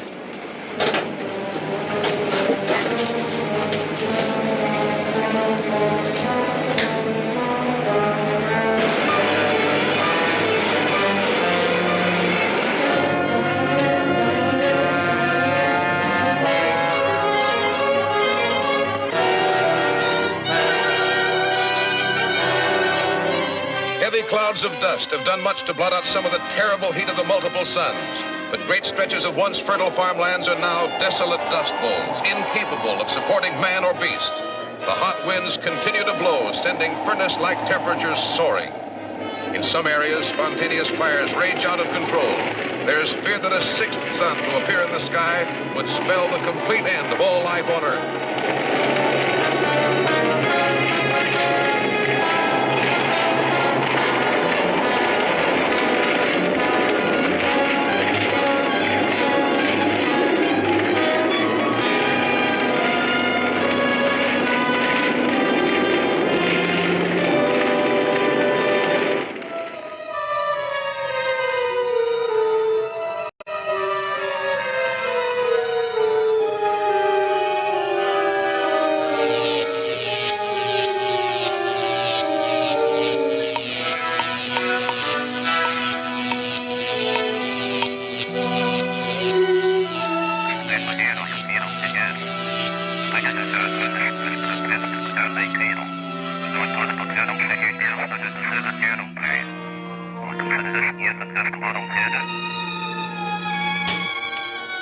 This is Baylor reporting from Earth. There were 4 suns in the sky by sunset. It's night here now, but the Earth is still a furnace. People of all nations are rioting and threatening to overthrow their governments unless something is done.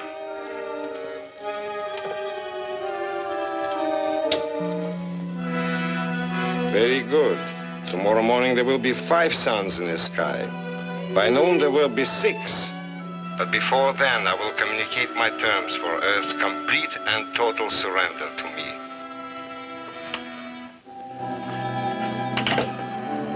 We can't stay here and wait for Earth to surrender, Baylor. This heat's getting unbearable. Don't worry. We're moving to a vacant refrigerator plant. Well, isn't that where Kirk and Nordahl have their headquarters? Yeah. In between broadcasts to Commando Cody, they both managed to keep cool and comfortable there. Somehow the ruler is able to multiply the images of the sun, possibly by reflecting it from various positions in space.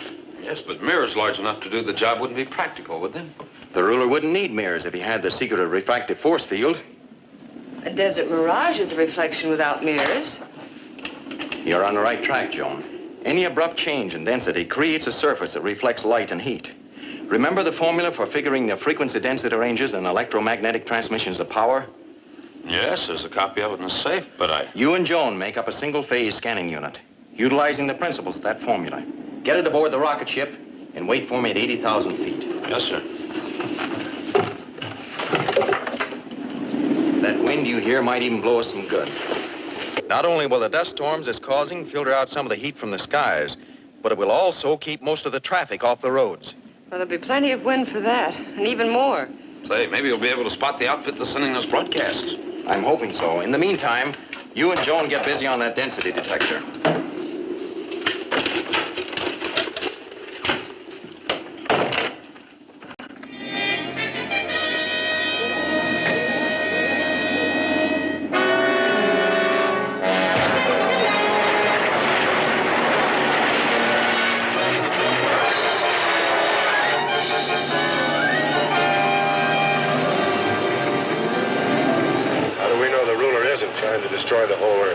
and us along with it. The ruler wants to conquer Earth, not wipe it out.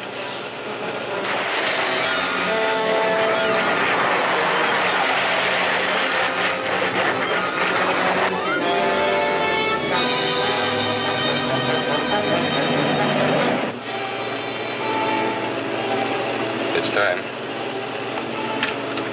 Commando Cody, this is the ruler. By this time, there can be no question in your mind but that Earth is doomed. Tomorrow morning, 5 suns will rise above the horizon to blister your world. The next move will be up to you. You will have 12 hours in which to arrange for Earth's unconditional surrender to me. Should this be not forthcoming at the appointed time, I will cause a 6th and final sun to appear in the sky. Earth will be burned to a crisp. You know, this fancy two-way radio sure made our job a lot easier. Yeah.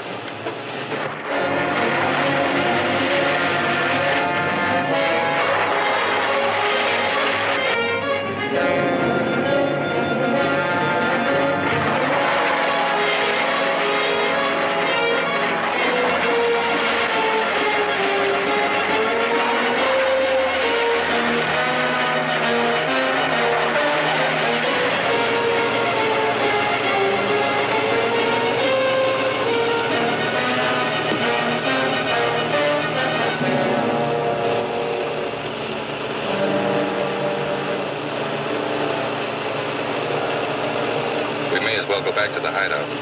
How about the boss? We supposed to pick him up? No, he and Mason will show up when they're ready.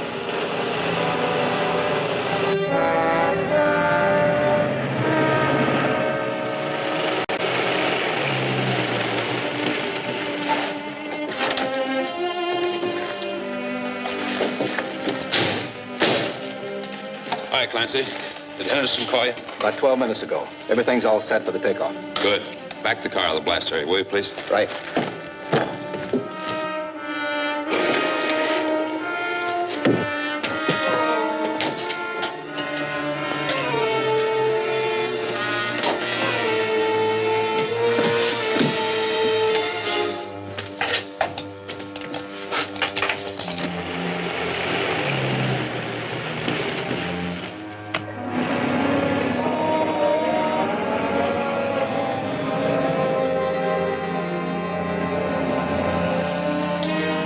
Pilot jet.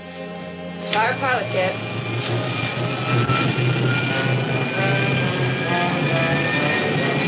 Fire main jet. Fire main jets.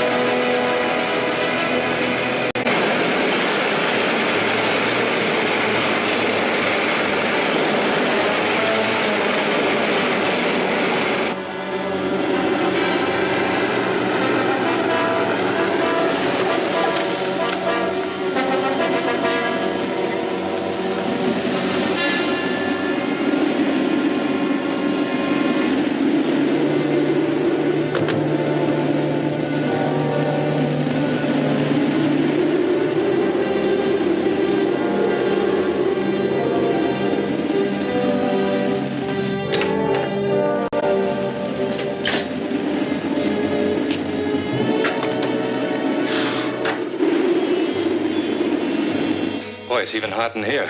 Better start the refrigeration unit.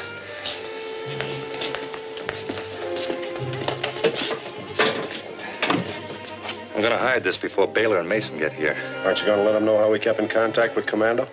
And let him take all the credit with the ruler? Oh, no. Let's play it smart. And maybe someday Baylor will be taking orders from us. I'll take that. Commander Cody. Toss it here. And be careful how you handle it. This trigger is very delicate. I'm interested in finding out who this Baylor is. And so long as he's due here, we'll just wait for him.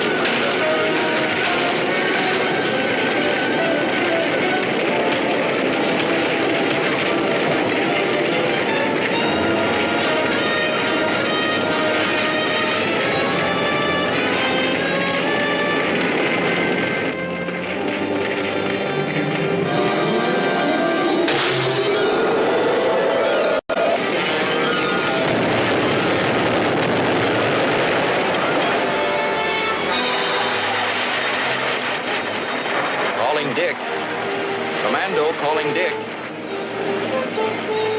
Where are you, Commando? On my way to rendezvous point 6623. I'll be right there, sir.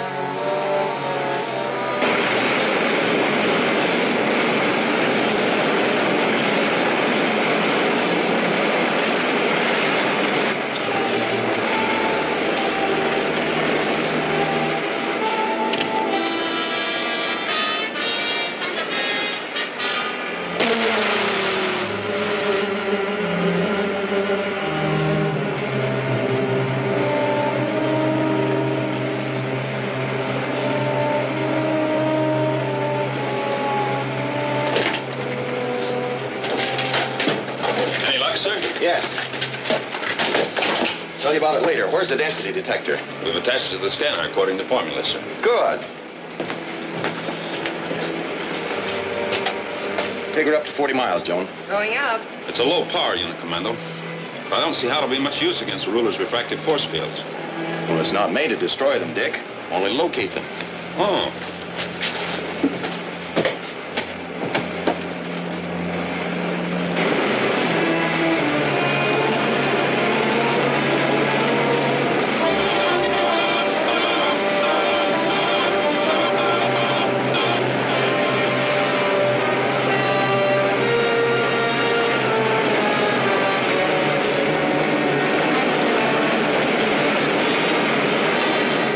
Altitude 40 miles, Commando.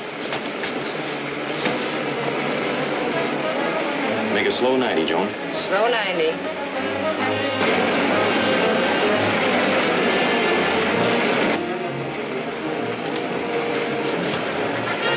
There they are. Yeah, all 5 of them. Hold it right there, Joan. Holding. What now, Commando? Ready the ray gun for combat. You gonna try to shoot out those extra suns? In a way. According to my figuring, the ruler is using 3 rocket ships for each refractive force field. By knocking out 1 ship in each triangle, we'll be able to clear space of each one of those reflected suns. Yes, but it might take days to locate those ships, Commander. That's why I had you and Joan put together this density detector. Oh.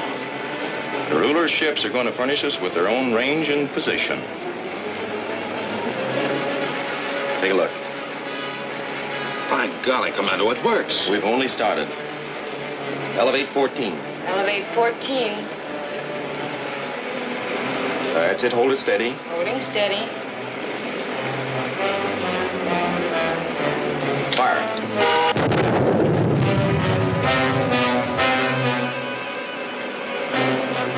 A direct hit. You put out a sun. Elevate 10. Elevate 10.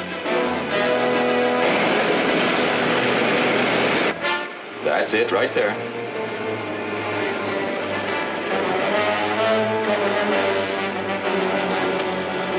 Fire.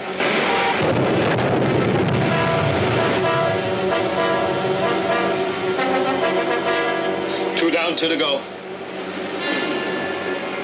Lower 8. Lower 8. Steady right there, Joan. Steady she is. Fire.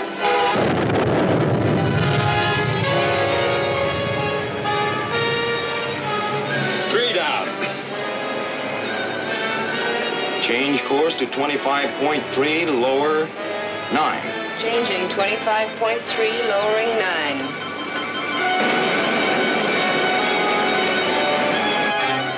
That's it, hold it. Fire.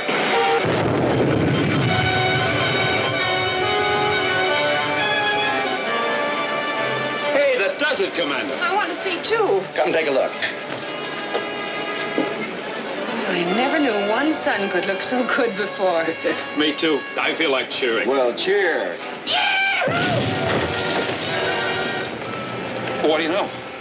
Must have been tuned into my frequency.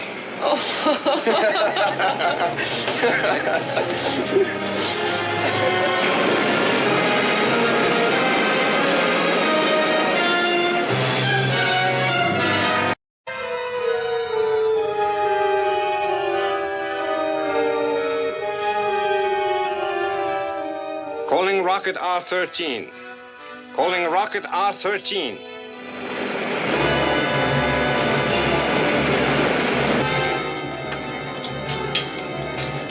This is R13. Inger speaking, Excellency.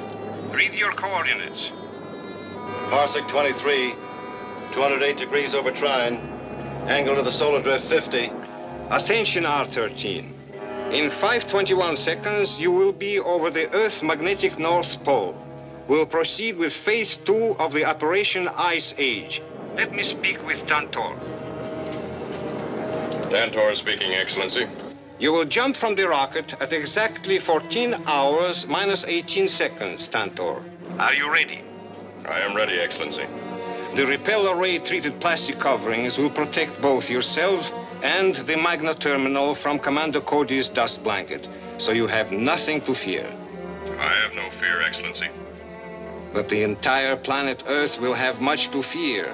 And soon, huh, Tantor? It is your will, Excellency. Sign off now and stand by.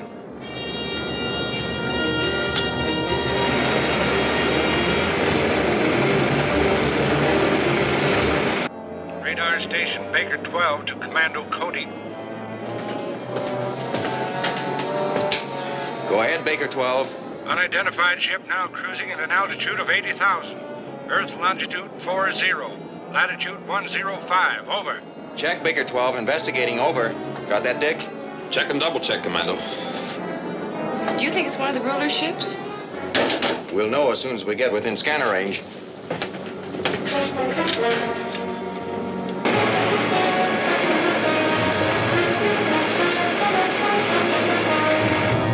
Hold it, Dick. I picked him up. It is one of the ruler's rockets. But he's headed for outer space at full speed. Will we follow them, Commando? No, we'd have to switch to Nova Drive to catch him now.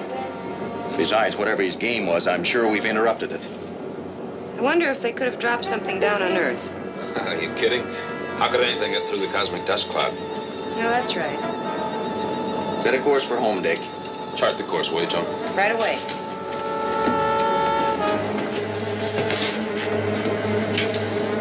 Commando Cody calling radar station Baker 12. We're returning to base.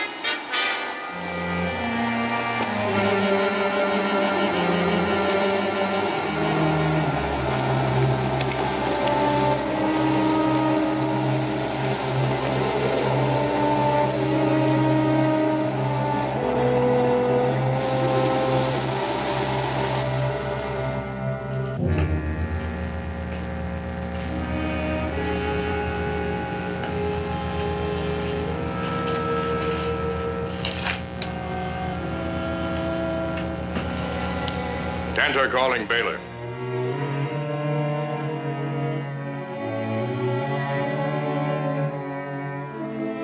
Phase 2 is completed. Stand by.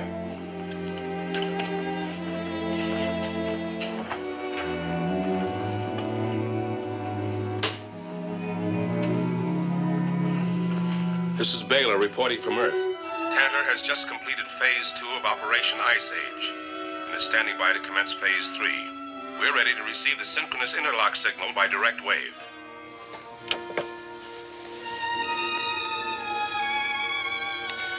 Calling station X7 on Saturn. Calling Station X7 on Saturn.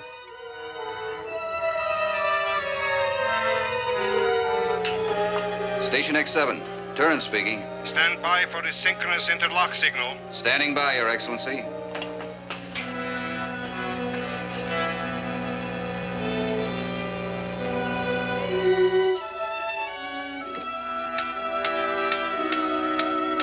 Are you picking up the timer signal all right, Tantor?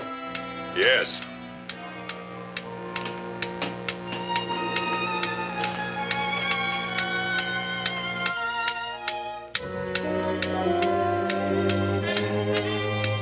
Now.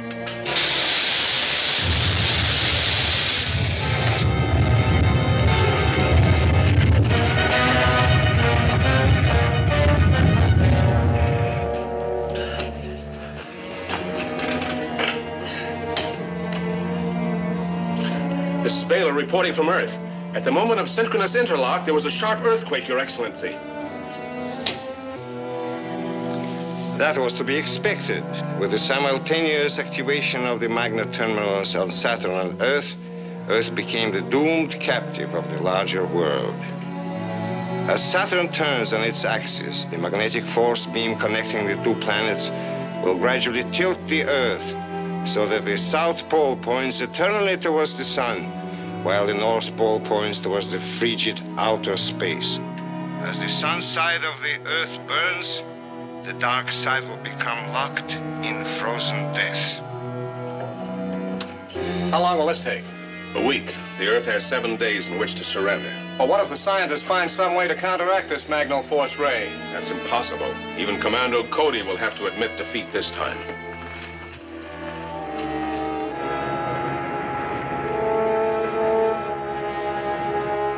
Iceland, New Delhi, Cape Town, Melbourne, and the seismograph station at Little America. Do you mean all those stations are reporting an earthquake? That's not all. Alaska, Switzerland, Honolulu. Thank you, sir. They'll keep phoning us additional reports as they come in. A worldwide shock can mean only one thing. The entire Earth has been shifted somehow.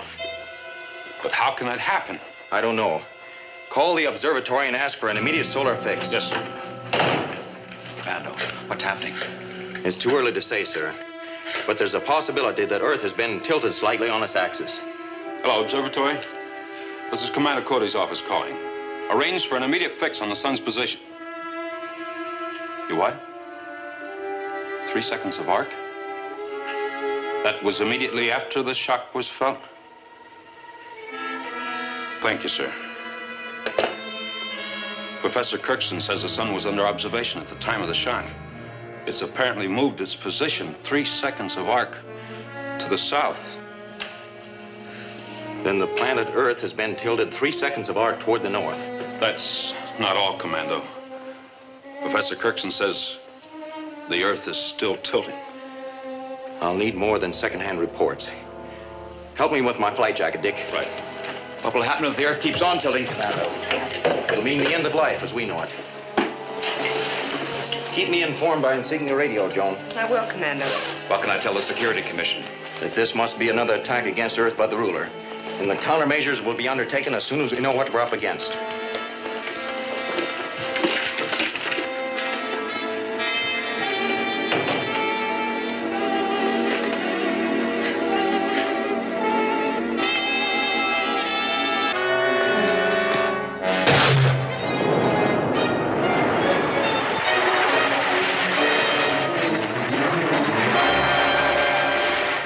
Results are just beginning to be known, regardless of what caused the Earth to shift. Winds of hurricane force are reported along all coastal areas. Storm warnings are being broadcast from the Aleutians to Cape Horn. All ships unable to make harbor should stand out to open sea. Calling Commando Cody. The first reports Calling of Commando Cody. are just beginning to come in. Dick, why doesn't he answer? Worldwide, it was Calling Commando Cody. And it appears that this planet Come in, has Joan. spared a major catastrophe. Commando, the National Weather Bureau reports a tremendous storm sweeping across the entire Western Hemisphere. That's no news to me, Joan. I'm in the center of it. In another hour, it will have swept halfway across the continent. Dick and Mr. Henderson think that you should come back. Commando, this is Dick. Don't take chances, sir. Stand by. I'm going down for a closer look.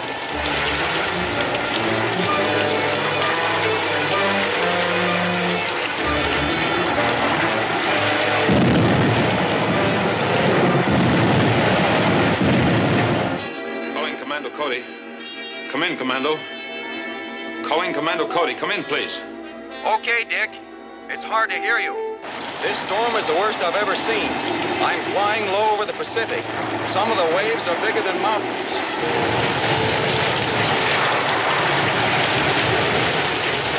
I'm going to have to get above the storm. Has it reached you yet? Not yet, sir. Then you and Joan take off in the rocket before it does. Pick me up upstairs above the cosmic dust blanket. Right away, sir. We're on our way. We're on our way to the rocket area, Commando. We'll be there in 10 minutes. When you take off, set a rocket course of 175 degrees and start scanning for me at 100,000 feet. Check, Commando. I'm heading into the dust layer now. Hope the dispeller tubes weren't damaged by that storm down below.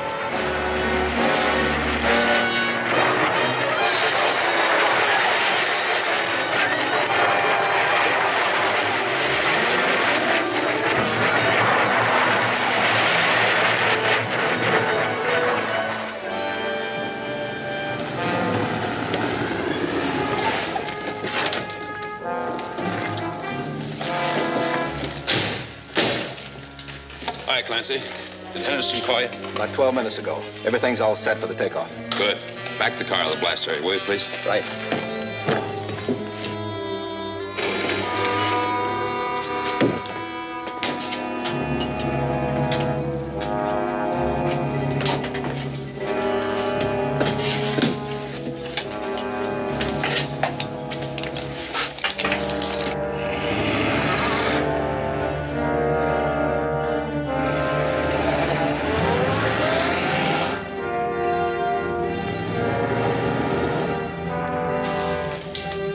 Pilot jet. Fire pilot jet. Fire main jet. Fire main jets.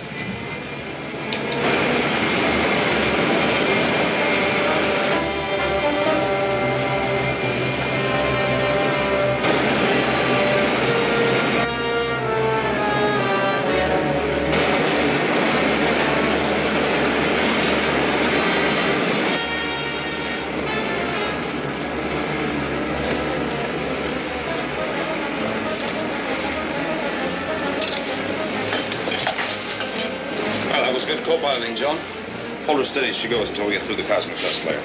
Isn't it about time to turn on the dispersal ray? Right. Turn it on.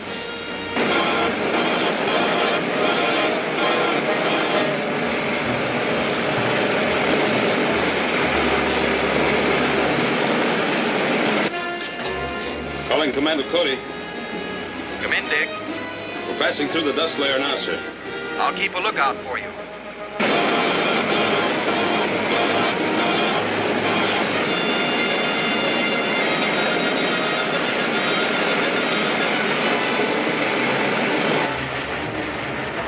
I see you, Dick. Make a 90 and you'll pick me up on the scanner. Make a 90, John.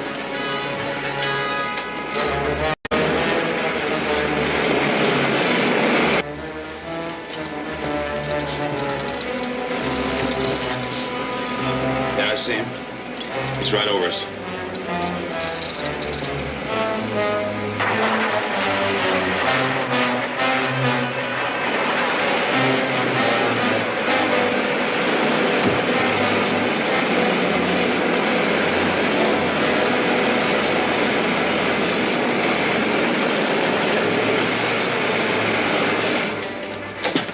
Good rocket piloting, Joan. Say, what'd you find out? Set a course for the North Pole and put all controls on automatic. I'll bring you up to date as I talk to Mr. Henderson.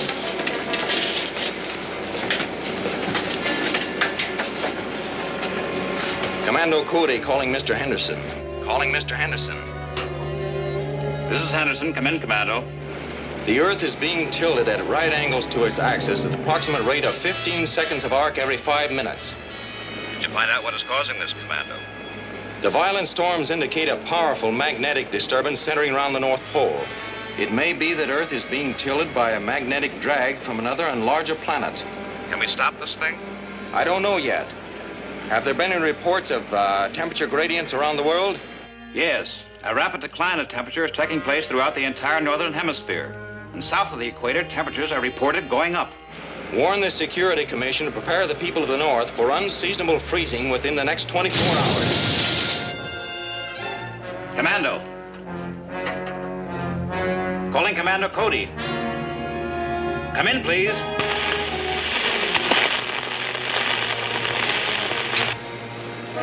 We'll be without radio contact as long as we're anywhere near the North Pole. You mean that noise has something to do with the magnetic drag you were talking about? What's more, it's going to lead us right where we want to go. Take over from automatic, Dick. Aye, sir. Joan, keep an eye on the scanner.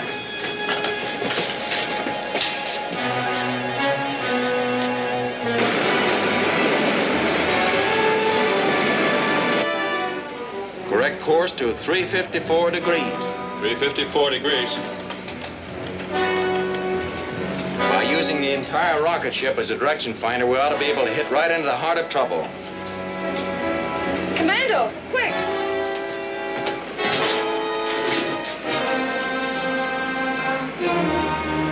It's a magnetic force field, all right. Well, what'll it do to us? I don't know. Better head back, Dick. Yes, sir.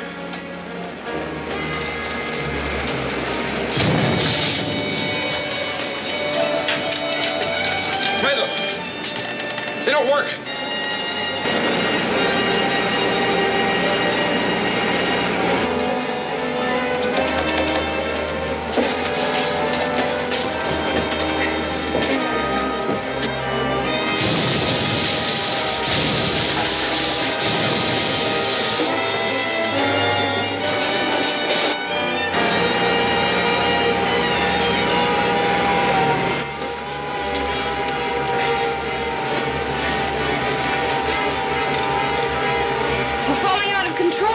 Emergency stations.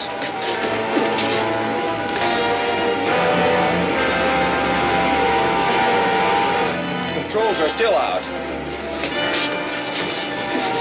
80,000, sir. We're falling fast. Dispersal ray, quick. Let me have it, Joan.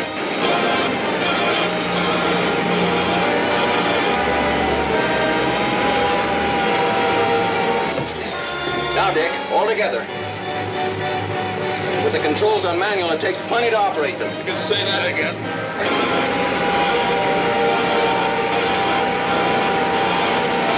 Can we get back to base, Commando? We'll be lucky to land anywhere in one piece. See if we're far enough off the magnetic force field to raise Henderson.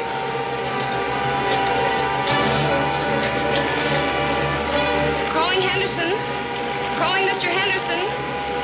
Come in, please. This is Henderson. Where are you? Just a minute. We're making a forced landing, Henderson. 12,000 feet, Commando. Fasten safety belts. Commando, what's your position? The best I can give you is approximately 32 miles south of the magnetic pole. Joan, strap yourself in. Commando. Calling Commander Cody. Come in, please.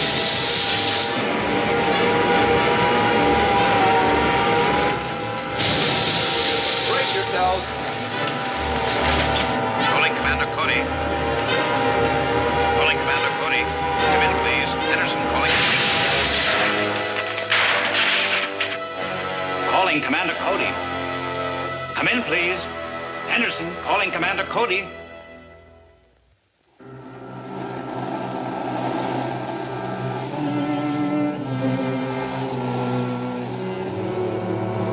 Distress call. Does anybody read me? Distress call. Come in, please, if you read me. Might as well save the batteries, Joan. I didn't design the radio to stand up under that rough a landing. There's a settlement about 5 miles west of here, sir. You could fly there and get help, Commando. There'll be no more flying this trip. What's the matter, out of fuel? When you picked me up, I had about 4 minutes left. Flying through that storm really used up the power supply. You know, you should have worked in a meat market, Commando. I never knew anyone who could slice it so thin. This homemade direction finder locates a magnetic force field like a charm. Get ready for a hike through the snow, Dick. Yeah, good enough. We'll pick up a sled and some dogs at that settlement. You stay here, Joan. We'll send a relief party back to try to dig the rocket out of snow and free the jets for takeoff. They'll need your supervision. Well, if you put it that way.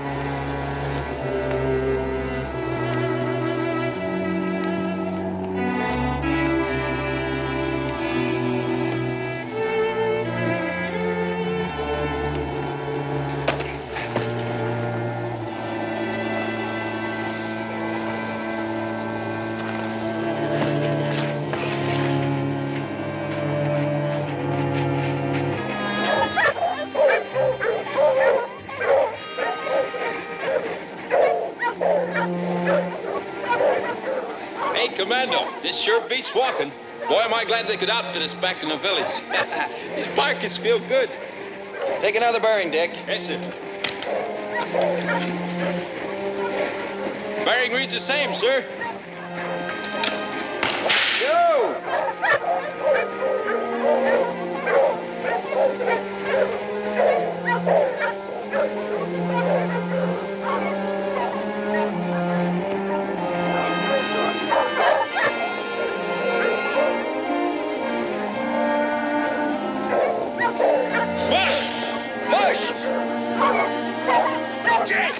Gee up, boy!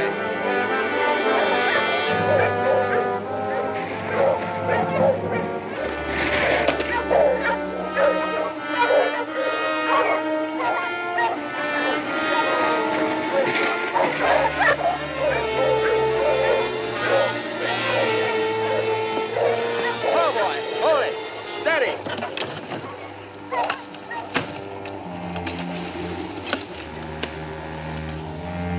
No matter which way I turn it, it's the same. That means what we're looking for is right around here someplace.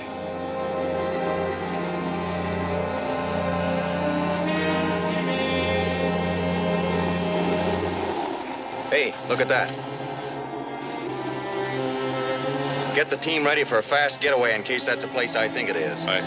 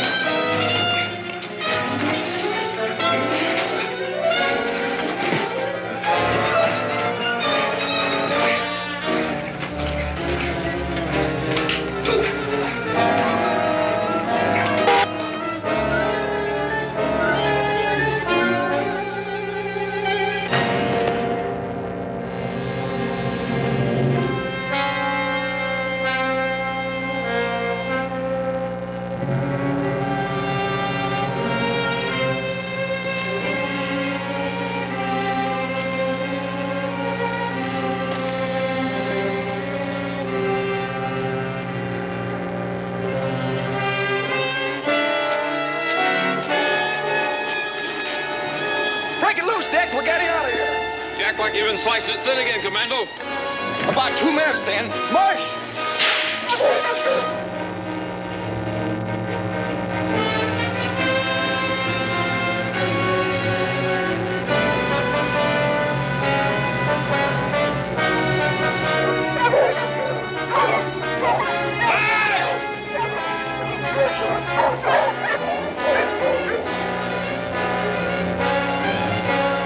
What'd you do, set a blast off to blow the whole place up?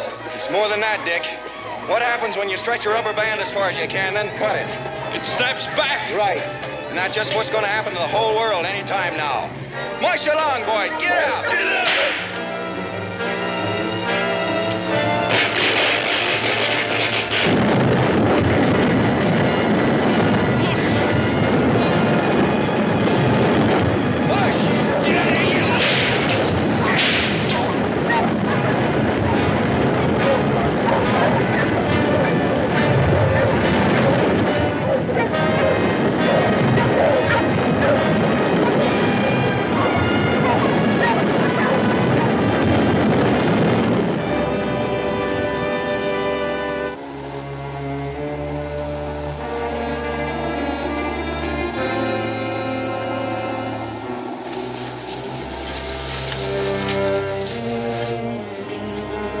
Dick!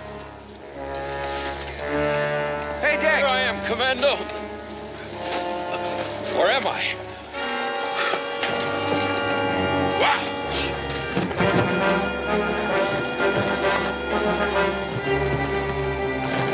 Hey, Commando. Look what that quake did to the river. Oh, boy, am I glad we don't have to cross it. What makes you think we don't? Joan and the rocket are on the other side.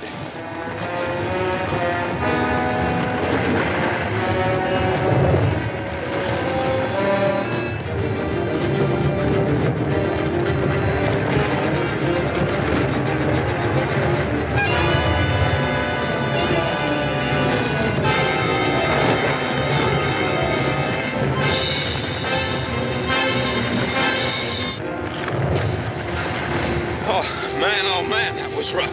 That it was, Dick. But we're almost there. Just over the next hill.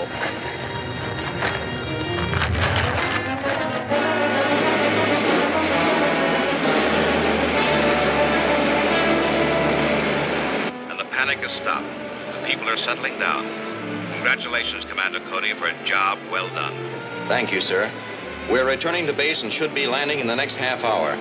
I'll let you have my full report then. Over and out. She's on automatic, sir. Good. You know, I still don't see how it was possible for the ruler to tilt the Earth. Maybe you learned how from the Greeks. The Greeks? That's right. Over 2,000 years ago, a Greek named Archimedes said, "Build me a lever long enough and I will lift the world." Well, what do you know?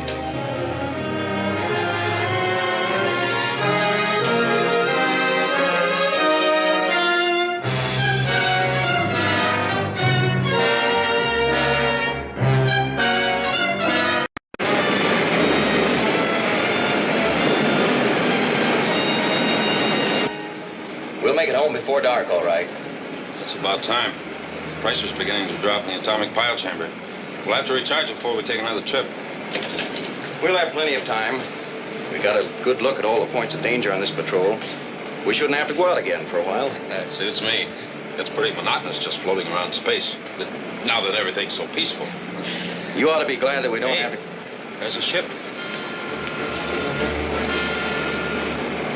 It's one of the ruler's rockets. Take after him full speed. Right. Full speed isn't so good now with that pressure down.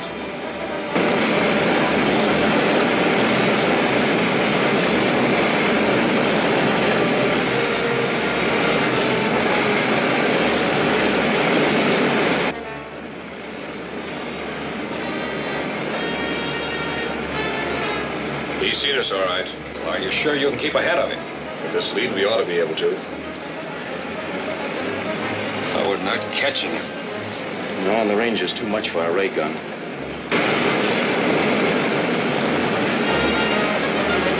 We're pulling ahead a little. Yes, you might as well get started now. Right. You're sure we're not in the field of gravity yet? Of course not. As soon as you clear our slipstream, you'll stop falling and just float around until they pick you up. Suppose they don't. Then we'll circle around and pick you up after we get away from them. Go on.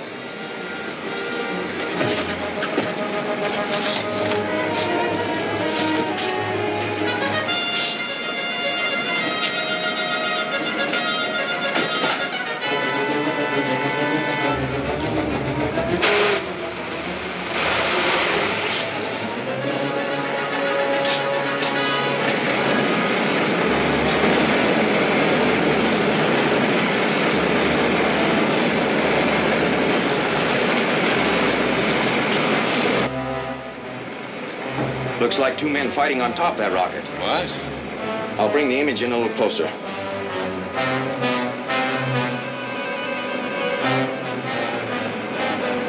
What do you suppose it's all about? If we can keep them in sight long enough, we'll find out.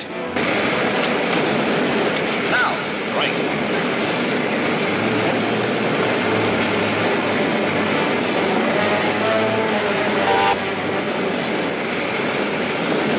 Hey, one of them jumped overboard. Fly under him and we'll pick him up. There's no use trying to catch that rocket now.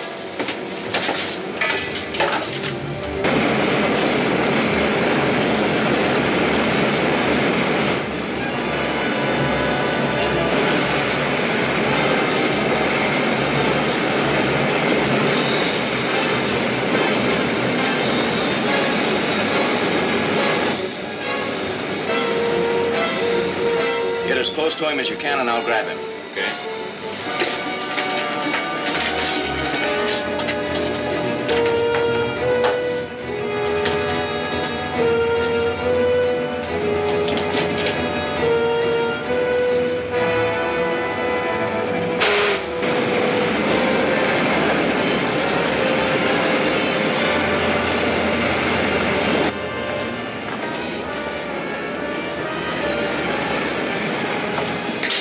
They're diving to pick him up.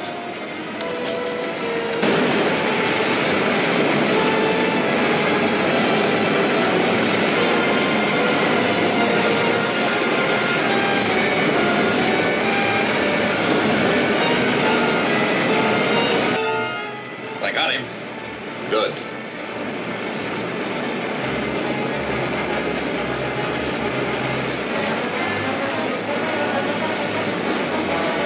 I'll report to the ruler.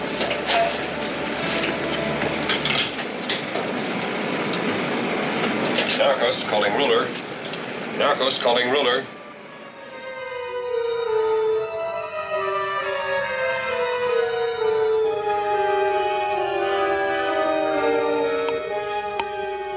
Narcos calling ruler. Come in, Narcos. Your Excellency, our mission is accomplished. Balin was just picked up by Cody's ship.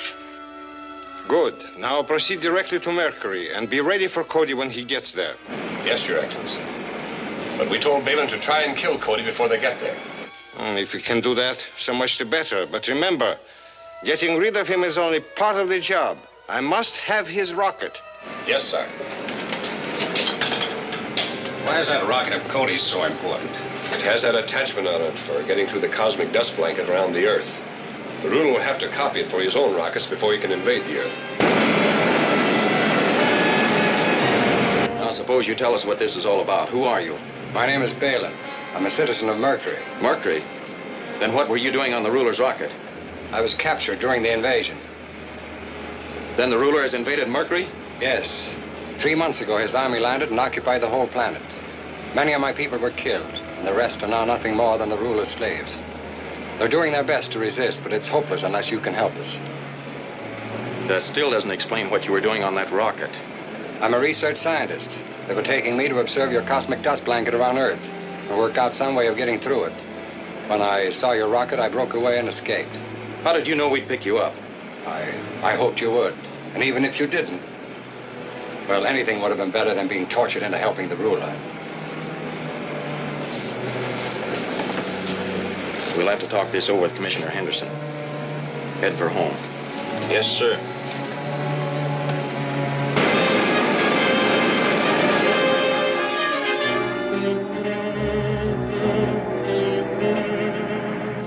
We can't even be sure this man is a Mercurian. No, but from what he told us about Mercury, I'm sure he's at least been there.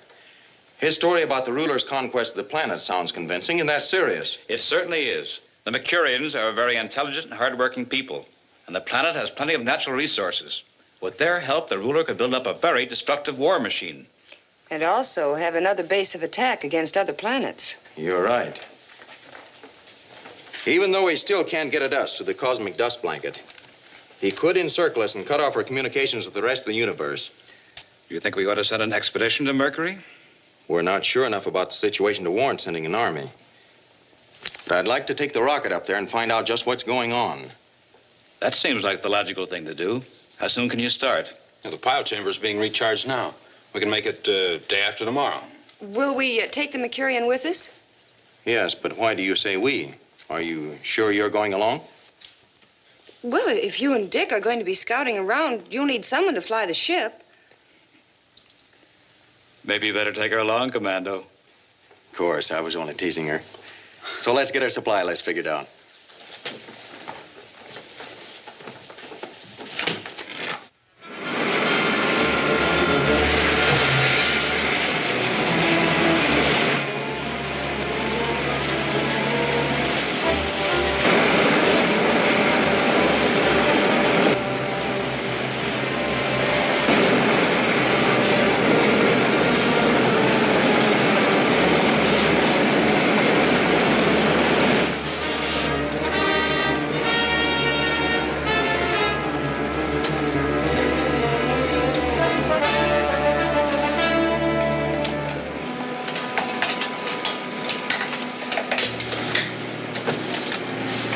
Take over, Joan.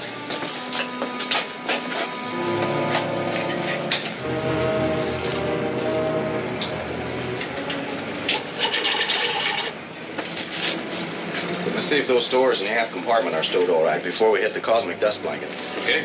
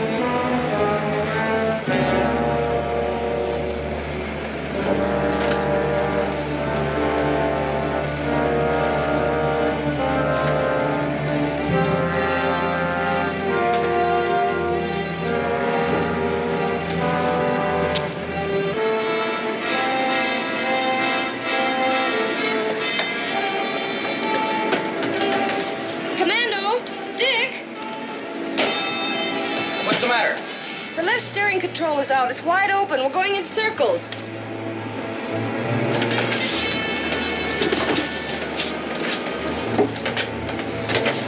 Here it is. The cable's come loose. Now what? The valve must have blown clear open and gone over center. I'll have to go outside to reset it. Here, you stand by to hook this up when I get the valve back in position. Right. You'll have to go out with me and handle my lifeline. Yes, sir.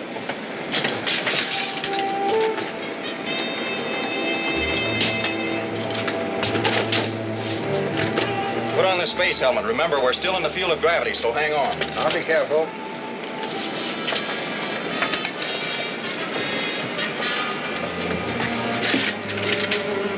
You take the line and secure it when I signal.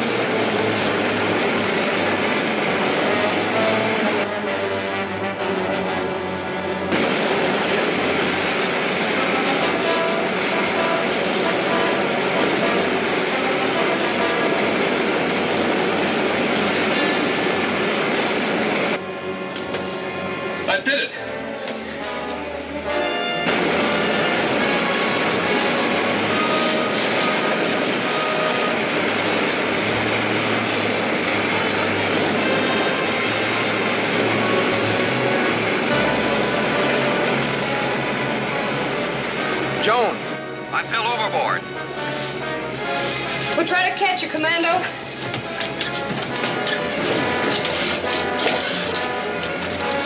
There he is. Spin back. We'll dive under him.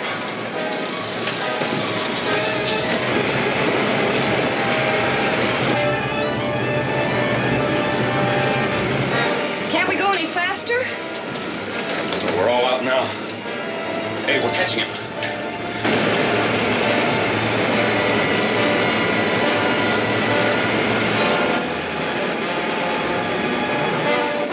Start to level off.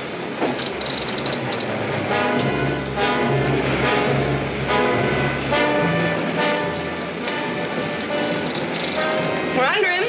Right. Dead slow.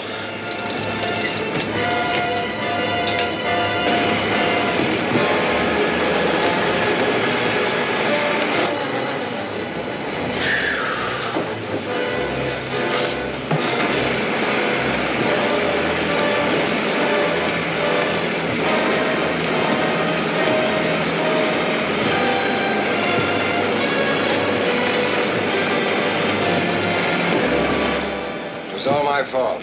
I should have noticed the rope was chafing. Yes, you should have. We're both lucky to get out of that alive.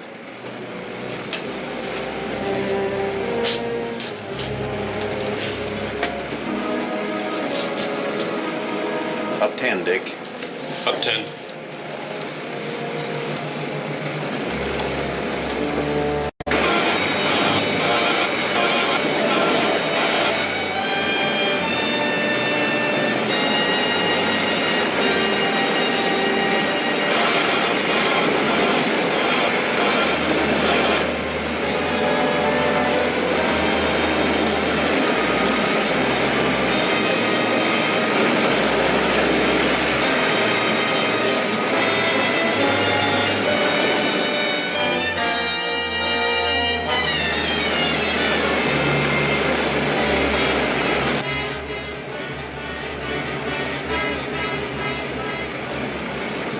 If you land in that canyon, your ship will be well hidden.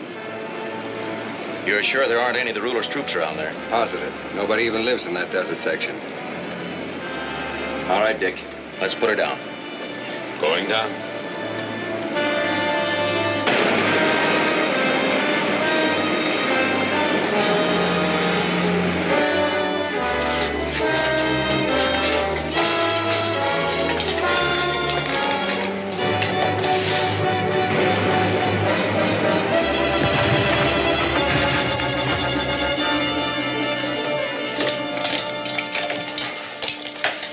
Well, here we are. Help me with the jacket, Dick. Right.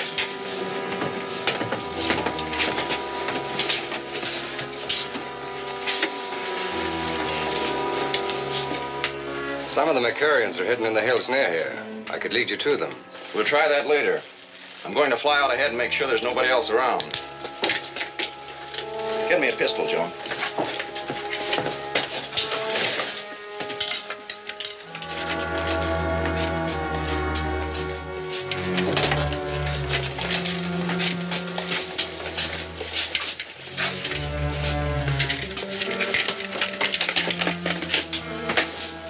Let's watch him take off.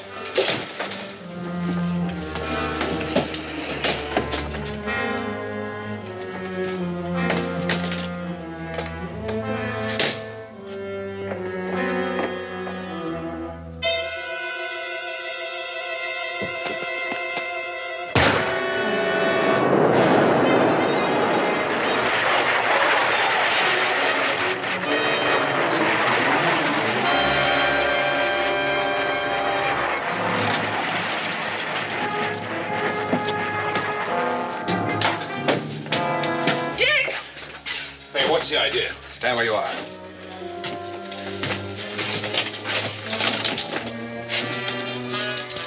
All right, turn around. Put your hands behind you. Come on, quick. Put them on him.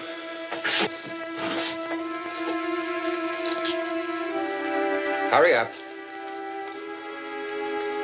You two, come up here.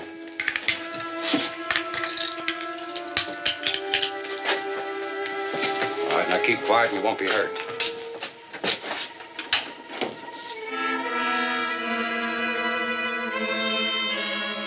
calling R7.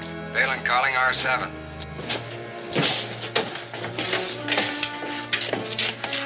Come in, Balin. We have landed in the canyon you selected, and I've taken over the ship. Did you get rid of Cody? No, I missed on that. He flew out on a scouting trip. But I have the others, and we can easily get him when he comes back. We're not calling the ruler. We have other plans. What? Yes, the whole collection of the Mercurian sacred jewels. We sneaked into the temple and took them. Does the ruler know that? No, and he isn't going to. We'll take them with us to Earth in Cody's rocket and sell them for enough to last us the rest of our lives. If we double-cross the ruler, we won't be safe anywhere in the universe. Why not? No one can catch that rocket of Cody's, and even the ruler can't get through the cosmic dust blanket around Earth. I still don't like it, but we can talk it over when you get here. We'll be right over. All right, I'll open the door when I see you coming. All right. Take the jewels.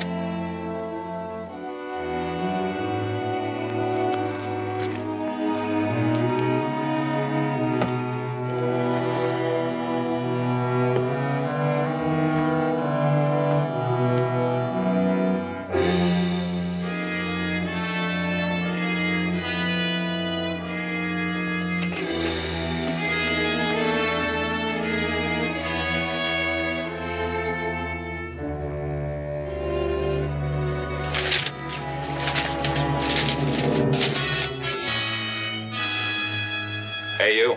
What are you gonna do when your friends get here? Hi, Phelan. Don't move.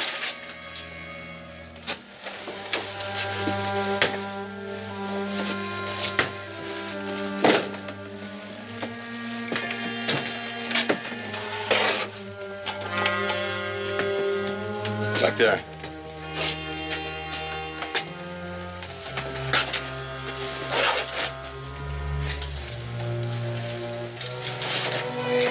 Put them on our passenger.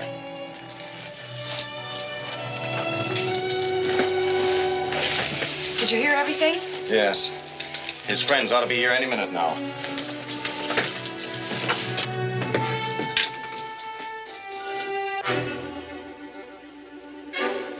Here they come.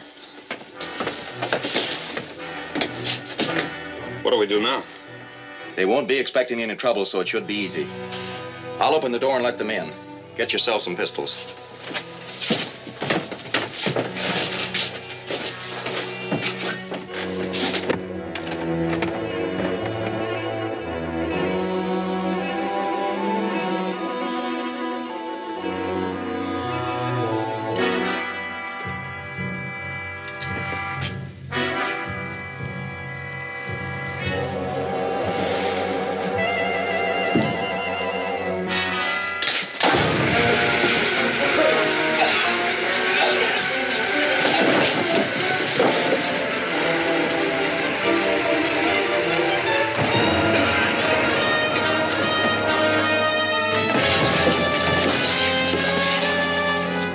What's Cody doing here?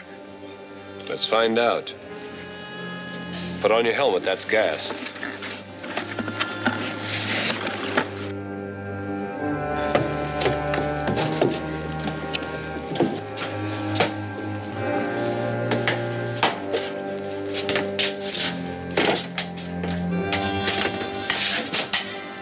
Never mind him now. Let's get this ship started before anyone else gets here. She's still warm. We can take off any time. You sure you can fly this ship? Well, the controls are different from ours, but I can figure them out.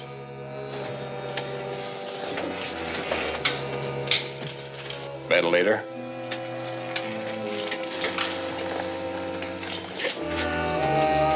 Door.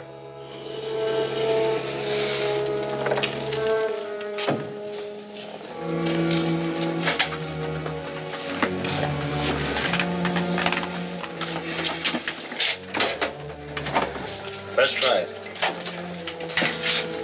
Buckle your seatbelt.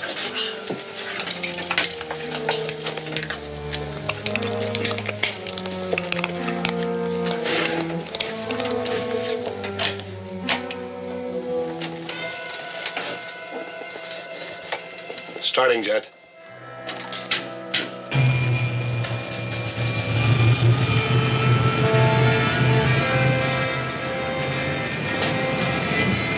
Full blast.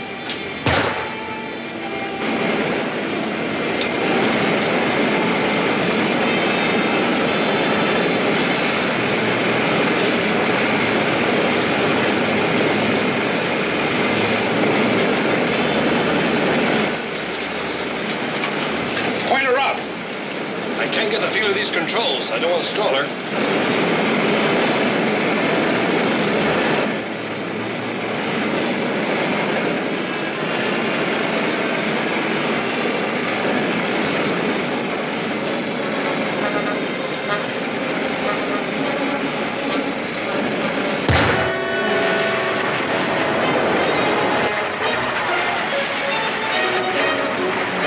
Can't you get her under control?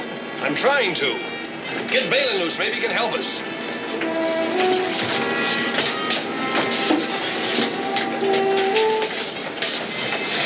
Handcuff key.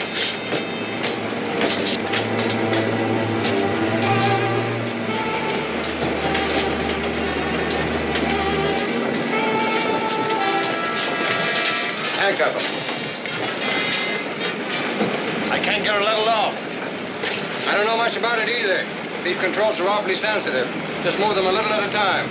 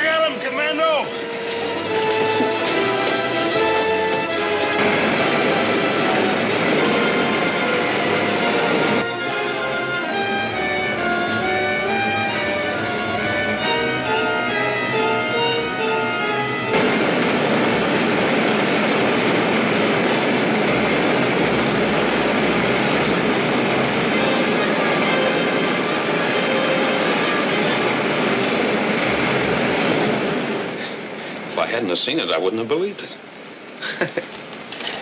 Hey, get a load of this. Automatic control. Oh, mighty pretty. Say, but if you give these back to the Mercurians, how can you be sure the ruler won't get them again? That's our next job. We've got to figure out some way of making sure that the ruler will never be able to use that planet again as a base of attack against the rest of the universe. That's a pretty big order, Commando. Oh, boy, what I wouldn't give for a handful of these. Oh, you just give them to your girlfriends? Yeah, and would I? Why, Joan, what an idea. Quite an idea.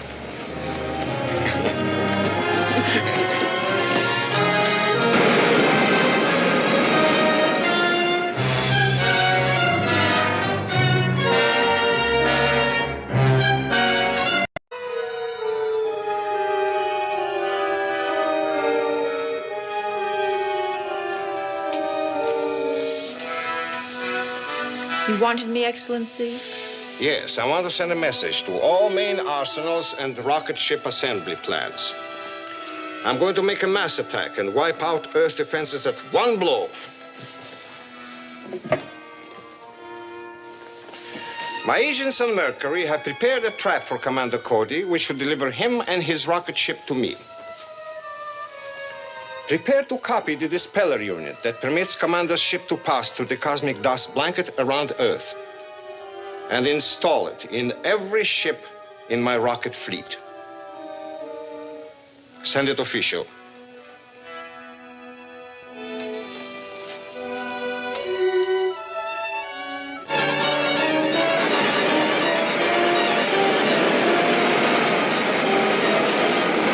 Narcos calling the ruler. Narcos calling the ruler. Come in, Narcos. Did you get Commando and his rocket? Yes, Your Excellency. We're in the rocket now, but we haven't been able to figure out the control system. Then wait. We can't risk damaging that ship. I'll go to Mercury and fly it myself. Very well, Your Excellency. This field is too short for your rockets to land safely, so I suggest you land at coordinates N36 and W171. There's a road between the fields, and it's only a short distance. Very well. I'll take off at once. But guard that ship carefully until I get there. Yes, sir.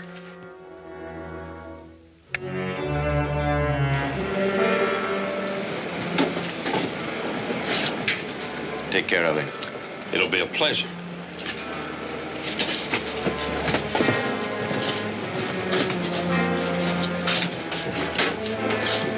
Watch him. Calling CC-37.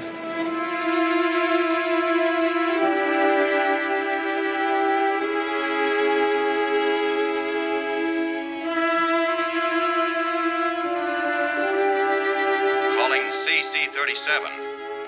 Come in, Commando. Has the ruler invaded Mercury yet? We're not sure yet. Some of his men are here, but I haven't been able to tell if they're just raiders or part of an invasion force. Have you seen any of the Mercurian leaders? No. Apparently, the only Mercurians left here are hiding in the hills. We're cruising above Mercury now. I'm going to land again and see if we can locate them. They should be able to tell us the true story. But first, I'm going to try to capture the ruler. What? We walked into an ambush here. Our ship was captured, but we got it back and took 3 prisoners. Under threat of turning them over to the Queen of the Mercurians. They radioed the ruler that his ambush had been successful. He's on his way to Mercury now to fly my ship back to his planet. I see. But suppose this doesn't work out, Commando. Suppose he does get your rocket. It's a calculated risk, Mr. Henderson. Also a chance to stop the ruler once and for all. It should work. Well, all right. Good luck, Commando. You'll need it. On that we agree. Over and out. Land again, Dick. The same place. Okay, Commando.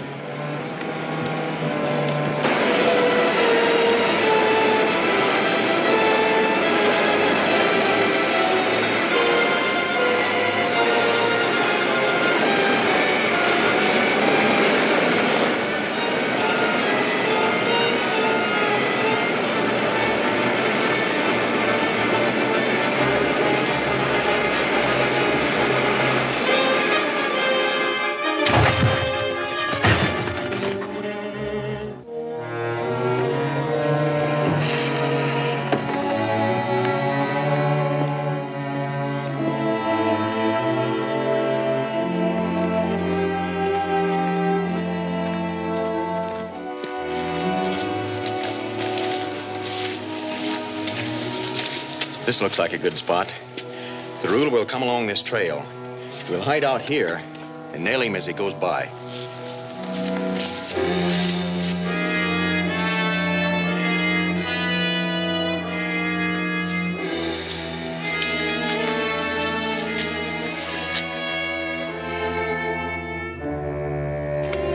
I hope we don't have to wait too long. I'm worried about our prisoners. I'm afraid they may break loose and try to steal our ship again. No danger of that.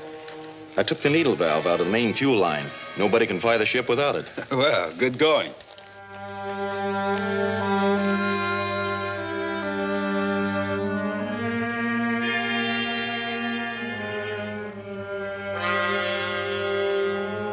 Now! Wait, Mercurians. We're your friends. You're our prisoners.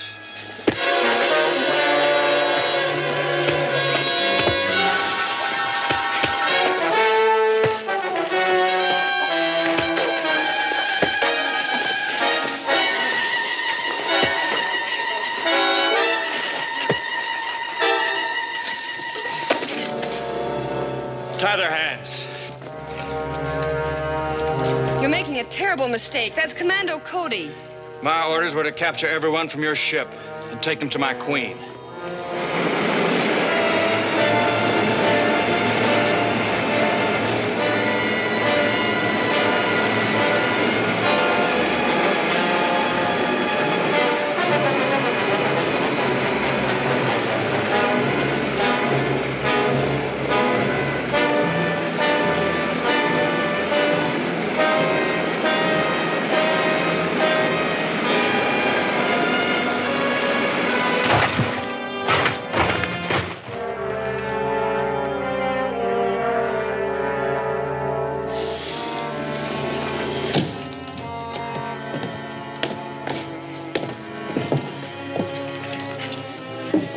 As soon as I get Commando's rocket ready to take off, I'll radio you and we'll take both ships back together. Yes, Excellency.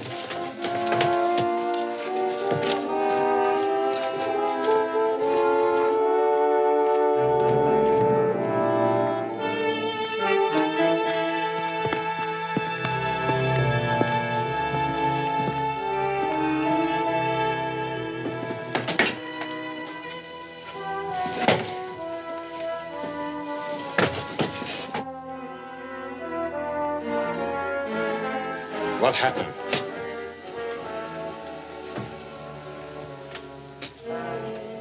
Speak up. Cody tricked us, Your Excellency. We thought we'd killed him, but just after we called you, he and his men sneaked back and captured us. Where are they now? They went out to try to contact the Mercurians. Release them.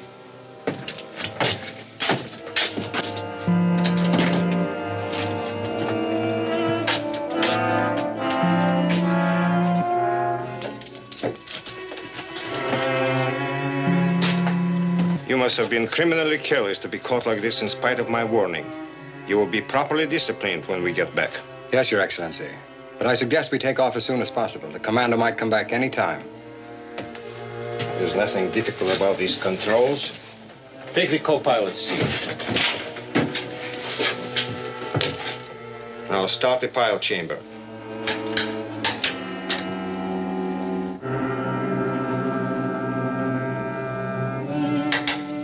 We're getting no pressure in the fuel line, Your Excellency. So I see.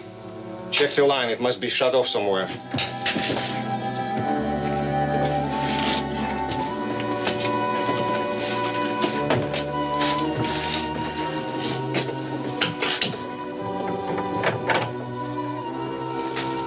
The line's been shut off at the pilot chamber. The needle valve's been taken out. I have a spare on my ship that might work.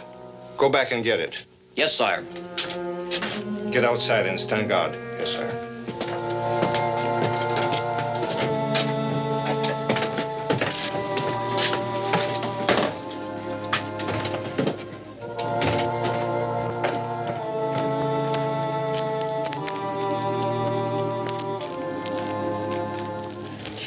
I must apologize for this mistake, Commando Cody.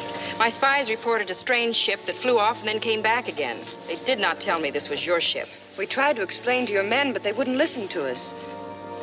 They took their orders a little too literally. You see, they're soldiers, the only attendants I have left, since the ruler captured our capital and drove us into the hills. I hope this won't upset your plans too much. Well, there's still time. The ruler must have reached my ship by now, but he can't start it. We should be able to catch them there. My men will be glad to help you, although, as you can see, we only have one ray gun left. We'll be glad of their help anyway. I'll fly on ahead. You and the others get there as fast as you can. Right. Come on.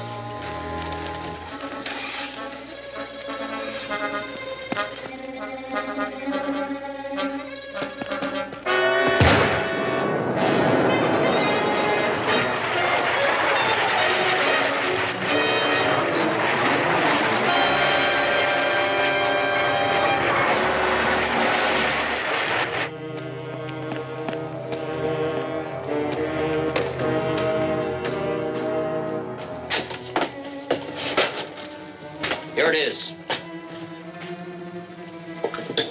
It will do. Connect it in a line. Stand guard with the others. Yes, sir.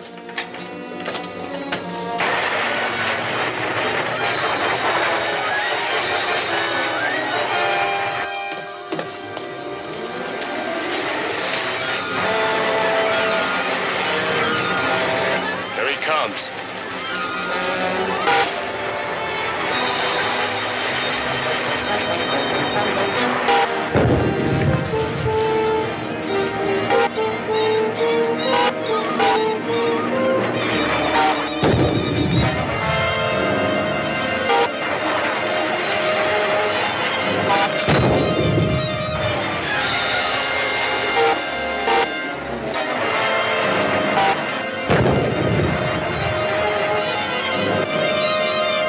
Get back to the ship.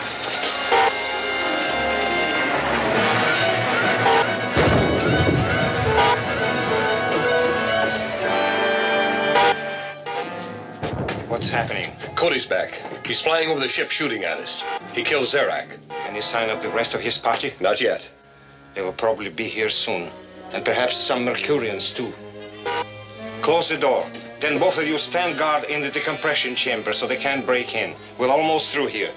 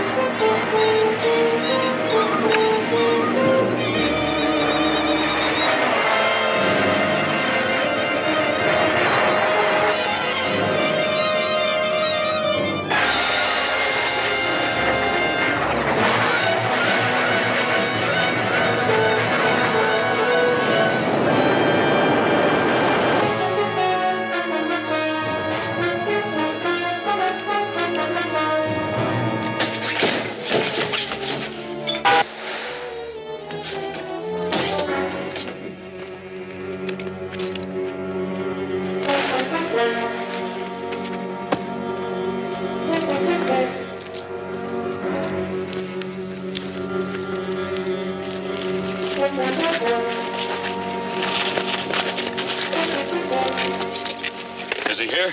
He must be. Our prisoners were loose. They went inside and shut the door, and I started shooting at them. How about the hatch? I tried that. They're guarding it. Well, at least we got them stopped. They can't start the ship, and we can keep them from getting out. But they've got enough supplies in there to last them a month. Yes, and we never know when some more of the ruler's men may show up. Has your queen got any kind of gas we can use against them? Yes, sir. We have a small supply in our camp. But how can you get it into the ship? We'll burn a small hole in the hull with a ray pistol and patch it up later. Go get that gas and hurry back here as fast as you can. Yes, sir.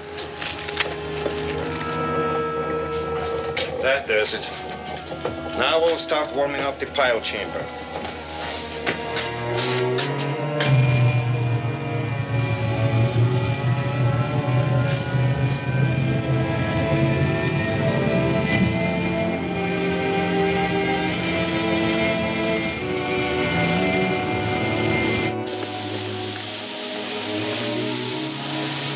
Hey, they started the pile chamber.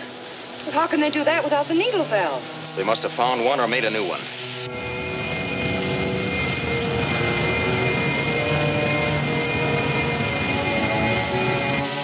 gets away with that rocket, nothing can stop him from taking over the whole universe. But he won't get away with it. I can plug that exhaust vent.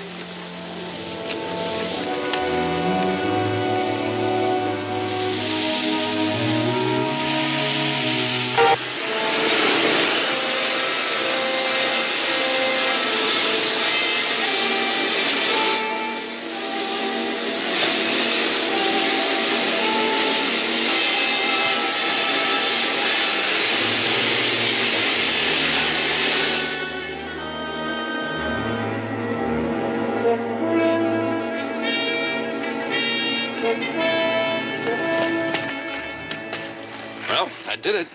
Yes, but I hope they notice it before the chamber blows up. That at least would take care of the ruler. And leave us stranded a long way from home. Now we should be able to take off in a few minutes. The exhaust line sprung the leak. Check the pressure. It's over 2,400. It's still going out. Shut it off quick. We'll be blown to bits. What could have caused that? Something or someone plugged the exhaust vent through the hull. Can we fix it? Not without going outside.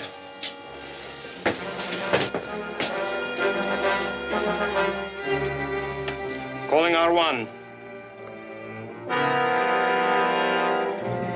Calling R1. Yes, Excellency? Cody has stopped our takeoff. Fly over and blast him and his men with your ray gun. Yes, sir. Then report to me here. That is all. Ready?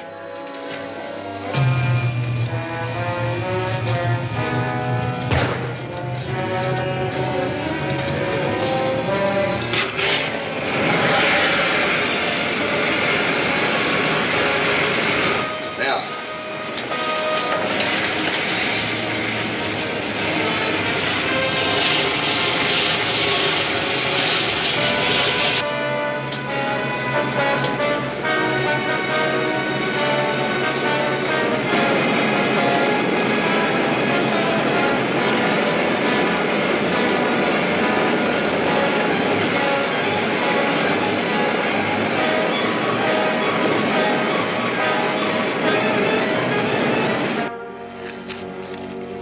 Here he comes. I'll handle the gas. The rest of you...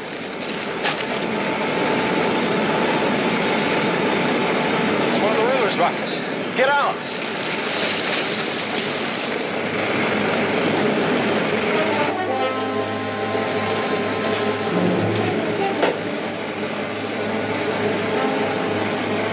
There they are on the rocks near the ship. And the ray gun, blast them.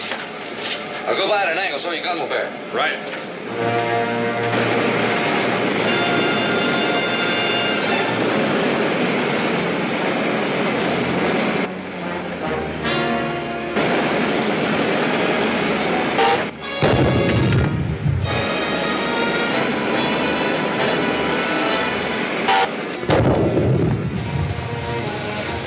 Over there, quick!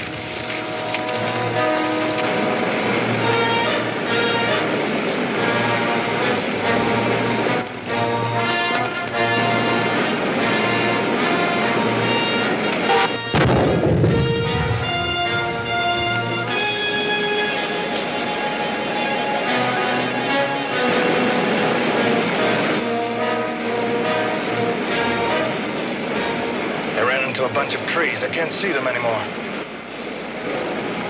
A couple of bombs will fix that. Come on down.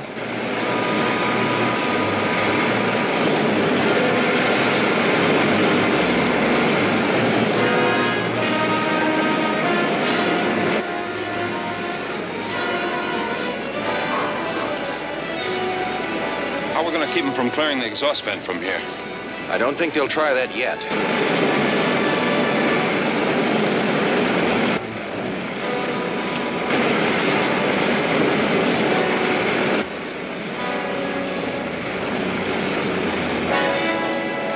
Coming in. Ready here.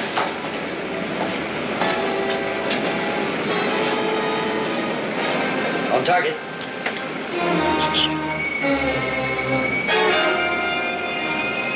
Bomb, get out!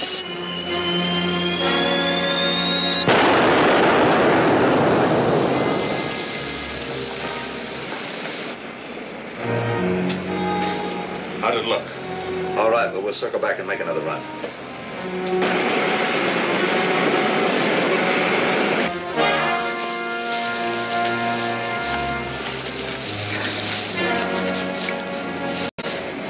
Now what? I'll try to stop that other rocket.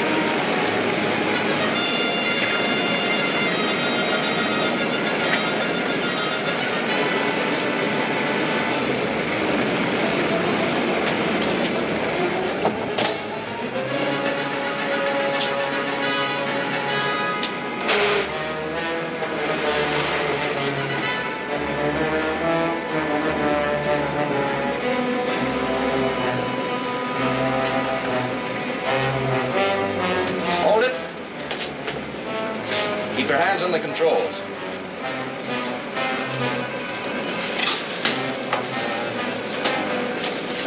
Sit down.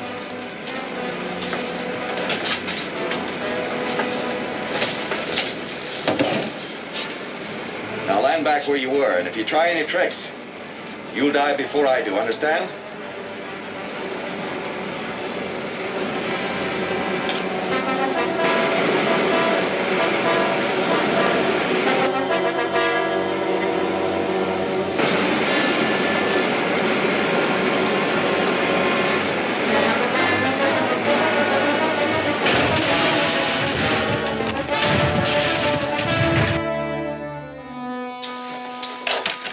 Get up and... Calling R1. Calling R1. Is that your call? Yes. Answer it. Well, what'll I say? I'll let you know. But if you give me away... Yes, Excellency? Did you drive off Cody's men? Yes, sire. We just landed again. Good. Get over here as fast as you can. And bring an electrothermal torch. Yes, sire.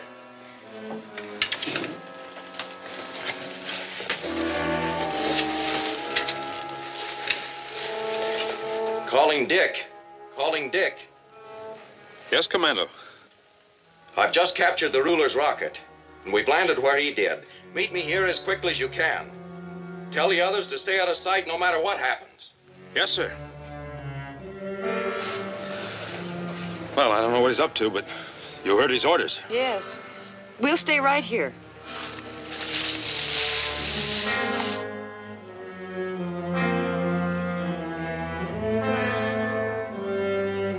Do you see anyone? No, sire. I think they've gone. Then I'm going outside to take a look at that vent.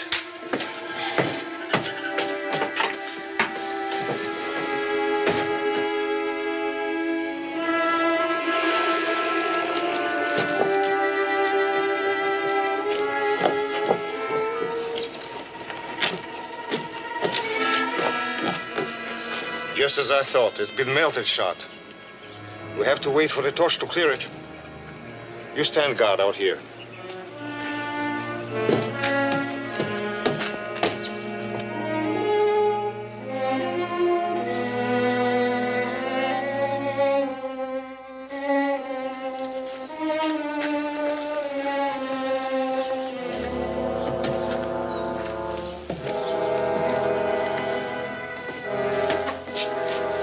Well, looks like the situation's under control. Yes, we finally got a break. Take off those uniforms. Hurry up.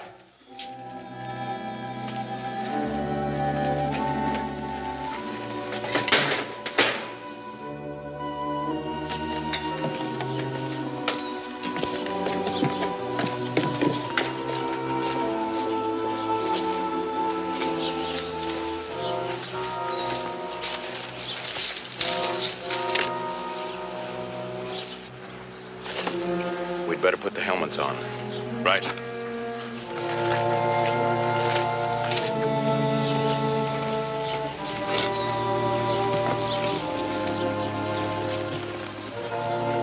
Here they come now.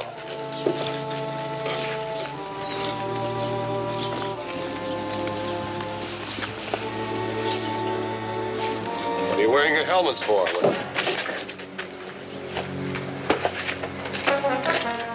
Go in ahead of us.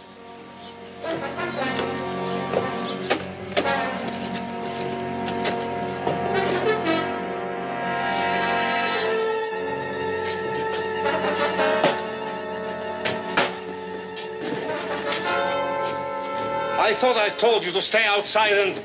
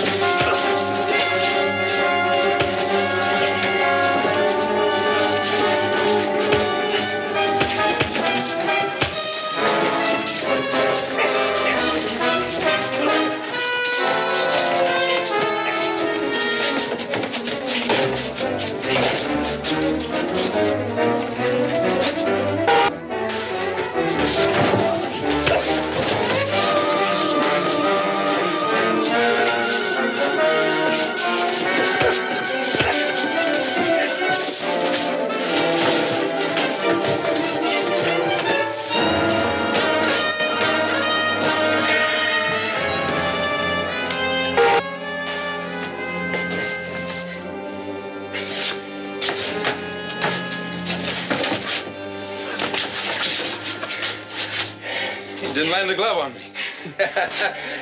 Oh.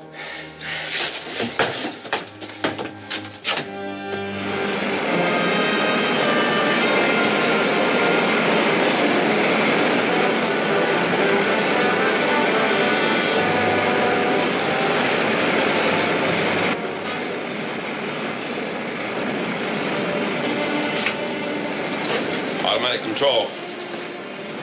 Am I to be kept here chained like a slave? Why, you're lucky. Don't you know what usually happens to would-be dictators like you?